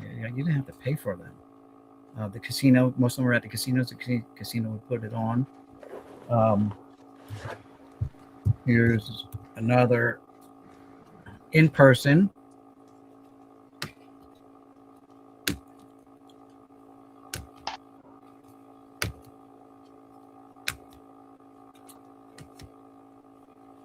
Hall of Fame manager. Man, you sure did collect a lot of dicks. Yeah. Dick Allen, Dick Williams. A lot of Dick. Yeah. Popular name back in the day. One Dick was just not enough. Besides Dick Allen, I think wanted to be called Richie, not Dick. I don't think. But the other way around. Don't call me Richie, call me Dick. These were in-persons. And a lot of these in-persons, I have a lot that were at the same card show. That was unlimited. You pay your door fee, which was like, 10 or 15 bucks, which was a lot back then. And they had all these. It was a 3-day event. And you could bring as many cards as you want, and they'd have to sign them all. You just get in line. So Hoyt Wilhelm. And the old guy up front with the 100 cards, sit down, please. Well, so when I'm in line, and this was You're back in line. people weren't into autographing your cards. They were getting other balls and bats. No, they was consider that running a card back in the day. Yes, and people are looking at me with my Harmon Killable rookie card, and they're like, "What are you, crazy? What are you?" I was like, "No, what do you mean? What do you mean? What are you talking about?" There's another one of those. When I saw them, I just loved them. I'm like, "Oh, these are so cool." This was a TTM, and I got a postcard signed by it. It's old school ink instead of marker. Blue pen, I should say, right? TTM. It's hard to see, but because he wrote it on his blue jersey, but Dave Winfield. I actually got 2 back from him. Goose was a TTM, and he kept my rookie card, his rookie card, but it was my card. Brooks. I've actually gotten a few of his rookie signed. Wade Boggs was a TTM, $5 or whatever it was. TTM Rhino was like $5. This was a card show, and I got this signed by him just because it's like an oddball card. And I had him sign a sealed Yak Pack, of cards. Ronnie Fingers is a really nice guy too. Yes, and he lives in Vegas. Mm-hmm. I didn't know that, but In a big old mansion. And then I've got this tote that's got a whole bunch of other ones in them that, like Greg Nettles cards. And I had a bunch of Greg Nettles because I'm a Yankee fan, and I got to get my Nettles. So let's see. Let's show you my Nettles because I got a lot. And this was at that show where you pay one fee and get all your cards signed. Where's the Nettles at? Some of these older guys are in the way. Oh, I'm sorry. Here's one more Dick for you. Can never have enough, right? Here's my Nettles cards that I got signed. I thought this was a family show, man. That's what she said. I got Nettles so I got Nettles mixed in by the year. So there's other 71s. Here's the 72 Nettles. Yeah. Do you think Nettles should be in the Hall of Fame like a bunch of people do? No, he don't. No, I have no idea why I got that card signed. It is so cut up. I'm like, what was I thinking? It's trimmed so badly. I don't know what I was thinking. Where's my other Nettles? Everyone knows about this guy TTMing, right? Bobby Shantz, he TTMs everything. He's like 101 years old right now and still signing. Yep. And I met him when he was only in his 80s for the first time. I got that exact card signed too. It's a cool card. Yeah, it is. Now, where the heck are my other Nettles? Because I got a bunch of like Reggie Smith, Bill Madlocks, Reggie Smith is dang. That's another good name. Very good. Could be a Hall of Famer. Bill Russell, Bill Madlock, John Matlack, Tim McCarver. Where are the rest of my notes? How about this? A Steve Sachs rookie. Not a Hall of Famer, but. You ever listen to his podcast? Steve Sachs? Yeah, I think he does a podcast there in New York. Sorry, there's another Dick. There's another one. It's traded. 84 traded. Oh, here's another Nettles. 85. There's Nettles on the 86. Uh-oh. Another card I could use. And here's two more 86s. Oh, just to make you salivate a little bit. Here's Nettles. Put it in my pile, please. On a Braves uni. And Right. actually, I never got Bill Russell to sign my 86 Topps card I sent out. Dude kept my money. Oh, there's another Reggie Smith. Doyers. I got his first 3 years card signed. His rookie, his Gold Cup, and then his third year. I think Reggie Smith was a really good baseball player. Got any Johnny One Nut Crux signatures? I got one, or Got a maybe couple. two. Yeah, I think I got one or two. I do actually have a couple of his. Do you have an Eric Karros? Ooh, ouch. Oh. Yes, actually, I do on his rookie. He's one of the. I think he was an in-person one too. I'm not sure. Eric Karros was is part of a trivia question. Which team had won the most Rookie of the Years in a row? And it would be the Dodgers with Yeah, a nice certain little number streak. of 4, and Eric Karros was one of them. That's sick, Collectorholic. Bill Russell, the basketball player, I'm assuming. He's a tough auto to get in the first place. Yeah, well, I guess can't find any more. No, it's because now I hit just minor league cards, minor league players. Again, because I was literally like 4 blocks up the hill to the stadium, and I used to go every night. There was a game because it cost you a couple bucks, and me and my kids would go and we would try to get autographs after the game, and that's when I ran into Pedro. Pedro. Anyway, that's it. That's good. Some good stuff right there, that's for sure. Yeah, I haven't TTM in a while. I usually keep all my retired players' autos off in a separate pile as well. So there we go. What else do I have? Everyone's got Burt Bly 11. Actually, I think I got that Heritage card right there. I think I have his real card, the regular cards. There's a Will Clark auto. Will the Thrill. This is just a nice auto right there. Benito Santiago. Yep. I saw a Dick in here somewhere too earlier. We'll see if we get down that far. You're gonna flash a Dick on the screen too?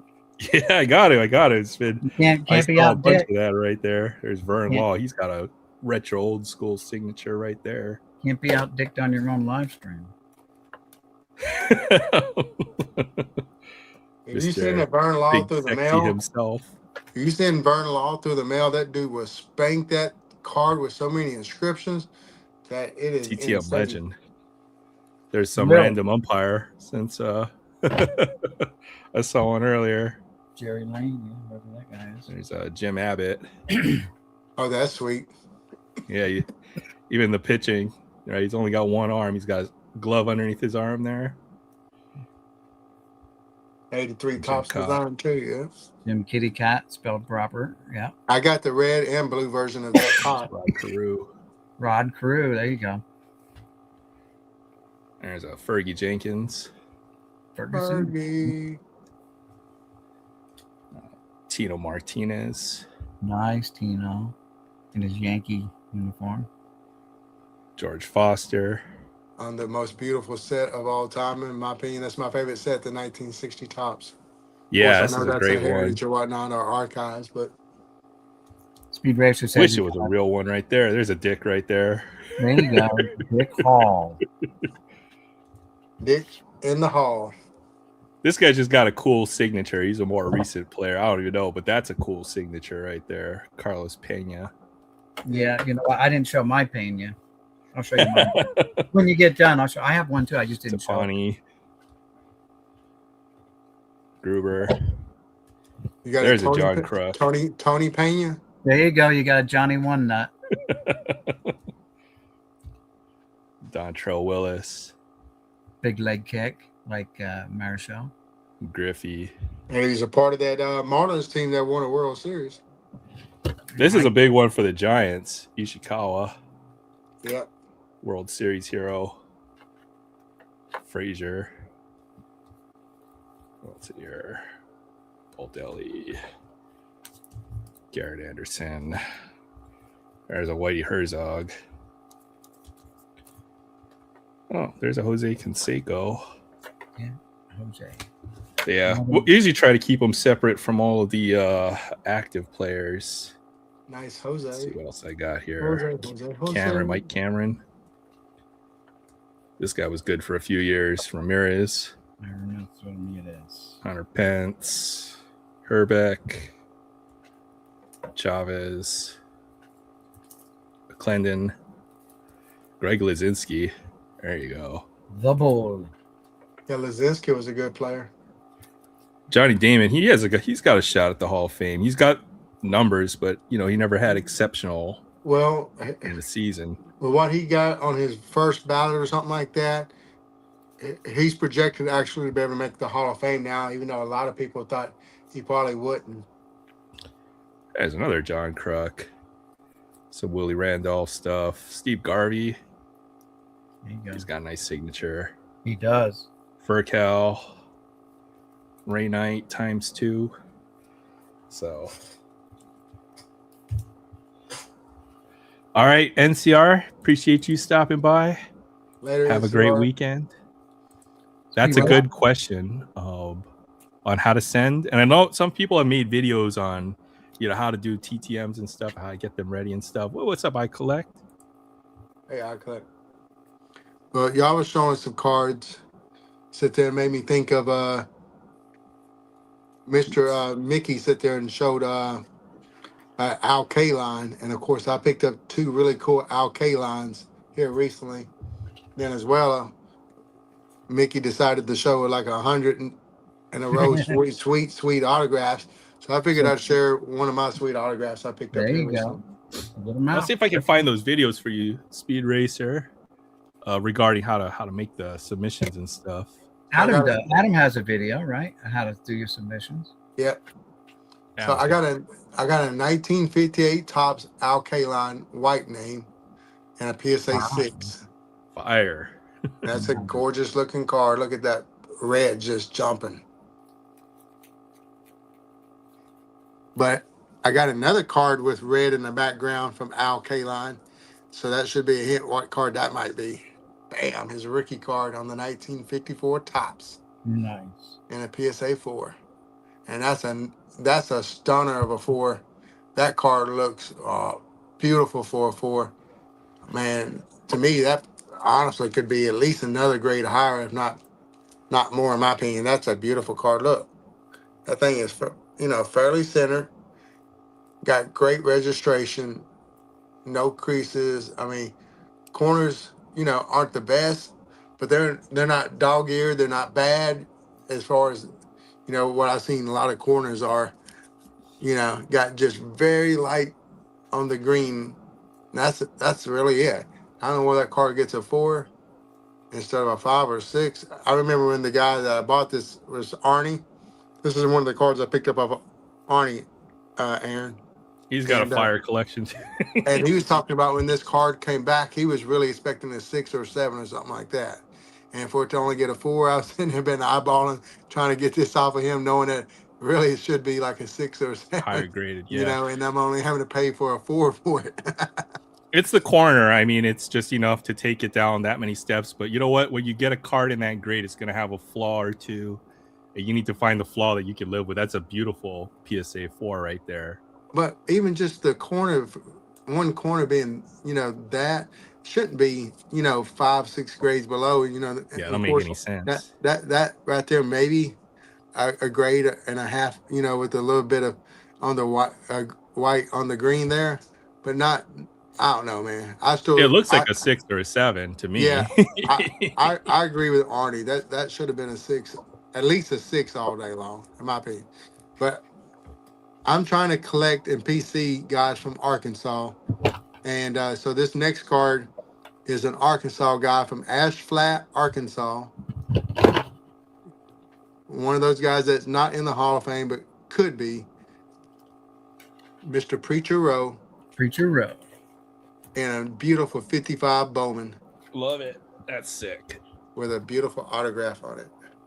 And it's not showing as well with my lack of focus on my camera there, but it's got a nice autograph ballpoint pen, and his famous dot the eyes, with a little smiley face look with his P there.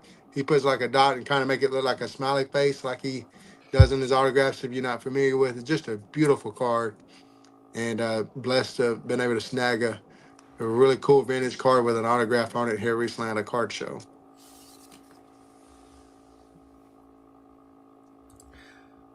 Oh yeah, you're welcome. I know there's another Sensei Domino made a really good video on how to make your TTM submission. So there's a few of them out there.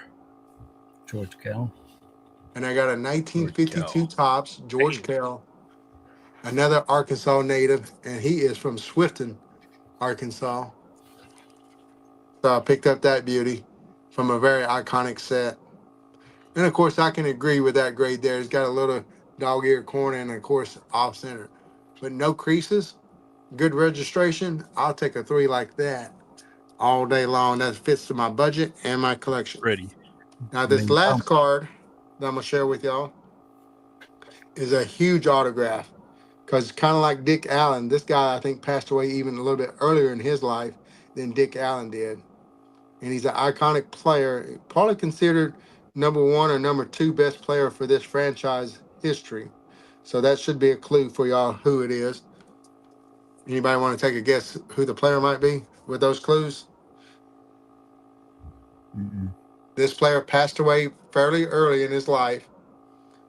Sit there and is considered possibly the team's best player, or if not the best player, the second best player.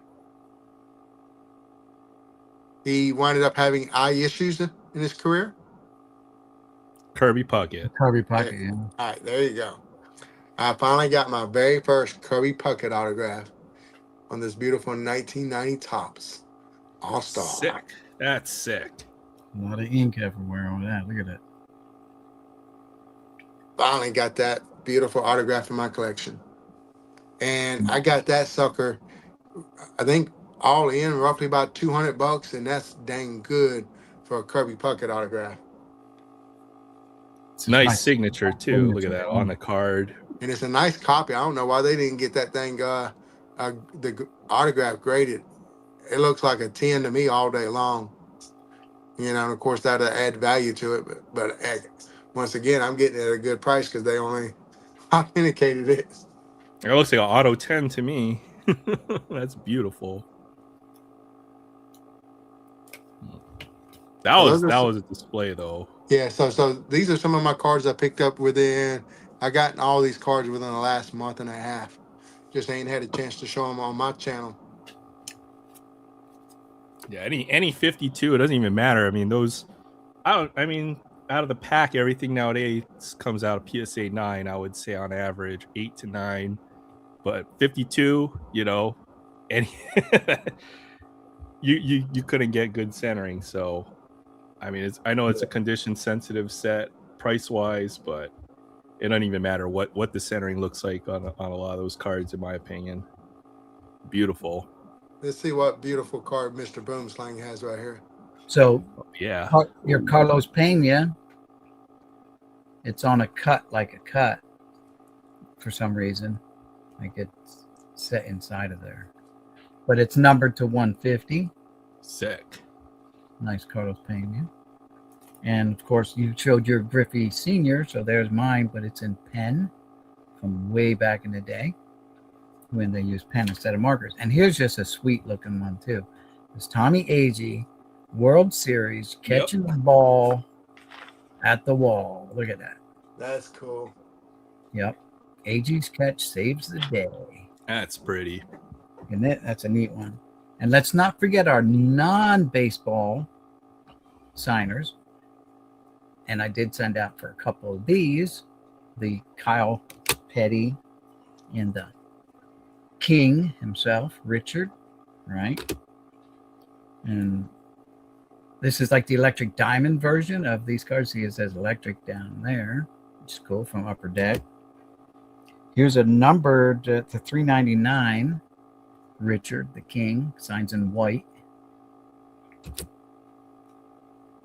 And here's another one. Richard. Kyle.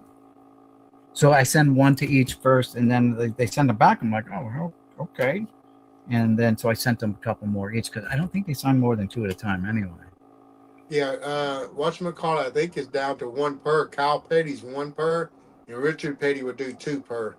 Yeah, so then I sent, had one of them signed first, and I sent to the other one. I said, well, the dad's not going to keep it, the son's not going to keep it, you know.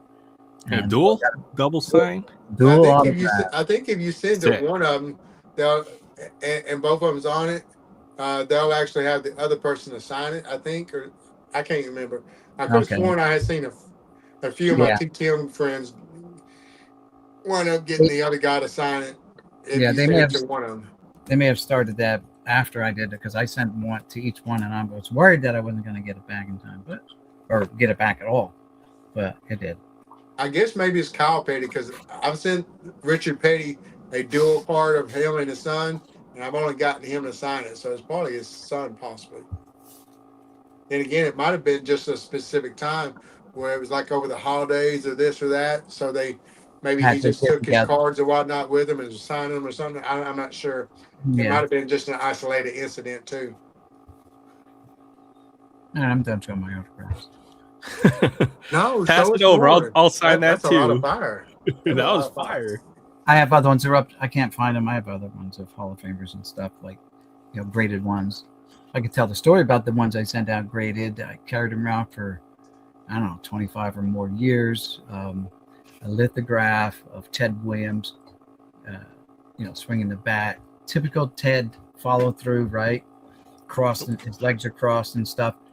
And he signed it on the side of the it was like, not a postcard, but it was like a 4x8, whatever, 4x6, and came back from PSA saying it was counterfeit, and a bunch of other cards came back counterfeit as well. And that was like a Yogi Berra autograph, and a Hank Aaron autograph, and a Don Drysdale autograph, and I think a Sandy Koufax, stuff I was TTMing back in the day too to those guys, were coming back, and they were deemed to be counterfeit. You pull that one tonight out of that pack of 91 Upper Deck? I did not.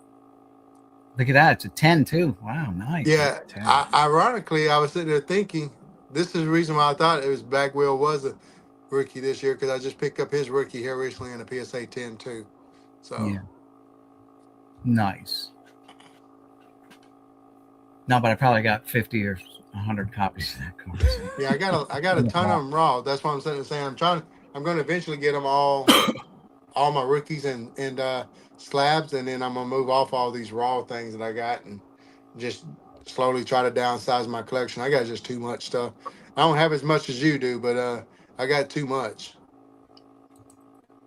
Oh, nice. Anthony Volpe. Yeah. Got it for like $20, and now he's in the minor leagues.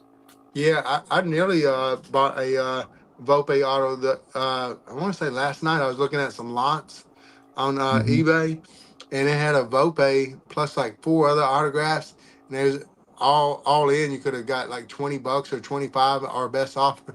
I thought I offered like 10 or 15. Kind of get in on maybe one cheap while he's kind of low. Yep. And then maybe he can finally find his game or something like that, and then the autographs start being worth what it was once. It was Tiant. That's a great one. Yeah. Now, I was about to say, if you want a Volpe auto, let me know. I got a couple. Now that's a really Louis Tion, I think, should be in the Hall of Fame too. Yeah. What's his nickname? El Duque or no? It's not El Duque. El de. Diablo? No. No. Come on, Mickey, help me out. I don't. Wasn't it just El Tiante? I don't know. Yeah, El Tiante. That's it. There you go. Thank you. That's it. So I saw on somebody's other YouTubers' channels. I don't know if it was. Help me out. Anyway, and they talked about his father being on one of those Venezuelan cards or something like that. Old. Yeah. May not have been Venezuelan, but it was on another one where his father was Orlando. It wasn't Orlando. It was the other guy from New York, and not Basement Baseball Cards. The other. Dan's vintage. Nope, it was the bearded kid, the bearded guy, younger than us. Sets up at card shows every once in a while. He's a Tom Seaver, Christy Mathewson collector. Oh, Sammy Thunder. Sammy Thunder. Yes. So Sammy, yeah, I think he had a live stream. He had other people on. I think they were talking about it. I have an old Bill White TTM in ink on a 69. Nice. He's definitely going to get in the Hall of Fame one day too, with his contributions to the game. You know, I think I showed this Reggie Smith already. 68 rookie cup thing. How about a Bob Skinner? Not Dick Skinner. Could have been. How about Gaylord's brother, Jim, who's got a World Series ring, but not in the Hall of Fame? Yeah, decent pitcher. Yep. Tim McCarver again. And, of course, you know, again, that I grew up. I got a handful of Tim McCarver autographs, TTM, through the mail before he passed away. Tug McGraw. There's a lot of innuendo here on this channel. Yeah, the Tugger. His nickname was the Tugger. More things calling him the Tugger. Pretty famous son. Yeah. And another Clyde Osteen. Look at the names on there. Yeah, Clyde Osteen was a great TTMer. All right. Good night, Speed Racer. Appreciate you stopping by. Good night, my friend. Have a great weekend. Anyway. I got where's he at? I had one brother, now I just passed his card. What happened to it? Right here. I got the other Necro Brothers autograph. Joe's. I think Joe I got somewhere. That card there signed there too, that exact card. Yeah. Pretty cool. I don't have very many Joe Necro's autographs, but I think I got that one. I got a lot of Bill Madlock's got his in person, you know. Bill Madlock is a really great player too. Great hitter. Great hitter. How about this? The Penguin. Nice. Yeah. You know, if you're a Dodger fan. Man, that Dodger team was loaded. They had Ron Say, Steve Garvey, Bill Russell. I mean, they had some players. Davey Lopes. They had like 4 guys that hit 20 home runs or more, or 5 guys. Yeah. Reggie Smith might have been on that team. Yeah, at the beginning. How about for like you Astros fans? Lance McCullers Sr., right? Then he became a Yankee later on in his career, but that's his minor league card again because we were in Las Vegas. See that scoreboard in the background there? I seen one of their guys, a guy named Dave Staten. We were there watching the game, me and my kids. He hit a home run that went all the way up on that scoreboard and blew out some lights. It was a night game, and it hit that scoreboard up where the bulbs are and stuff and knocked out some lights. It was crazy. But Lance McCullers Jr. did something that his daddy never did. What's that? Win the championship? Yep. And probably won more than one, right? Well, Lance McCullers Jr. was part of that Astros banging crew. The trash can crew? Yep. Yeah, well, it is what it is, right? I don't... He was a good pitcher, though. He was a good pitcher. We after that game, we got an autographed bat. Oh, nice. Broken bat from that guy, Dave Staten. And he had tape on the end of it, like the medical tape. and then he signed it for my kids. I used to have that's cool. used to have a bat collection too. Some autographs, some not from the games, that guys would break. We would get some bats from the players and stuff. But they were minor leaguers, you're a minor leaguer doesn't mean you're gonna make it to the pros, obviously. There you go. There's another Lance. So Nice. a lot of these were gotten after the games and stuff. But anywho, I still don't have as many autographs as you. I bet. Not many people do. Yeah. The short answer to that one right there. Yeah, I have some autographs, but I got 17 autos of that guy. Someone. Again, because it was like you paid one fee and they had to sign everything you brought in, and they did. I have other ones that I didn't show that aren't in this box. I have another. I have another box, and it's got a bunch of Doc Ellis's in because he was there. You saw the Nettles. You saw the Dickens was there. It was a 3-day event, like a Friday, Saturday, Sunday, and we went to the Saturday and Sunday because that's when all the signers were there. Man, it sounded like y'all had some cool shows, Mickey. It was at the stadium. It was at the minor league stadium, but it was in the convention center part, and they all sat up like on a stage behind a big desk, and the line would just come in, and you'd follow right down and get them all signed. Ryan Sandberg was in Germany. That's where I got that. He was doing a USO thing in Germany. I think no, he was in Vegas. Anyway, I got a picture of him with my son, my oldest son, standing in front of him. That was pretty cool.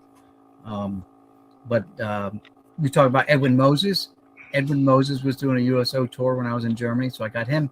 I didn't have any cards with me over there, so I ran to the library on base, and I found a Sports Illustrated that had him in there doing his track stuff, and I'm like, ripped the pages out. I took him over, had him sign the pages out of like the Sports Illustrated, Sports Magazine, whatever. Mark May was there. He was a Redskin. I remember Mark May. Russ Francis was a San Francisco 49er tight end.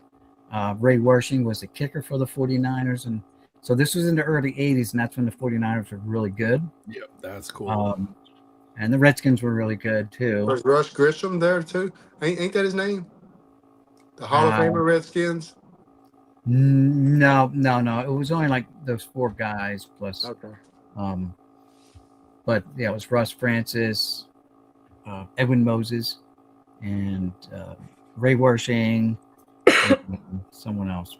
Anyway, yeah, that was like the only time I got to see anyone from the 3 years I was at Germany, and I stopped collecting. I had some, but that was like right after the first year of Fleer and Dunruss came out in 81, and then middle of 81 I was gone. I was in the military, and late 1981 I was in Germany, and I was there till late 1983. I was 81, so I was there for all 82, 83, late 83, almost 84. I had to do 3 years there. Came back, and I still didn't collect all that much, and then I totally quit like a lot of other people did. Right? You drop out of the hobby, life takes over, you got your family, you're raising your kids, and you're worried about all that other stuff. And then in 2017 or 16 or 17, my son bought me a factory set of cards either for my birthday or for Christmas, and that reignited everything. And then I'm like, all right, I'm back in it, and that was it. And then I went all in again with both feet. I started in 71 with my brothers, just a little bit, but by 1972 I was all in. I was spending all my money on baseball, basketball, football, hockey. I had them all, right? And at one point I had 3 Wayne Gretzky rookie cards that came out of, you had like at the Acme or wherever it was, the 5 and dime, they had them in a bag, all these different packs, just hanging on the rack for like $1.89 or something like that. And I bought a bunch of them, and I went home, opened them up, and he was a rookie, so no one knew who he was. I just opened them all up and I put them in a cheese box or a shoe box, and just forgot about him for decades. And then when the word was out that he was, that was the card, it was the Topps. It wasn't the O-Pee-Chee. It was a Topps version. I ended up trading them to a card dealer in Vegas, and he gave me, I think it was $600 each, plus like another $600 or $800 in products. So I got 1,800 cash plus another, but they're ungraded, and grading wasn't a thing then. You had it; it was automatically PSA 10. You know what I mean? Like back then, because there was no grading. As long as it was like near mint, that was the standard. That was it. It's like, it's good. It's not miscut or anything. Yeah, you had 2 grades back then, Yep. Yep. Even centering wasn't even a big deal, you know. And you get that full book price, or you get that half book price. High book, low book. Yeah. So I made out, and I picked up some stuff from the thing, and I think one of the things I got from him was the 4 packs of 1972 football cards. Who's the big rookie in that year? I'm gonna think it was Terry Bradshaw. No, maybe not. 72. I don't know. Is that the red card year with the blue lettering? Because that's his rookie. No, that was 73, I think. 72, I don't know. But I'm not familiar with the football designs like I am with the baseball. Yeah, well, that year they put out in 3 different series. I got Series 1 and Series 2, and Series 3 boxes never came to my town, so I never saw Series 3. And to this day, they're very hard to find. Series 3 of those sets are very expensive. And I bought 4 of them. Oh, I know what set it is. It's the Charlie Joyner rookie year, Roger Starr. That's the one. Yeah. There's a few other big names. Joe Namath his card was still like the money card in that set. Namath, because it was Riggins, Archie Manning, Jim Plunkett. See other big names on this list here. Lee L.C. Greenwood should be a Hall of Famer. Yep, L.C. Greenwood. Yeah, so I still have a bunch of those cards. But Staubach. Yeah. 3 of the packs I still have unopened to this day. And that was 1992, because I still have the receipt for it. 92, and I didn't open one up until, I opened one up to celebrate like my 1,000th subscriber to my channel or something like that. I ripped open 1 pack to celebrate with the people on my channel. How many subscribers you at now? 10,000 or something? No, like less than a lot of other people. But I am at like 12 or 1,200 and something, I think. Oh. That's it. You kind of hit way more than that. Yeah, well, you would think, but it just doesn't click with people. Because I'm not that big hype guy. I can tell stories, and people love stories about cards, and they love the story that goes along with the card. Like when you TTM something. I sent out so many cards on this day here. I got these back here, and that's a little suspenseful for people, and they just like to see what 72 was Staubach. It's not the sub count; it's the people who stick around to who are consistent. Hanging around on the channel. That's all that matters. And I never set up a routine. I tried doing a routine then with Donald Blumdahl on his channel. Just do a live with him every Thursday. He would go live and say, "Hey Don, you want to collaborate on something?" And maybe my people can come over and migrate to your channel, and vice versa. To help grow his channel and all that too. And then his computer broke, and he's retired. He's on a budget, so he has, as far as I know, he hasn't gotten a computer yet. So that's what happened to him. Okay. Yeah, his computer. Like, it's funny because my computer died right before his died. It's crazy. I just went out and I got another one, but I was not as far into my retirement as he is. So he's more on a budget, and than I am. But even then, my wife keeps me reined in on a budget now, because I don't have that expendable income, that I had when I was working full time.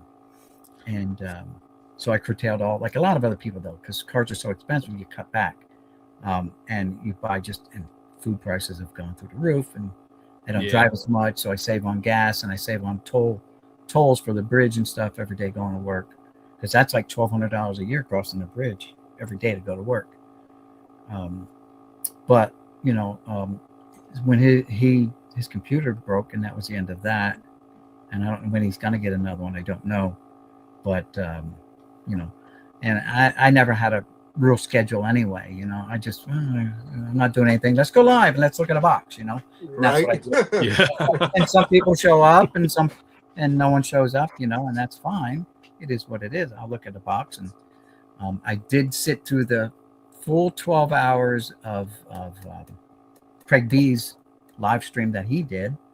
I was there for the full 12 hours, and because I told him if you do yours, I'll do one. But I kind of was hinting at I'll collaborate with you on yours to help fill up that 12-hour window, and but he just wanted to do his own thing, and that's fine.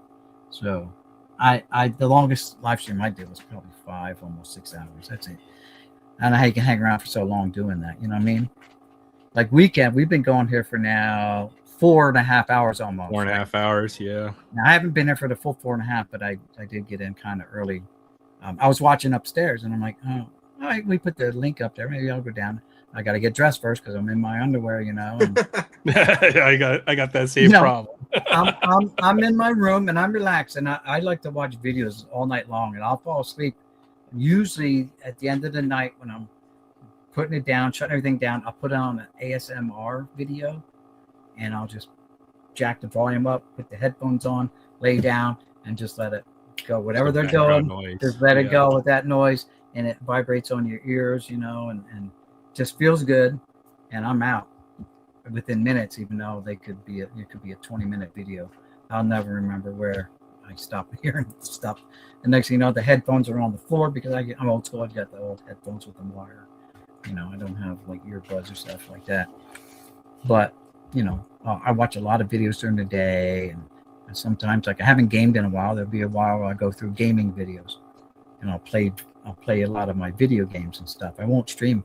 A lot of stuff I don't stream. I went through 50 boxes and I only streamed a couple, you know, maybe 10 of those boxes. So it's just, to me, streaming is time consuming, right? So it is time consuming, and I find that it's if it's boring to me, it's got to be boring to someone else. You know what I'm saying? Like, I don't want to bore people. But to me, to be honest, I probably didn't chat a whole bunch in some of them streams. I actually enjoyed just watching you just thumb through cards sometimes. And, you know, sometimes you didn't even necessarily maybe interact with us in the comments as well. A lot of times I forgot about the chat. Yeah, you know, I enjoy your streams when you're live. And I just enjoyed watching and whatnot. I wanted to say a time or two, because this man at least say hello to me one day. I've been here for an hour and a half. He even said hi to me.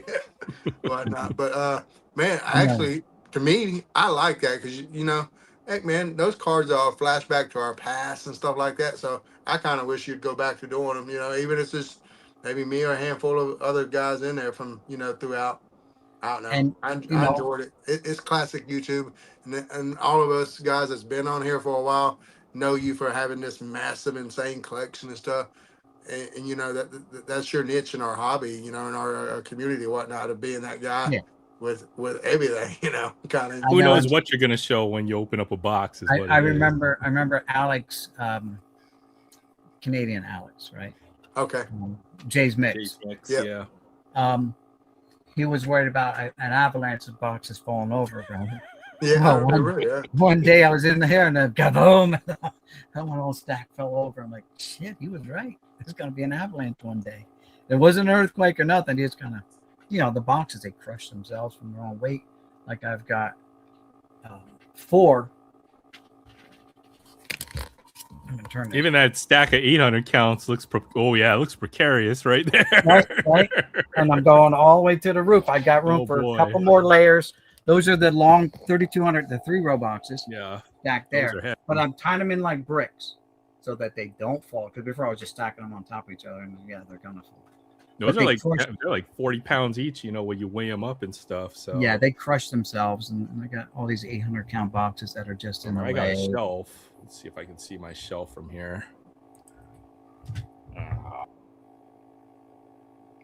Yeah, I had shelving in here. Shelving and stuff, and that's how I try to keep them. Otherwise, you stack it too high, the boxes will crush each other and stuff. Yeah. So it gets Even my storage locker, getting all that stuff up there, I was worried the locker underneath me was gonna get crushed by all my cards or whatever once it had it up there. And See, I when want I to give you a had, couple of shelves like this for those type of boxes. For me, it's kind of my game plan to where I can start having some of my 3 rows and boxes like this that I got on my table right here, kind of eventually on those shelves where I can stack them up about, I guess, maybe 3 high. But that's heavy duty shelf to where I can kind of keep mine from being organized and still be Those are able good shelves. to get to a box because I'm gonna have them labeled on the front to where I ain't gotta pick up 50 boxes and get them out of the way to find that one box The one down on at the the bottom. yeah, and so yeah, there you go, right? I did that. I have boxes everywhere. I got it, but I've upgraded. I got them on dollies, like furniture dollies, so I can push them around. Some of these stacks, like the stack behind me, this is on a dolly. It's heavy, right? But it's on a furniture dolly, and I can move it and without. Gotta have the sign how many days you've gone without an accident. Yeah. OSHA sign. Yeah, that's an old wooden one. The other ones are made out of modern plastic and stuff. But tomorrow I got to get in here and I got to move everything around because starting next month, I am going to get my truck that I sold to my son. I'm going to take it up to the storage unit, and start bringing everything down. I'm just going to fill this room up. I told my wife, if I go through them, I'll go through them later. She's like, how are you going to do that? I said, I don't know. I'll dig a hole. I'll just open the garage door and just start pulling them out until it falls on me and I get trapped and you won't find me one day. And my screams for help will be muffled underneath all these boxes of cards. Joking, of course. You're calling OSHA. Stop it, Barry. Stop it. You go out and hang cards on trees. I'll call, I don't know, park rangers on you or something. The Arbor Society, and that's old people terminology for the tree people when we had celebrated Arbor Day and stuff like that. People look at them, what's Arbor Day? Arboritis. Yeah, I was. You make cards out of trees. That's what I thought. Yeah. Yes, you're right. You're right. Yeah, so we're all contributing to the lack of oxygen on the planet and everything else. So y'all better stop buying all the cards and just let me buy them.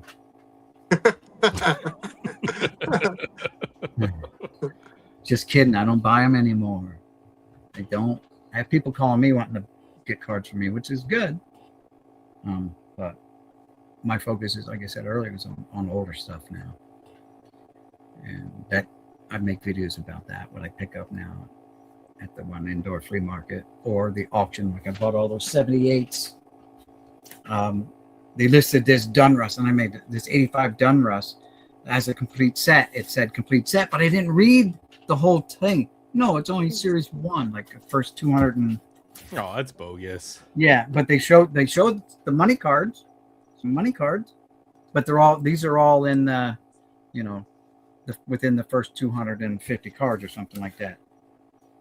And so I'm like, shit, it's not the complete set because I have the regular 85 Dunruss, but I wanted the leaf. That's the leaf set, not the Dunruss. It's the leaf set. I wanted that, and it's only half the set. So I'm like, shit. I always love a good pickups video, bargains and, stuff that other folks are interested, gives you ideas is what it is right there. 78. Nice. 78 tops, 515 cards, right? But they're not in the best of shape, but they're still good shape.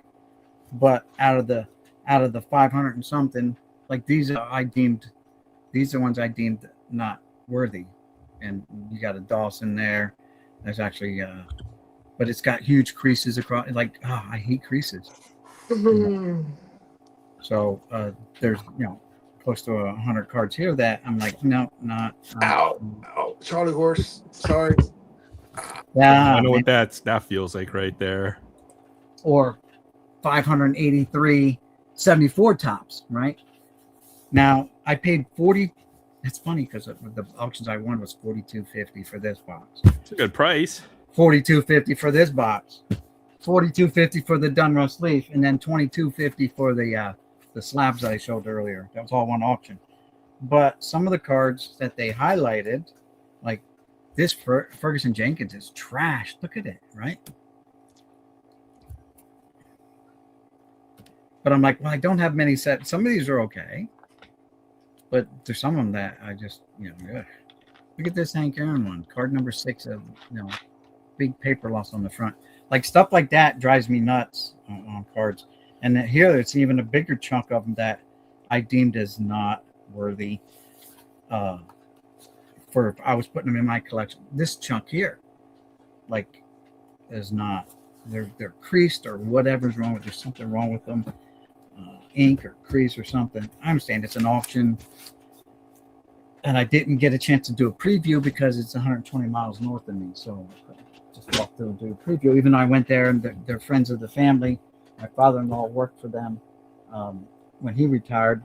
He worked in the auction house delivering stuff when they did in-person autographs, or not in-person auctions where you show up at the auction house and you would be in their building bidding.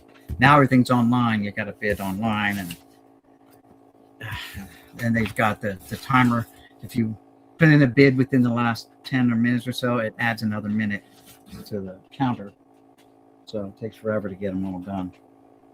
And people just they had a lot of 50s cards there, 50s tops and stuff, 55, 56, 57s, smaller lots. And people are just going nuts.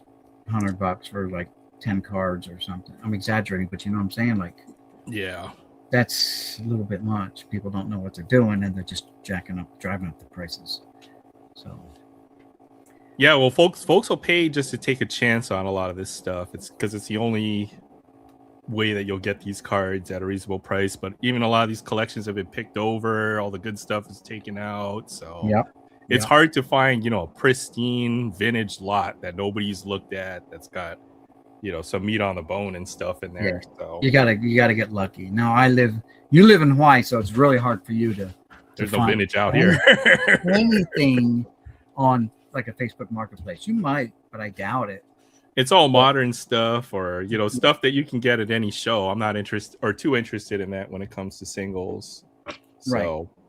I live in the Northeast, and I've been down south to South Carolina and stuff, and Tennessee, and I didn't see much down there. I even drove to Georgia because there was a card shop just across the border from South Carolina to check out this card shop, and I was not impressed with it.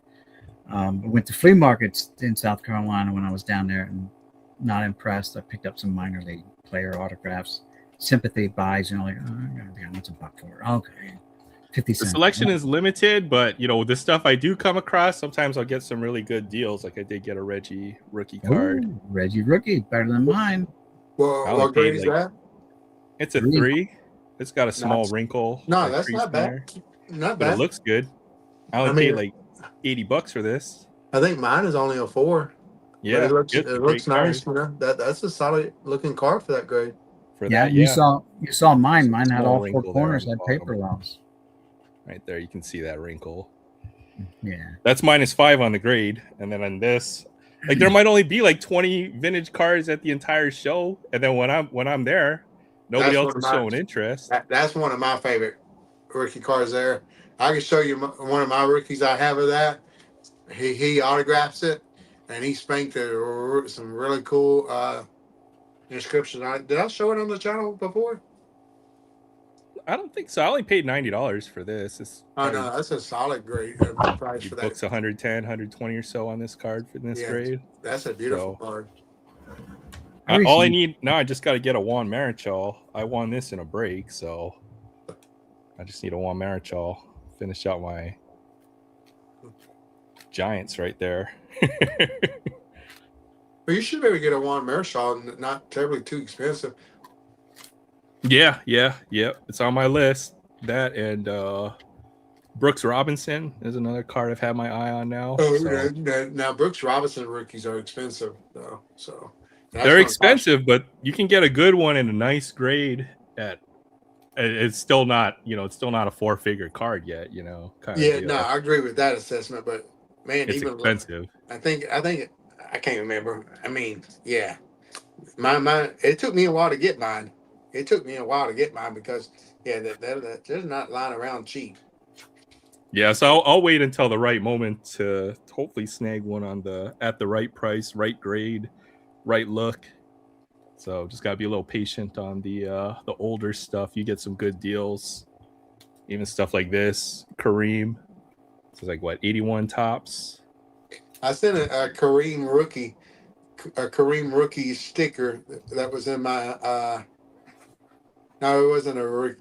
It might have been. No, wait a minute. His tall boy. Never mind. No, it wasn't a rookie. It was one of those icon. It was the 86, 87 Kareem sticker. It wasn't a rookie because they didn't have Oh, stickers. rookies, yeah. Yeah. Good luck on that Yeah. one. Yeah, I messed up on my wording there. It's the 86, 87 Jordan's rookie year, but it's a Kareem sticker. And we thought it had a chance at a nice grade. And it came back. I can't remember what he said. It came back. But yeah, I can't wait to see that card. But it is one of the ones that I thought had a chance at a 9 or 8 or something like that. And I think it wound up being a 7. You know how hard it is to get those stickers in a good grade, though. Like the way that they cut those stickers, No, no. It's it's tough. I nigh know. I know. Because impossible. I mean, my Jordan sticker rookie is only a 4, and I mean that card looked good to me. You know what I'm saying? So yeah, There's a it's Kareem hard. sticker right there. This is like 88, I think. No, this is Yeah, 87, 88 sticker. yeah. It's the second year. Second year. But these stickers, like they can be diamond cut, they can Jordan's be second year, completely so like it's like, crazy. This one's not bad. Just try to get some good deals on some older stuff. I don't pay $12, maybe 10 on this card. Can't get that Kareem anymore. Oh man, that is a beautiful card of the sky hook right there. With the sky And it's hook, full that's a move right force. there. Oh man, good. Man, send me a picture of that card. Remind me. I'd love to sit there and chase that card in a PSA slab. 1980 tops, I think. Yeah, I need that card in my life. 7980 tops. What else? Even like Larry Bird, you want to pick up all his stuff, playing day stuff. Oh yeah, I just showed y'all where I got the 86 star of Bird. I know I showed that last week or the week before, or something like that. Second year Olajuwon, although not stats wise, right? But second year card Yeah. Olajuwon. The last year that they spelled his name like that too. The 88, 89 Fleer set. If you want some good cards, Jordan's not that pricey. Scottie Pippen and Reggie Miller, John Stockton, Dennis Rodman. Dennis Rodman's rookie year. There's a Rodman rookie. I've got a couple of those. I just picked up a Dennis Rodman and Scottie Pippen rookie from that in a PSA 8. Really not that bad of price. I think I got both of them around $40, and they typically comp around 50 to 60. Yeah, not terrible. At least when I bought them. Full house rookie. Pretty good grade. There's an Olajuwon rookie card right there. Oh my goodness. So what I did with how you could buy back, they had all the tops MVP stuff. I had a bunch of MVP, Aaron Judge and all that stuff. So I just traded straight up for this card. What else I got? Spud Webb. Spud Webb, when this set came out, booked for more than a Michael Jordan because he is winning the dunk contest right there. Yep. Well, Horace Grant's a rookie in this set as well. Another good one. What else I got here? Reggie Miller, rookie card. Malone, George Gervin. I got a little bit more basketball. I've got most of the. If I ever get the Jordan rookie, I'll be able to finish that 86, 87 set because I've got just about everybody else. Yeah, I'm working on it slowly and quietly or whatnot. And I can pick up some of those low hanging ones for the cheap. I'm not trying to spend too much money on it either. I already got the 2 big Jordans. I got my Isaiah Thomas. It came back a 9, I believe. I believe it was a 9 that I got on my Isaiah Thomas rookie. That's nice. Got back in that 55 card deal. In that set, yeah, those.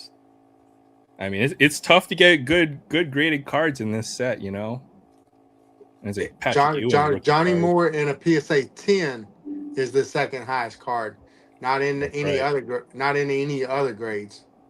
Just because it's so hard on that card. I got PSA good 10 deal wise, there. yes, it's an Patrick expensive Ewing. card. There's a Karl Malone rookie card. Got a pretty good price on that one too. Yeah, So, I got a PSA 8 on that, I believe. I've got a Clyde Drexler as well. I think it's PSA or BGS 9. Clyde. I'm gonna try to chase most of the big guys in PSA 8s, you know, and then I'm gonna just collect the other ones raw. I just want the Hall of Famers graded, and then I'm gonna collect the other ones raw. It's kind of how I'm gonna get my set built. Of course, the Jordan, I only got a 6.5, and and then that's all I can afford now.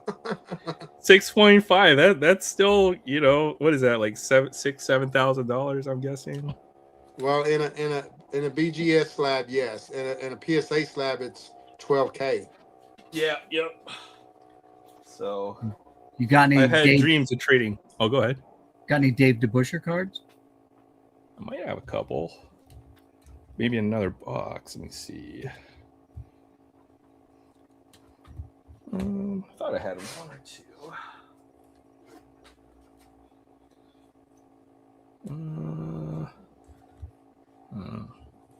I swear I had it. Let me check. Well, let me dig through this box a little bit if I find it all. I got a Dave DeBuscher rookie card. 1963 tops. How did that get in there? But it's a baseball card. That's right. That's right. That's right. That's cool. And then I got a DeBuscher autograph. I didn't know it was autographed when I think I picked this up at the flea market. I didn't know it was autographed. But you can see the Dave on there. I don't think it's a legit autograph. I think some kid just wrote Dave DeBuscher on there. But there it is. I'm like, shit, because I don't like ink on my cards or creases. And then I saw this and I couldn't resist these. Like, I don't have a lot of these 52 tops, but there's a 52 Elmo Vallo. That's pretty good looking for a 52 right there. Yeah, here's the back of that one. Oops, go that way with it. So that's a nice one. And then, of course, I got this one just because it's a cool, like, landscaped catcher, like in action type photo. It's like crazy. Like, I don't know if you see many cards like that from this time frame. Not that sad. Yeah. I had two 5-row count boxes of vintage cards, you know, from like the 50s through the 60s. I mean, it was just all good, common vintage stuff that was in solid grades. Would all probably be anywhere between 5s to 7s. And, you know, but that's when that stuff really wasn't going for nothing, man. You could go and buy those, you know, for 50 cents to $1, most card shows and stuff like that. You know, people just wasn't collecting that type of stuff back in the day, and so on and so forth. And I traded all that stuff away for a gun that I wanted. And then I sit there and, man, thinking, I wish I could go back in time and get all that stuff back. Heck, you know, 5s and 7 grades and that type of stuff fetch decent money. Yeah, so I'm going to be focusing on these older 50s cards now. Here's Billy Martin, young Billy. You know, I still need to get an autograph of him. But I don't have the Brooks Robinson rookie on the 57 because I don't have a whole bunch of 57 tops. But that card go. When I was, you know, TTM and Bobby Shantz and stuff, I was picking up his cards. But I'm like, I don't know if I want to send them out and get them all signed up or not, like I did on the Dick Allens and some other guys. So I only sent out certain ones for him to sign. I met him first at the Philly show and then did TTMing on him. And I thought I picked up I don't see it now. Orlando Cepeda, kind of early years, but I don't see it now. So I don't know. It might have been put in a box somewhere else. There's a nice card. I'll probably eventually, maybe I might try to get this grade. It's a little dirty though. There's an OPG Tony Gwynn. The O-Pee-Chee, nice. Got the OPG Donnie Baseball around here somewhere too. But anytime, I don't know, people miss the OPG there. Yep. There's an OPG Nolan Ryan. Let's see.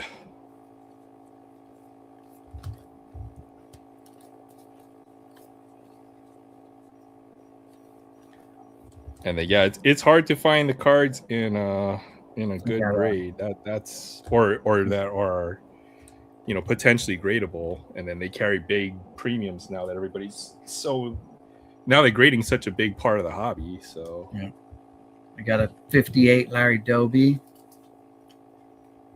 Pretty cool looking card. Yeah, Johnny Moore in that PSA 10.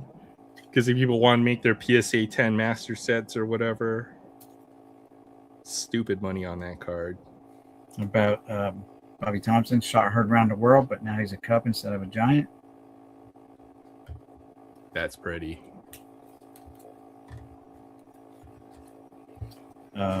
Moose, an all-star card, still scouring. Or this worn out Willie Mays. Hey, it's a Willie Mays card. That's all that matters. It looks okay to me. How about elephant ears, Bob Mossy. Don Mossy. Yeah. They had another one that had ink or something on it, or a crease, and I didn't pick it up because I'm like, nope. Otherwise, it was a close-up of Don Mossy on an older card, and I'm like, yeah. But it didn't fit into my collection.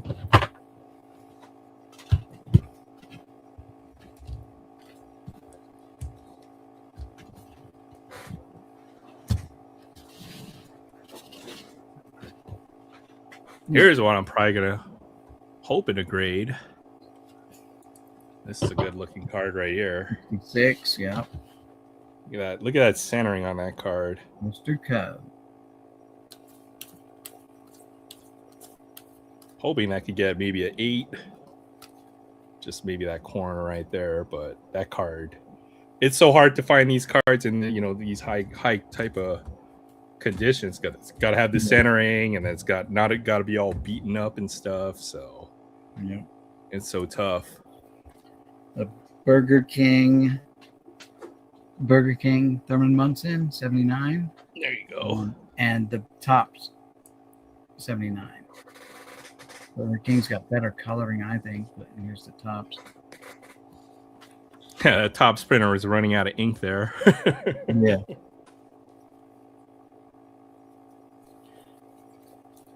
And I picked up some of the 77 cloth cards, like the stick cloth stickers.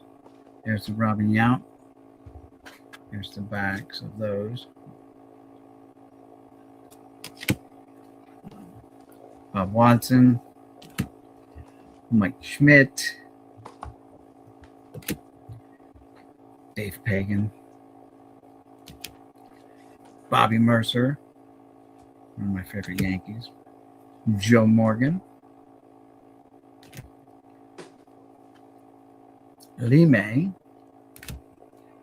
Bert Be Home by 11, Buddy Bell,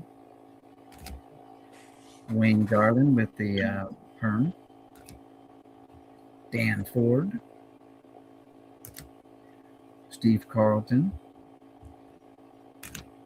Mike Hargrove, Dave Kingman, and the last one, Rod Carew. Sweet. All those are all the cloth? The cloth? 77 cloth, yeah. That's all that I have. It's a good set. Yeah, hard set to find. I mean, I got on my way looking for them, but when I do stumble across them, A little bit of an obscure set. It's probably undervalued in my opinion. Yeah. But as these cars get older and older, I think people appreciate it a little bit more. And I'm working. I don't have the binder. It might be upstairs. I'm working on the 75 Tops mini set too. Oh, the 75 mini set. Yeah. That's a cool one too. Yep.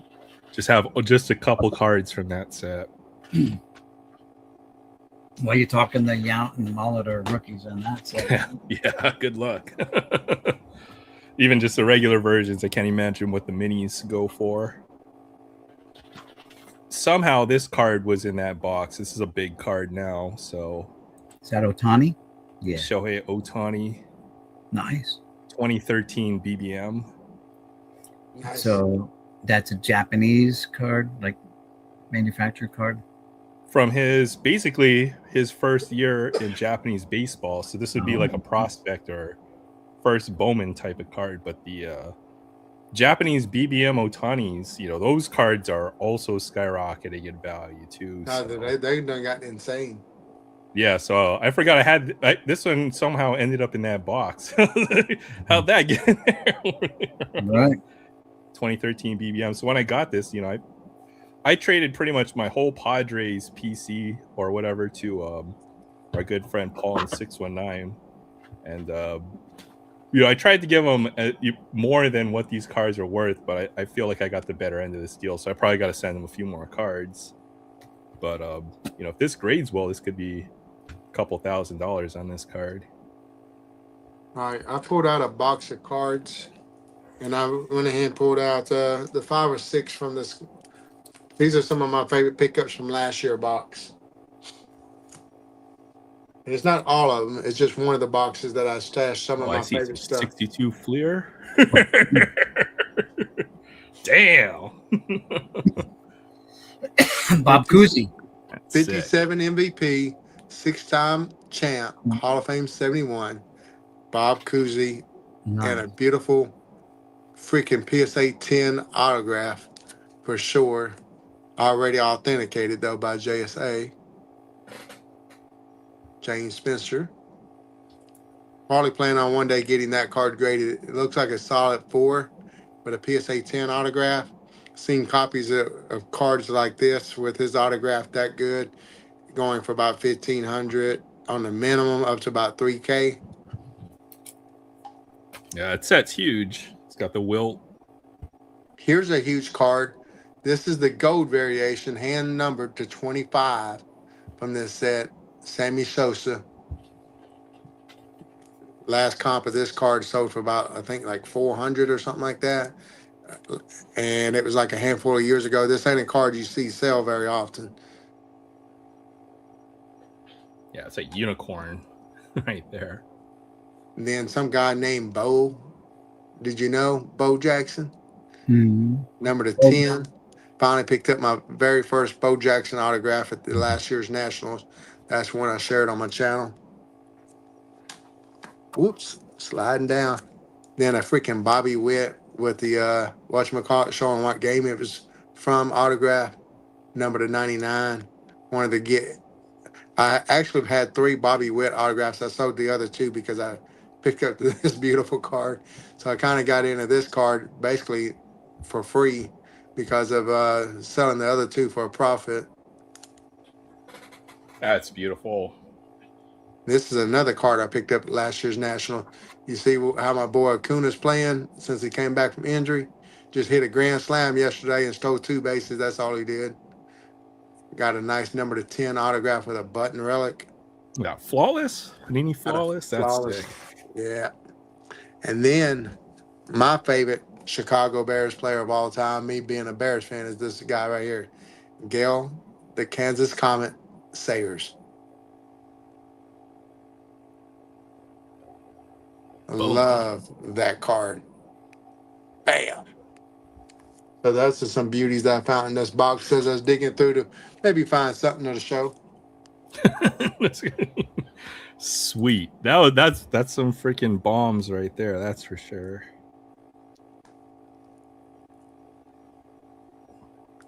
and that's my favorite one of the bunch right there. Yeah, I got to show that again. That's crazy right there. That's nasty ink too. I mean, it's just pops. It jumps off the card. All the inscriptions and the signature looks perfect on that, and it's on an amazing card. 62 Fleer. Yeah. Well, not Will, but Bill Russell's rookie year.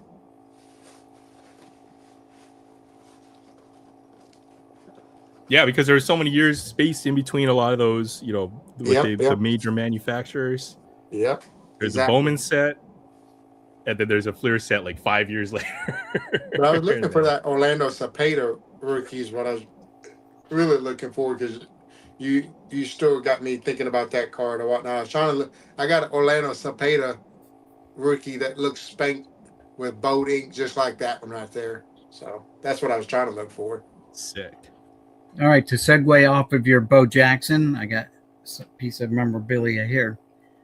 So when I was in the Air Force, the pilots that would come through, like they have to go to pilot training school and stuff like that, and each class would come up with a slogan. And if you see on the top, it says, Bo don't know jets, and he's holding on to that jet. That was during the Bo Jackson hype. From 1991, class 07, Bo don't know jets. And that's cool. It's got the Nike swoosh right there. I mean, that's a cool patch, dude. That is so cool. Yeah, I like that. Yeah, I probably got like 100 different patches. That would be cool to get that thing autographed, dude. He may not. There's a lot of Bo collectors out there, that's for sure. He may not That's want sick. that. But that I managed to. So I worked in a transient maintenance shop. I was a crew chief, and when people wanted to come in, they'd have to call us on the phone and say, "Hey, listen, I want to come in because we're Vegas, and everyone wanted to come there to gamble." And that was an excuse. Well, we're going to do a cross country training, and we're going to stop in at Nellis, and we're going to spend the night at Nellis. We're going to go gamble, and then we're going to come back. I'd met Johnny Unitas's nephew. So pilot lands, he gets out, and I noticed the name tape. It said Unitas. That's kind of a unique name. I said, hey, any relation to the football player? He goes, oh, yeah, that's my uncle. I'm like, oh, that's cool. Another guy gets out, and he's in the cockpit, and I put the ladder up, and he has his helmet bag, and he holds it out over the rail, and he just drops it. Thud. Hits the ground. Full of coins. And I'm thinking, dude, they got machines down there that'll change your bills for coins. You don't have to bring, 50 pounds of quarters with you. Or whatever. And so when the guys would come in, I'm like, I would always hit them up. Yeah, you sure come in. Hey, make sure you bring some patches. And we had a board inside the office there anyway that we put a copy of everyone's patches that we collected. Kind of like when that was before they had the coins and stuff. Now the military, they coin each other and stuff like that. But yeah, when you talked about Bo, I'm like, well, I got to bring out that Bo Jackson patch. That is so cool. I'm glad you shared that, dude. That is too cool. Yeah, it's cool. They also have another one. It was like a Dick Tracy theme, not with Bo, but Dick Tracy. I guess it might have been a big movie at the time, Yep. Dick Tracy movie that came out. All that pinup art or whatever. That's Madonna. Yeah. That's always been a thing. There's some collectors out there for that kind of stuff too. So who was the other actress in that movie? Warren Beatty, and Madonna was in it. Yeah. Yeah, Warren Beatty, Madonna, but the other female was Anne something other. I want to say. I don't know. Not Hathaway, right? And Margaret. No. Come on, Barry, help me out.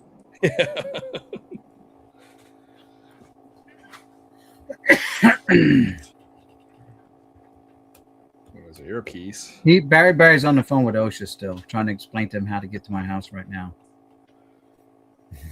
Barry is an encyclopedia of knowledge. I'll put it that way. I know he usually knows everything. What's wrong with my headset? Uh-oh. All right, there. I think it's good now. Houston, we have a problem. Yeah, Houston. Yeah, I can't hear you guys. I can barely hear you guys. Hold on. Houston, we have a problem. I'm also working on this set here. This is the what do they call it? Something graphics. Oh, it's that the CyberSat. Yeah, I'm working on putting this set together too.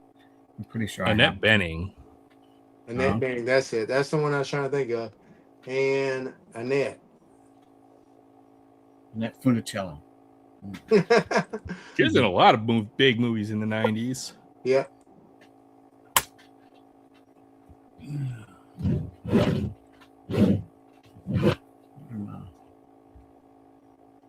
I get notifications right now. My mail went out at 3:30 today. It's now 3:30 a.m. So we're not at 3:30 p.m. and it says, "Oh, they finally scanned my package, my envelope for that order that went out today. They finally scanned it. It says, "Oh, it's shipped." 12 hours later. They're now. They be late on that stuff, don't they? Well, I had a guy message me, and he requested his money back for a card that he bought. And what was it? I forget what it was, but he ordered it February 19th, and it just showed up yesterday. February 19th, and it didn't go to China or anywhere like that. Let's see, where did it go? Right. eBay messages. It's right here. All it was a Chef Boyardee Ozzie Smith card from 1988, right? Card number 5, $2.25. He says the card finally showed up yesterday. Now I know you refunded the order months ago. Would you like me to ship the card back? I'm like, no, just keep the card, man. It's fine. I'm not worried. If it goes to the wrong hub or whatever, like, you can get stuck there in mail hell for like months or whatever. So yeah, and I'm like, that happens every time it ships from my house. It ends up in Philly, and it just keeps going. I track it, and it goes in Philly, keeps updating at Philly. Like, would it get stuck in the machine? What, And then it never got there. It was going that one there was going to Denver. So I've had a lot of problems with my mail, and that was the one discouraging thing about my my whole YouTube thing, or my whole eBay thing, was like the amount of lost mail or not received mail that I'm refunding per month. Go ahead. No, I'm sorry. Go ahead. Finish up. I said if I go 3 months without someone putting in a claim against me for not getting their card, it was a good run. Mm-hmm. So this came to my house with a TTM.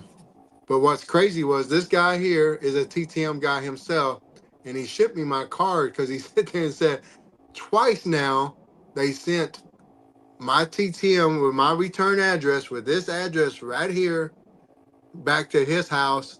And he lives in, let me find it right here. Not going to share his address, but he lives in New Jersey, close to, your neck of the woods and whatnot. Huh. He lives in New Jersey and received my TTM return address right here. How does the man manage that? What's the man been drinking? What? So this went to his house not once, but twice. So he decided that, all right, man, I'm gonna go ahead and put it in this envelope with a handwritten address to see if it'll get to me. So that's cool that the guy was cool enough to send me this to me after the mail decided to send it to his address twice, even though it's got nowhere near his address. Isn't that crazy? Halfway across the country. It's insane. And the mail system is a modern marvel, but sometimes when it doesn't work, it's very noticeable when you notice these things. That's the craziest return I've ever gotten, where it goes to somebody else's address in New Jersey, not once, but twice. Yeah. That's insane. What is the percentage of orders you think you have mail problems with? Because I know, when you sell, you're just going to assume that a certain number of your purchases or orders are just going to get lost in the mail or scammed or so on, right? So yeah, I expect 100% to get to me if I'm paying for it. Exactly. That's what I expect. But he wants to know the percentage of misplaced mail, lost mail, whatever. It's still low, but I don't do a lot.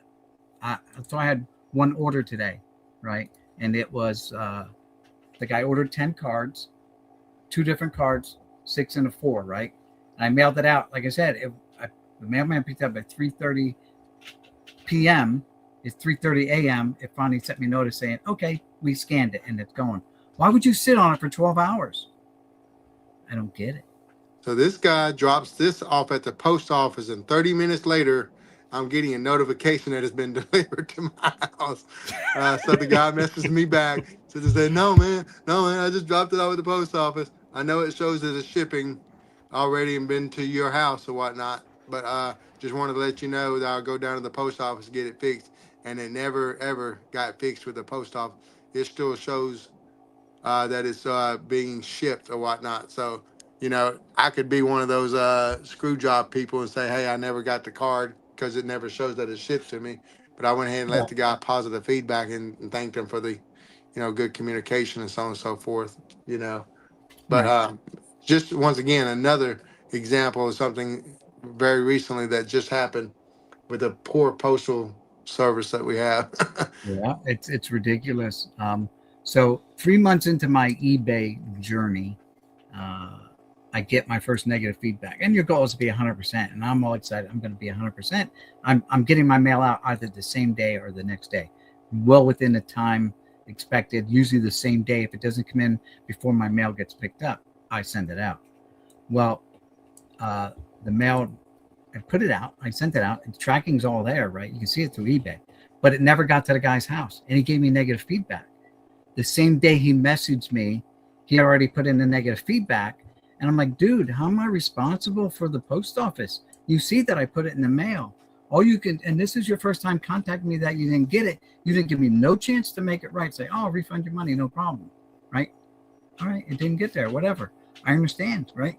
He gave me a negative feedback. It took me a whole year before I got back to where that finally, all the positives finally outweighed by percentage points, or thousands of a percentage point, to where I'm back showing 100%, even though I have one negative feedback. I was so, and that was another thing that just burst my bubble. I'm like, all my efforts, why am I doing this? And it's hard. Yeah, I think keep positive about it. When I think it's back when a seller could leave negative feedback or whatnot. One tried to give me negative feedback or whatnot, but luckily at eBay, I didn't even just do nothing. But eBay contacted me and apologized and removed that dude's negative feedback off of me or whatnot. So I know if you message eBay sometimes about that, they will fix that for you just going forward in the future. Where so they always have like an experience and feedback and all that. They want you to give feedback, and every time there's something wrong with the mail getting to a customer, I leave feedback saying, "Oh, great, yeah, thanks. Our post office screwed me again," letting them know that it's not my fault. It was all sent. Everything was sent, and then, they still screwed me, and they didn't make anything right. I think there's a certain number of people that no matter what you do, you can't make them happy, right? So it's unreasonable for 100% feedback. So, if some seller has thousands of feedback and it's like 99 point whatever percent, that's good enough for me to. Good point. I mean, I bought from people with, certain feedback, but I'm looking at what price point I'm willing to go under, certain feedback, eBay standard, this and that, and so on and so forth. And then as well, if a guy's got like say 90 or 80% feedback, but yet I sit there and see, I look and read why. And sometimes I'm sitting there thinking, man, this is the reason why you're leaving this guy negative feedback. Come on, moron, and stuff like that. Sometimes it's justifiable though. I sit there and never received the card, and contacted the guy 3 times, and he still never replied to me. Now, yeah, that guy deserves negative feedback, and I won't be buying from that guy. Thank you for letting me know. But sometimes people just be unreal with the deal. Oh, he didn't give me free shipping on this for whatever stupid reason. Nah, man, you got to pay shipping, dude. Yeah. So that it was very hard my first year, staying positive and wanting to continue doing it into year number 2. But my buddy who lives right up the road, like a couple miles from me, Jeff Airtime, who used to do the Sunday, he used to have a Sunday live stream that he did all the time. I became good friends with him, and he's like, he's been doing this. I'm doing 25 years. He started his 26th year doing eBay, and he says it happens. Don't worry about it. Don't sweat it. Just keep on going, and don't worry about it. It's all water under the bridge, and get me back on track with okay, it's keep positive about the whole eBay thing, because it's not a whole lot, but to me it seems like a whole lot. You know what I mean? Because when you strive to be the best, I ship it out right away and and then to get the negative feedback, I'm like, well, there it goes. I guess I won't be 100%. It just burst my bubble a little bit. That's all. I got over it, but it took me 6 months to get over it. I'm like, fucking God. No, it's tough. I mean, sometimes things are out of your control, right? Like I've lost friends over, stuff that things are out of your control, right? There's nothing you can do about it. You think about it. As long as you think you did the right thing, then I don't think you have anything to worry about, right? I mean, you try to make to make it right between somebody didn't get their stuff or, for whatever reason. I think you're going above and beyond in that case, right? So and I've had sellers do that for me too when I was a buyer, and not a seller. And the guy sent me the wrong Bryce Harper card. I bought the refractor version, chrome refractor, and he sent me the base chrome. And I contacted him. I said, hey, you sent me the wrong card. I said, I ordered the refractor. And I showed him pictures of the card. And he said, oh, okay. And he sent me the right card. He said, keep that card. He sent me the refractor and the purple version of the Bryce Harper card. Oh, wow. For free. And I'm like, dude, I mentioned, dude, you went far and above. And I made sure I gave him a positive feedback, saying it went way far and above. Small issue. He made it right away. Positive, would buy from again, no problem, blah, blah, blah. People don't do that anymore. And to be honest with Airtime told me, he says, people don't even look at your percentage anymore. If you're 99%, they don't look at that. They did look at other things, price is more important. Like Adam said, price is more important. They don't even bother with you. And they didn't. I haven't heard anything from anyone saying, well, I was concerned, you only had 99%. Price is the biggest thing on eBay. People are looking for the lowest listing with lowest shipping, and it's hard to compete on price. It doesn't even matter condition, so people won't even look at the condition when they're making that decision to. And I always down condition my cards too, because I don't want to have someone over expecting something on the card. Expecting mint or whatever. You said mint. You said EX or whatever, right? And then all my cards are excellent. Very few are mint. They're usually excellent. That's it. And that's obviously, if it's creased, I'll put creased in the description or ink in the description. I'll try to make sure that they have, in case they didn't see it on the card, it's there in writing. Hey, right? It's creased. Sometimes creases are hard to see. Yeah, that guy, he was even so apologetic. I messaged him back about a day later, 2 days later, because he told me they was going to immediately fix that. I said, hey, it's still showing that it was shipped or whatnot. It's never been resolved on the shipping tracking and whatnot. He said, well, if it's not there by Wednesday, let me know and I'll refund you the card, And that's not just like some random card that you're going to want to kind of refund, either and stuff. So it's kind of cool that, like you sitting there saying, just let me know, talk to me, communicate. I'll take care of you, kind of transaction versus, just going around and give somebody bad feedback because of.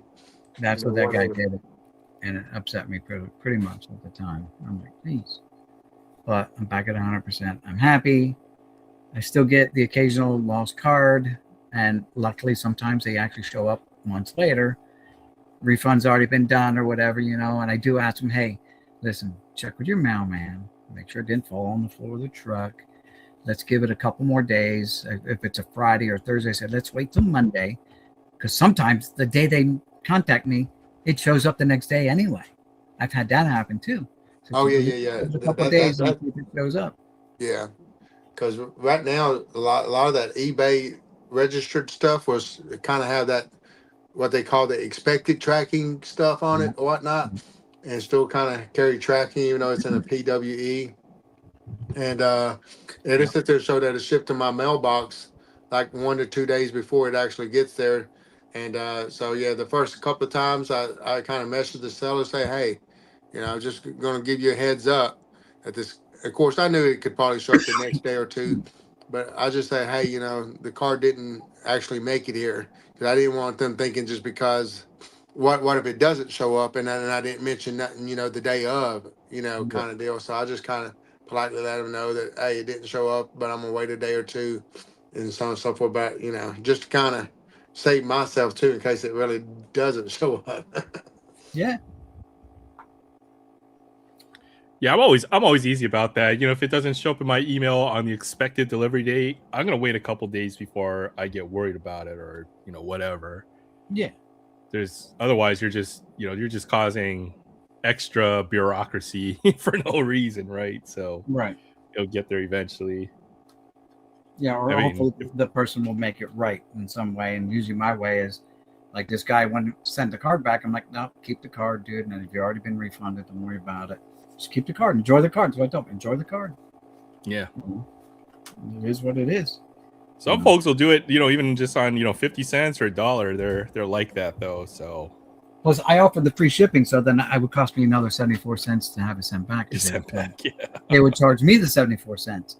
And obviously it wouldn't be right to charge the buyer to send it back either. It's not either one of our mistakes. Yeah, not a refund or anything like that. So yeah, so I just refund them and go on. But it is what it is. Overall, it was $6,500 extra in my pocket last year. Who cares? Not a lot of money compared to a lot of eBayers. They make tens of thousands of dollars.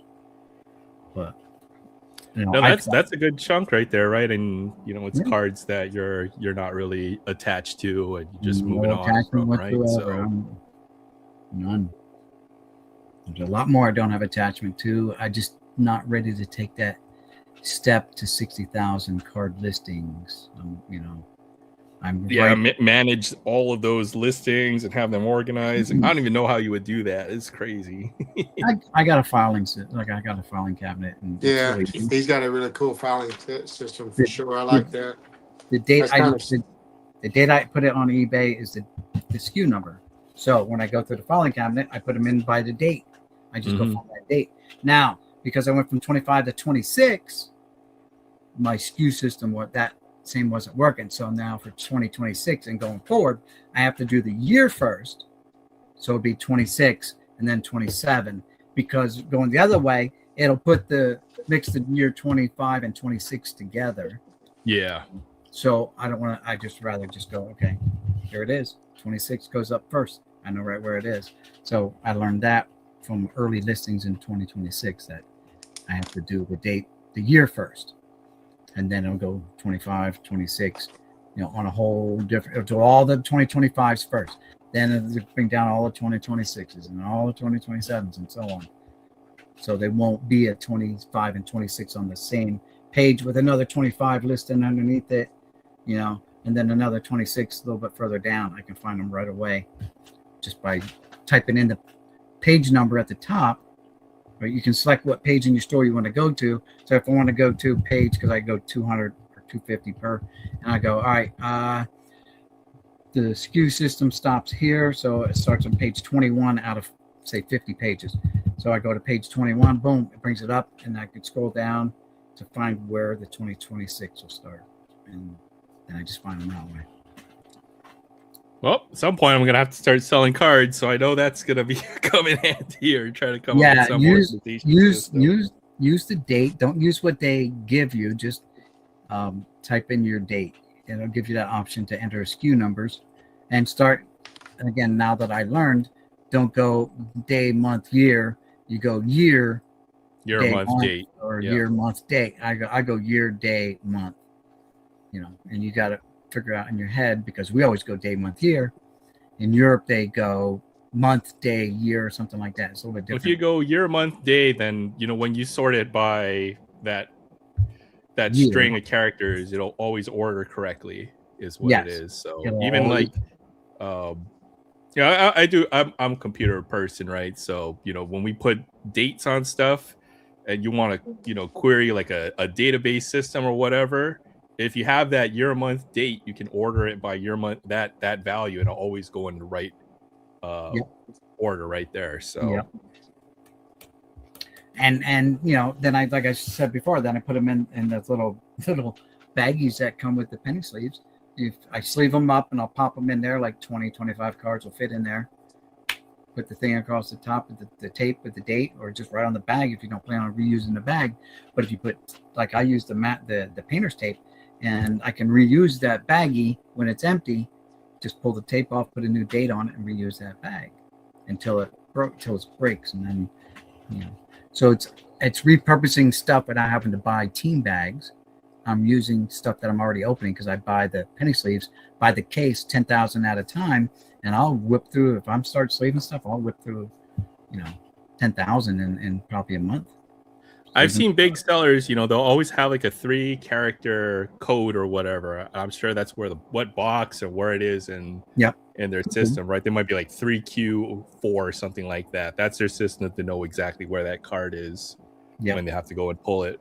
And that's if you're doing like, 10,000, 100,000 listings or whatever. You got to have a system like that, to be able to find that card, that exact version of that card whenever somebody buys it, right? Right. Or if you bulk list, you can put for that specific card's queue number an A or a B or a C or a D. And then you would write that on that penny sleeve so that when someone buys, it'll show up on the order that they ordered the A card, not the C card, not the D card. So then you go through, you pull out the bag, here's the A card, boom. Yep. Now, when you have 200, well, you're not going to do that. You just make sure the 200, and I make it available so that the person know that it's a bulk listing. All 200. It says how many they can pick from, 200, and then I will look up that image and I'll blow it up to make sure there's nothing peculiar or one peculiar thing about it, and boom, use that one. But usually the first card I pick, the worst card. If I bulk list, the worst card is the image I use. And then when someone buys one, I'll look at it. If it's the worst card, which it should be because it's the first and only one listed, the rest are going to all fall under that worst image, but it's going to be a better card. If that makes sense. Like if it's got just a little spot on the border, it'll show up on that worst card. But everyone after that guy that buys that worst card image, the bulk listings everything will be better after that. That's better to do it that way than have to deal with returns, is what it is, right? So yeah,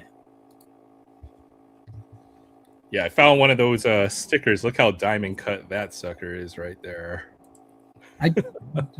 I sold a diamond cut card tonight. Oh yeah, look at that. Look at that diamond cut right there.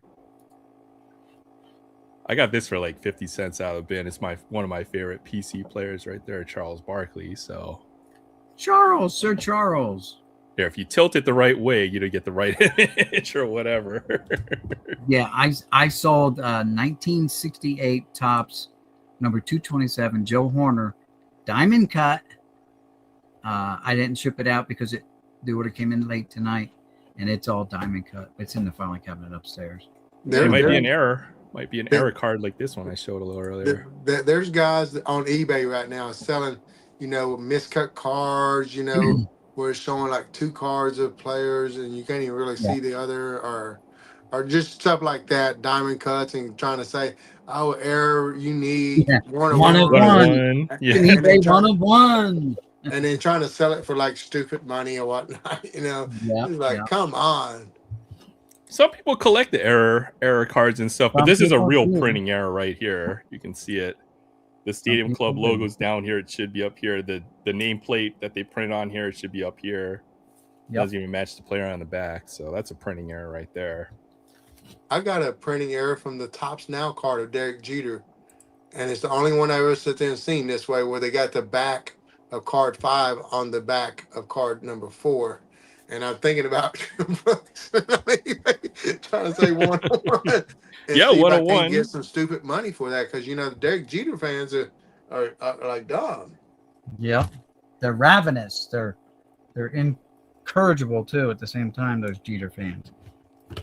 I know I opened up a box of Panini something. It might have been Panini Prism Baseball, but on half of the cards, it was a wrong sheet of cards on the back compared to the front. They're all miscut. So I actually pieced together part of the sheet from that, just because you could see which cards lined up with which player and stuff. So maybe that might be a nice little collection to sell later on at some point. But it happens, printing errors and all that. So Oh yeah.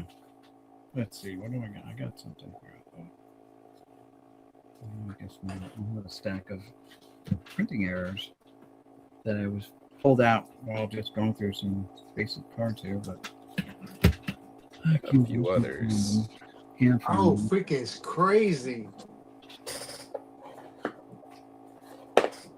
The last freaking Chipper Jones Top Desert Shield PSA 9 sold for $6,350.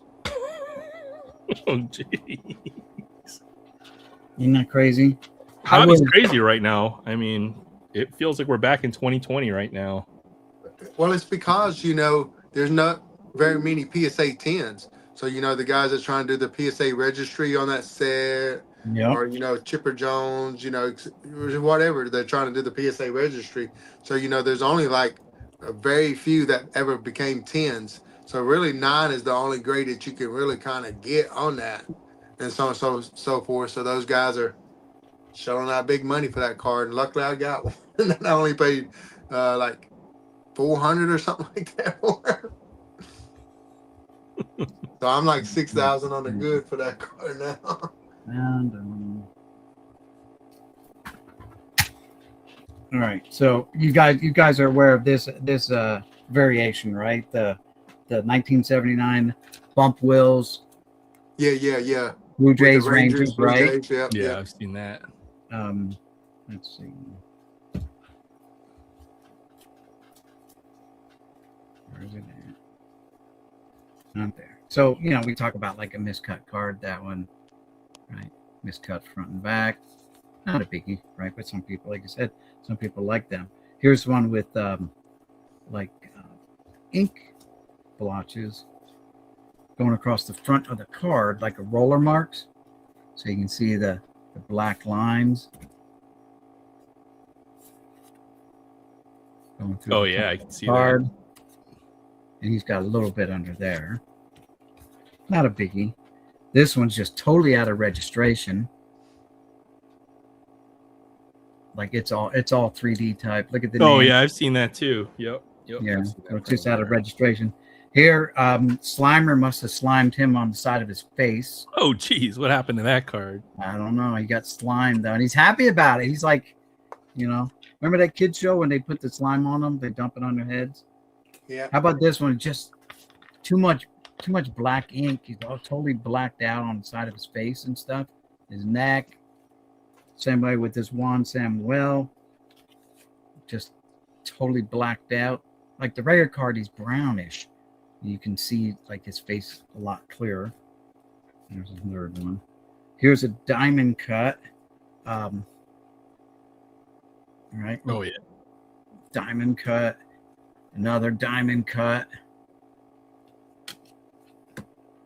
And these must maybe been in the same pack. I don't know. There's a diamond cut. Here he's catching, I don't know, someone threw a bucket of something on him from the fan. I don't know, from the stadium seats, because look at that white spot or seagull shit on the card. I don't know. But it's got the big white blot down here, Here's Will Clark. Bird crapped on the card, looks like. A little big old white spot over here. Oops, over there. Another miscut 82 Topps card. This one's got some kind of color thing going up there, as John Jabs would say, some kind of orb or something going on. Now these Dunross, some of these Dunross have that black line goes through the name and stuff. And then some of them has those star things on the back too, so you got to kind of look at. Yeah, I don't know. Especially no stars. Variation or error. This one, and this is both the variation, but you see the under the J for J's, it's white. Oops, it's supposed to be blue up under there. That I white still want to triangle. get the John Smotes / Tom Glavine picture, versus Yeah. 90 Donruss card. That's one error card I still got to get to my collection one day. And this is just flat out the wrong guy. Steve somebody or other, not Al Leiter. This is Ray Knight, reverse negative. He's not left-handed. He's right-handed. Oh, that was a popular card back in the day. I'm not sure what's wrong with this Brian Holton, but I had it pulled out for something. I didn't look it up, see what's wrong with it. Whether it's the wrong image on the front of the card versus the guy on the back. Don't know. This is the corrected version of the Juan LeBron. He's got another one that says he's Beltray. Yeah, I like to get that Carlos Beltran. Yeah. This is a Dan Schatzeder, right? But his name is spelled different. This is Zader. Zader. Then it goes with the hash mark there. Someone put a hash mark saying, okay, this is corrected. It's got Zeder. And they put a hash mark, and then he printed them off with the hash marks on the card. They're like, what are you doing? Now we got to stop and reprint them again. So then they finally get it right. Zeder. Schatzeder. Here's the one you were talking about. Smoltz Glavin. This is the Joe 87 Topps Joe Negro, but if you look on the back, you'll see that the copyright is outside the yellow, and there it's inside the yellow. So different versions. And of course, these are the black box Billy Ripkins. And then the Mike Heath, Tom Brookins. Brookins with the Heath back. Heath with the Brookins back. Then we got the McGuire with the white box down there, his ankle. Should not be there. And slightly less known, maybe, but the Sandy Alomar, see where the hat's almost touching the letters, and then here there's a big gap. Interesting. Different variations of that card. Of course, everyone knows about the Randy Johnson one. That's totally blacked out. No, with the cigarettes, Marlboro on the back. Right. I pulled this one out of my set, but there's the Craig Nettles, right? Greg Nettles, spelled Craig on the back. That was another huge card back in the day. This is not Wes Chamberlain. It's some other dude with Wes Chamberlain's photo. Bat Boy, I don't know. Are you going to show us the Barry Bonds / I don't have that. Oh, the opening day one. No. That's a stupid expensive card. Yeah. So they got the stupid triangle down here, pink, purple, blue. So there's different colors of the rainbow for that spot right there on that card. They consider that an error. This one is the crotch grabber, non-crotch grabber, black, whited out his arm. See the guy on second base, shortstop or second baseman, whoever it is. We can't have him playing with his junk or his Richard. So they whited that one out. And then, of course, you got the Juan Gonzalez reverse negatives. Nice. And those are all but the one was pulled out of boxes that I went through within the last month. I'm looking for that John Smotes Tom Glavine MVP card. Mm-hmm. And I see one on eBay with both guys autographing it or whatnot. Ooh, nice. thinking about maybe messaging him, see if he could do any better than what he's asking. Oh, I see another one now. They And both this, signed it. yeah, I see another one. And this guy's kind of asking for a similar price point, but Yeah. this guy's got his at least with the card being, the one guy had just listed as a trading card, so he did like the value authentication with PSA. This next guy did it where he got the card graded. I mean, not the card graded, but the card authenticated with the name of the card, and as well the autograph authenticated or graded. Graded. That's the word I'm looking for. So it's a PSA 10 grade on the autographs by Tom Glavine and John Smoltz. I'm definitely gonna be making this guy an offer. I got to look at what our previous ones sold for and try to make a reasonable offer and pick that up. Is that just That'd native? that'd be cool to add that to my collection. Oh, test run. That's the black and white test run, but look what it says on the bat knob. So they made the test run, didn't catch it, put it out there, and then they ran the regular run, and then they finally caught it. They did the saw cut, right? We talked about this earlier. They cut them on the bandsaw. Some of them made it out. But again, the bandsaw, now I was tricked because I bought a saw cut one that was a black box.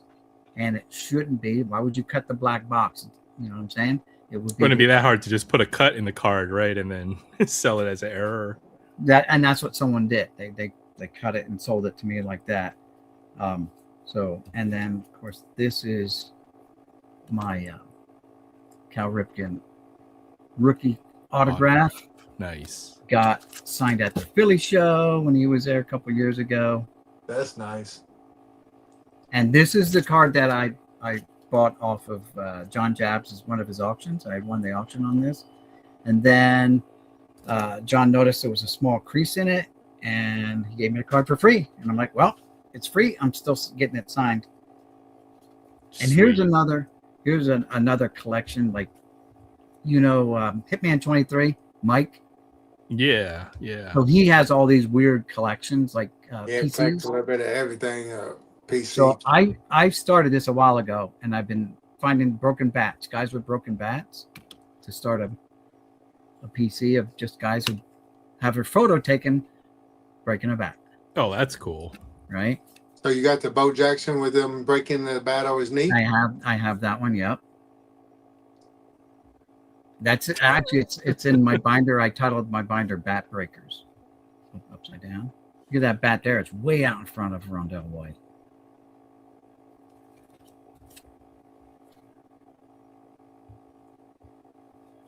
I'm surprised there's this many, but I suppose if you're going to pick an image that's unique, it's going to be a broken bat image. So yeah, and still, I mean, you're going through hundreds of thousands of cards just to find. That's a cool frankincense set. Yeah, I like that. For sure. And then while we're here, how about these two cards? They're from the 5th National. This is 1978, I believe it says on them. I forget what the date is, but I think it's from the 5th one, early, maybe not 78, but oh yeah, it says 84, sorry. August 9th through the 12th, 1984, the 5th Annual National. Almost as old as I am. Just dropping a hint there. And nice. And then of course I started a PC of like prototype cards, sample cards. That's the same one.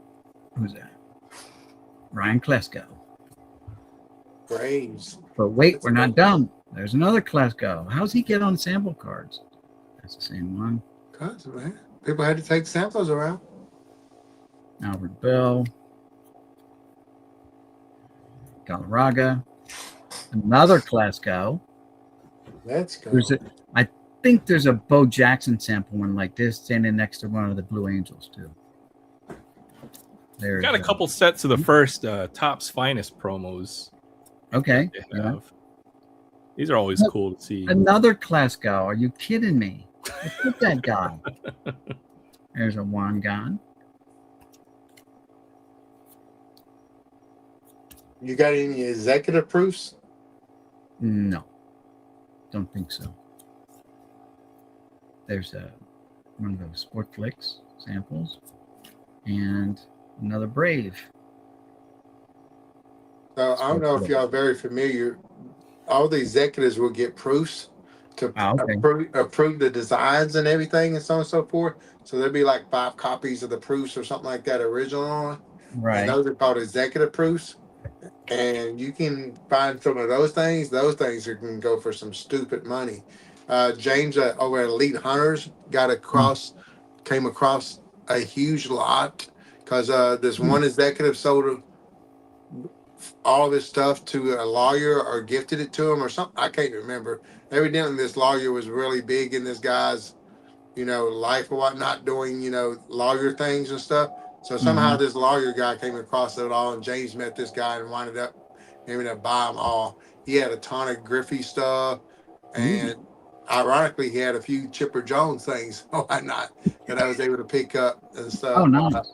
Yeah, and then he sent all his cards off before he sold any of them though to BGS because he called PSA, called BGS, SGC, see who would be willing to maybe do what they call those special label things, that they make, from this person's special collection, et cetera, et cetera.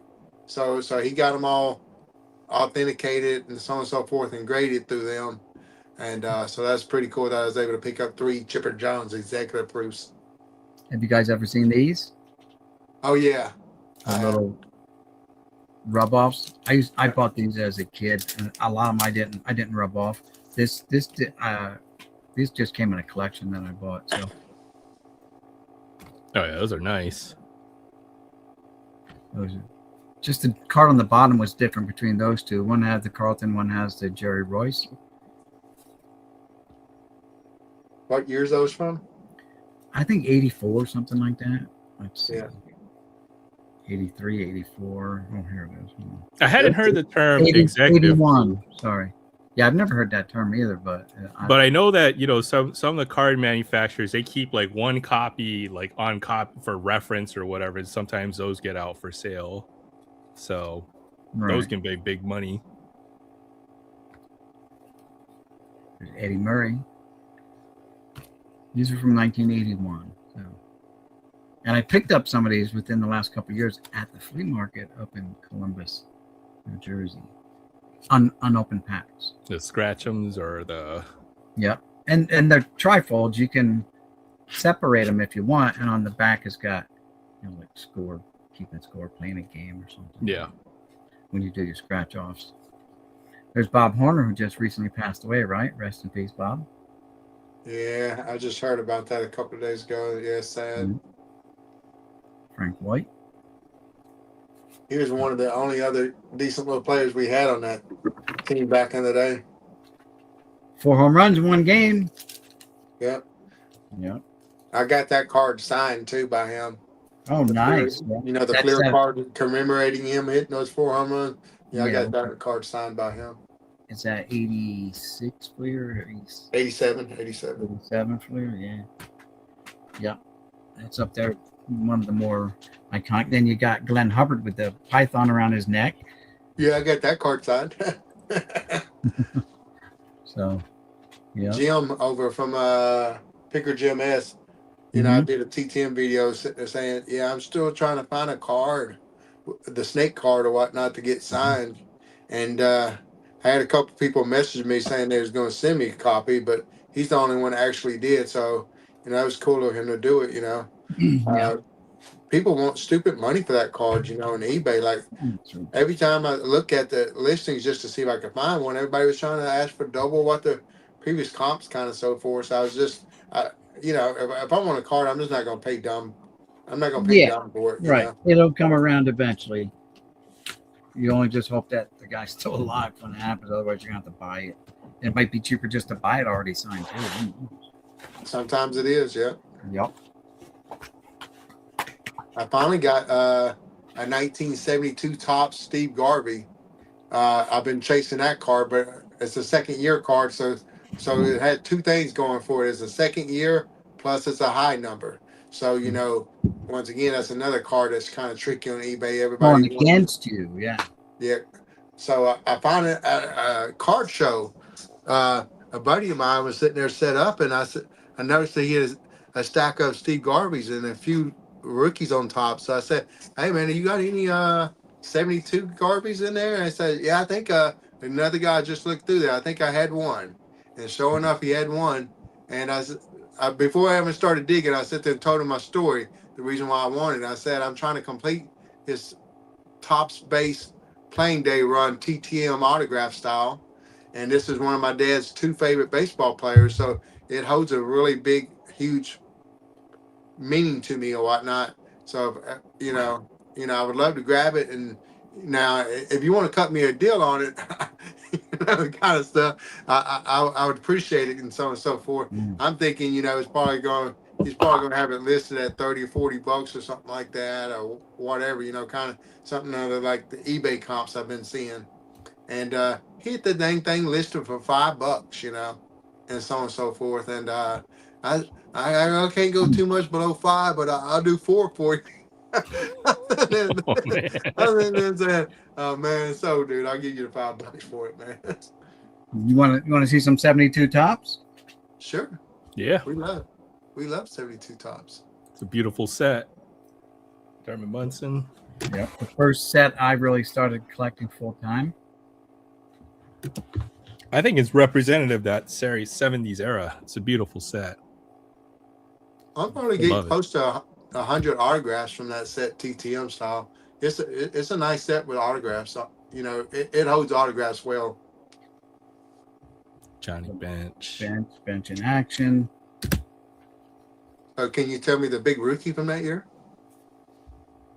72. Hold on. I should know this, but Catcher. oh yeah, I just held it up. It was the Fisk. Yep. So I've gotten that card TTM twice now. One just with him by himself, and then I went and got all three guys to sign it. The Harmon guy or whatever it is, and the Cecil Cooper, and then I got Carlton Fisk. So I got it trio signed as well. Nice. The Tom Seaver. Got a couple of Hoyt Wilhelms. These are just ones that I found in a box. Hank Aaron in action. Reggie in action. That's what I like the set for, is those in action cards, because it's just another way to get an extra card of your favorite player. Yeah. Where's it at? There's the Rod Crew. Okay. The Rod Crew was out of order. So we got the Crew base and then 3 of his in action. And by the way, the in actions all had puzzle pieces on the back. Yeah. Ain't that also the set that also had like the traded cards? It showed the traded at the bottom of it and showed that them being traded on some of the cards too. Ain't that bold lettering. Yep. Yeah. I think that's the first year they started doing that or something like that. Yeah, right there. Boom. Might be the only year they did that. I can't remember. But yeah, I remember that about that set. Nice. And the Dodgers and Oliva. Getting a little tired, fellas. And you can tell like they've been in there forever because all the things are like yellow urine stains. Like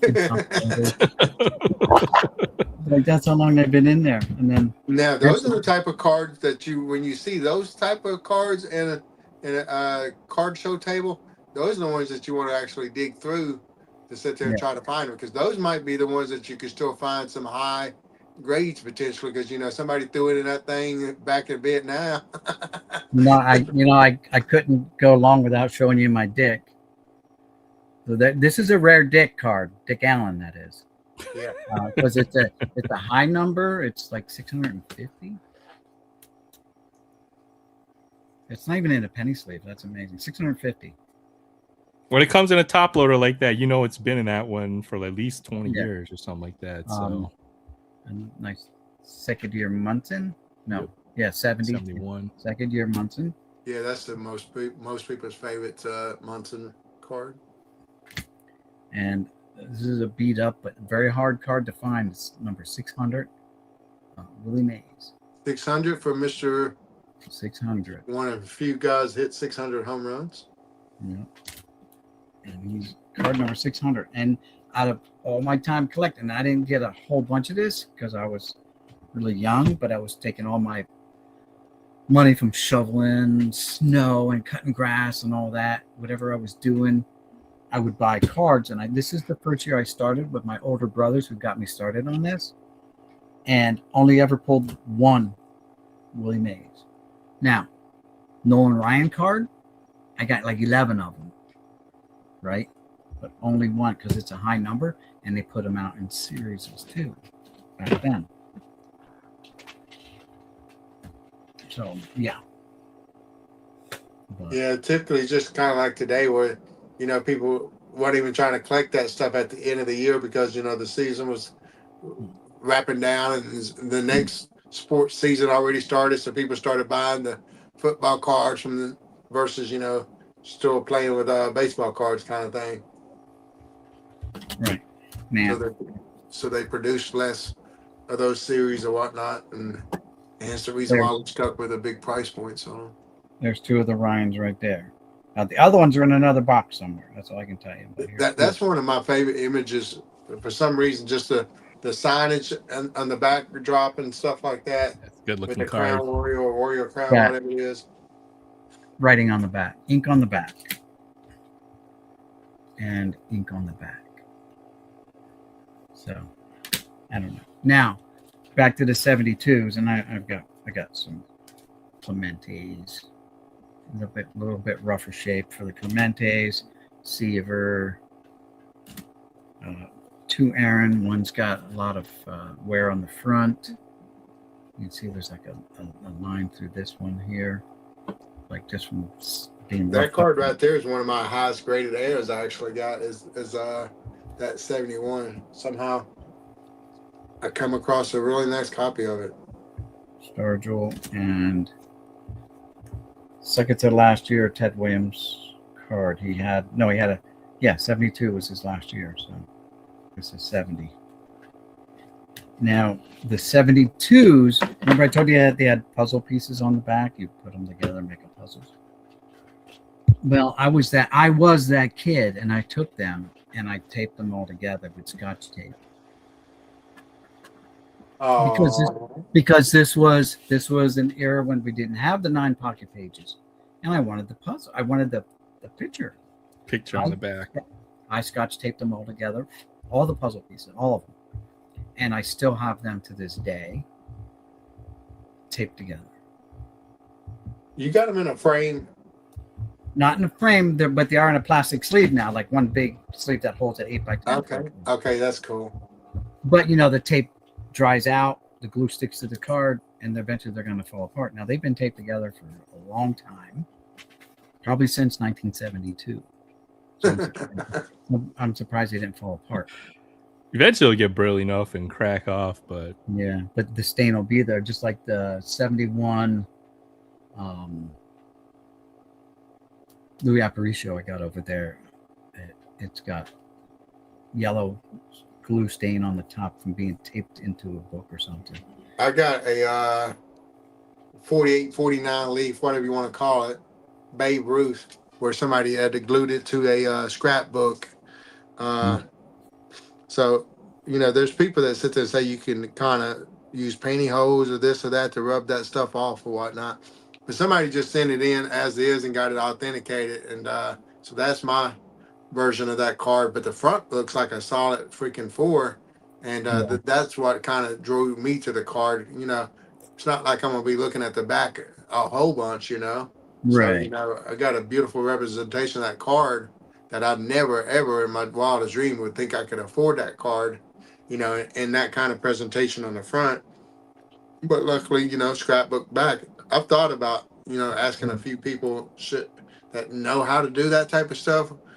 Should I crack it and let them maybe rub that stuff off to where I can, actually get a 4 on that card and it'd be a monster card. But I'm just going to leave it as is, Polly. Well, pantyhose will get the wax off the cards. I've done that, or like a nylon sock, like a dress sock, will get the wax off. I've done that to cards before I put them up on eBay. Here we go. Here's an error card, a variation card that a lot of people don't know about. So I'm going to share the secret with you right now. All right. So see the guy's fly, his zipper area, it's got a button. Yeah, I know about this card, yeah. Okay. So they didn't like the fact that his fly might be open, might be showing his Richard might pop out. So they whited out the button. So you have ones with full button, half button, and no button, whited out button. This is the half button, like a half whited out button. I've got, this might be the full button. Now I've got all three of them in my like error binder. Well, the variations for the 66 tops set that I was working on. Boom. Dumbo. Big ear Mossy. I got that card. Just Big ear, big nose, Mossy. Scott Reindeer's favorite baseball player. and he might have an eye problem too, because one eye is really like lazy eyed out. Eye. So he may have been scarier than facing Randy Johnson, with that lazy eye looking in the dugout while he's pitching to you. You can get a sign from the manager what to throw, right? Okay, I'm not going to throw this. And he's looking at the catcher with one eye, looking in the dugout or checking the guy on first base, right? He's a righty. That eye's going all the way over there. I can see you over there, pal. I don't have to turn my head a little bit. Yeah. It's just his eyes trained already to be like that. It's just, It's already lazy. It's just paying attention to, everything. But I'm fixing to put a fork in it, fellas. Y'all have a great weekend. It was fun hanging out with you. Aaron, you're awesome as always. We got him through 6 hours, man. 6 hours. That was a good stream. Yeah. Yep. I'm gonna head out too, because you might be getting tired. I don't know what time it is there for you, but it's always early for me. It's only 10:30 over here. But I appreciate you guys popping in and sharing all this your cards and the knowledge and all that stuff. It's always amazing just to see what y'all got going on. So anytime. I love doing this kind of stuff anyway. Sounds good. Yeah, we'll shut it down. All right. Appreciate you guys later. In. Have a great weekend. Yeah, you too. Take care, fellas. All right. Finish up this Bowman blaster, maybe. And we'll call it a night. I got this lying around. Finish this up. Yeah, always great to talk cards hobby with those folks. They know what they're talking about. They've collected for years, and you always get a little something, no matter what. So, man, I can't stop ripping new wax. So let's finish up this blast and we'll head on out for the evening. Already pulled this nice George Lombard Jr. So maybe there'll be an autograph hidden in here. That's my hope, or another numbered card. But Bowman's been pretty fire this year as Mike Trout on that Electric Sluggers. Martinez. Paper. All right, take care. Have a great weekend. Appreciate you both stopping in, Adam. Boom Sling. Tie this up. I can't leave packs on my table here until next week. That's not going to work. So let's see if there's anything else. There's a Sal Stewart. This guy got off to a pretty hot start. Cole Young, Bryce Matthews. Yeah, there's a lot of good rookies to chase. Hartman. Cash Mayfield. Victor Arias. Yeah, you know what? The other thing is, I think I drank dang near half this bottle already. So that was a fresh bottle when I started. I'm ready to go lie down for a bit. Oh boy. Might have slurred a word here or there. Schwarber, Stowers. There's a Roki. Johnny Level. Oh, upside down. Oh, Kendry Churio and wait. ×2. Warwick Knopf. Billy Carlson. I think we pulled our best hit out of that first pack, but we just had a nice little burp right there. Let's see if there's anything else in here. J-Ram. Oh, Nick Kurtz. I already got a refractor. The Solo. It's one of those platinum. Rana. Yellen Mate. And Herman. Finish up this last pack.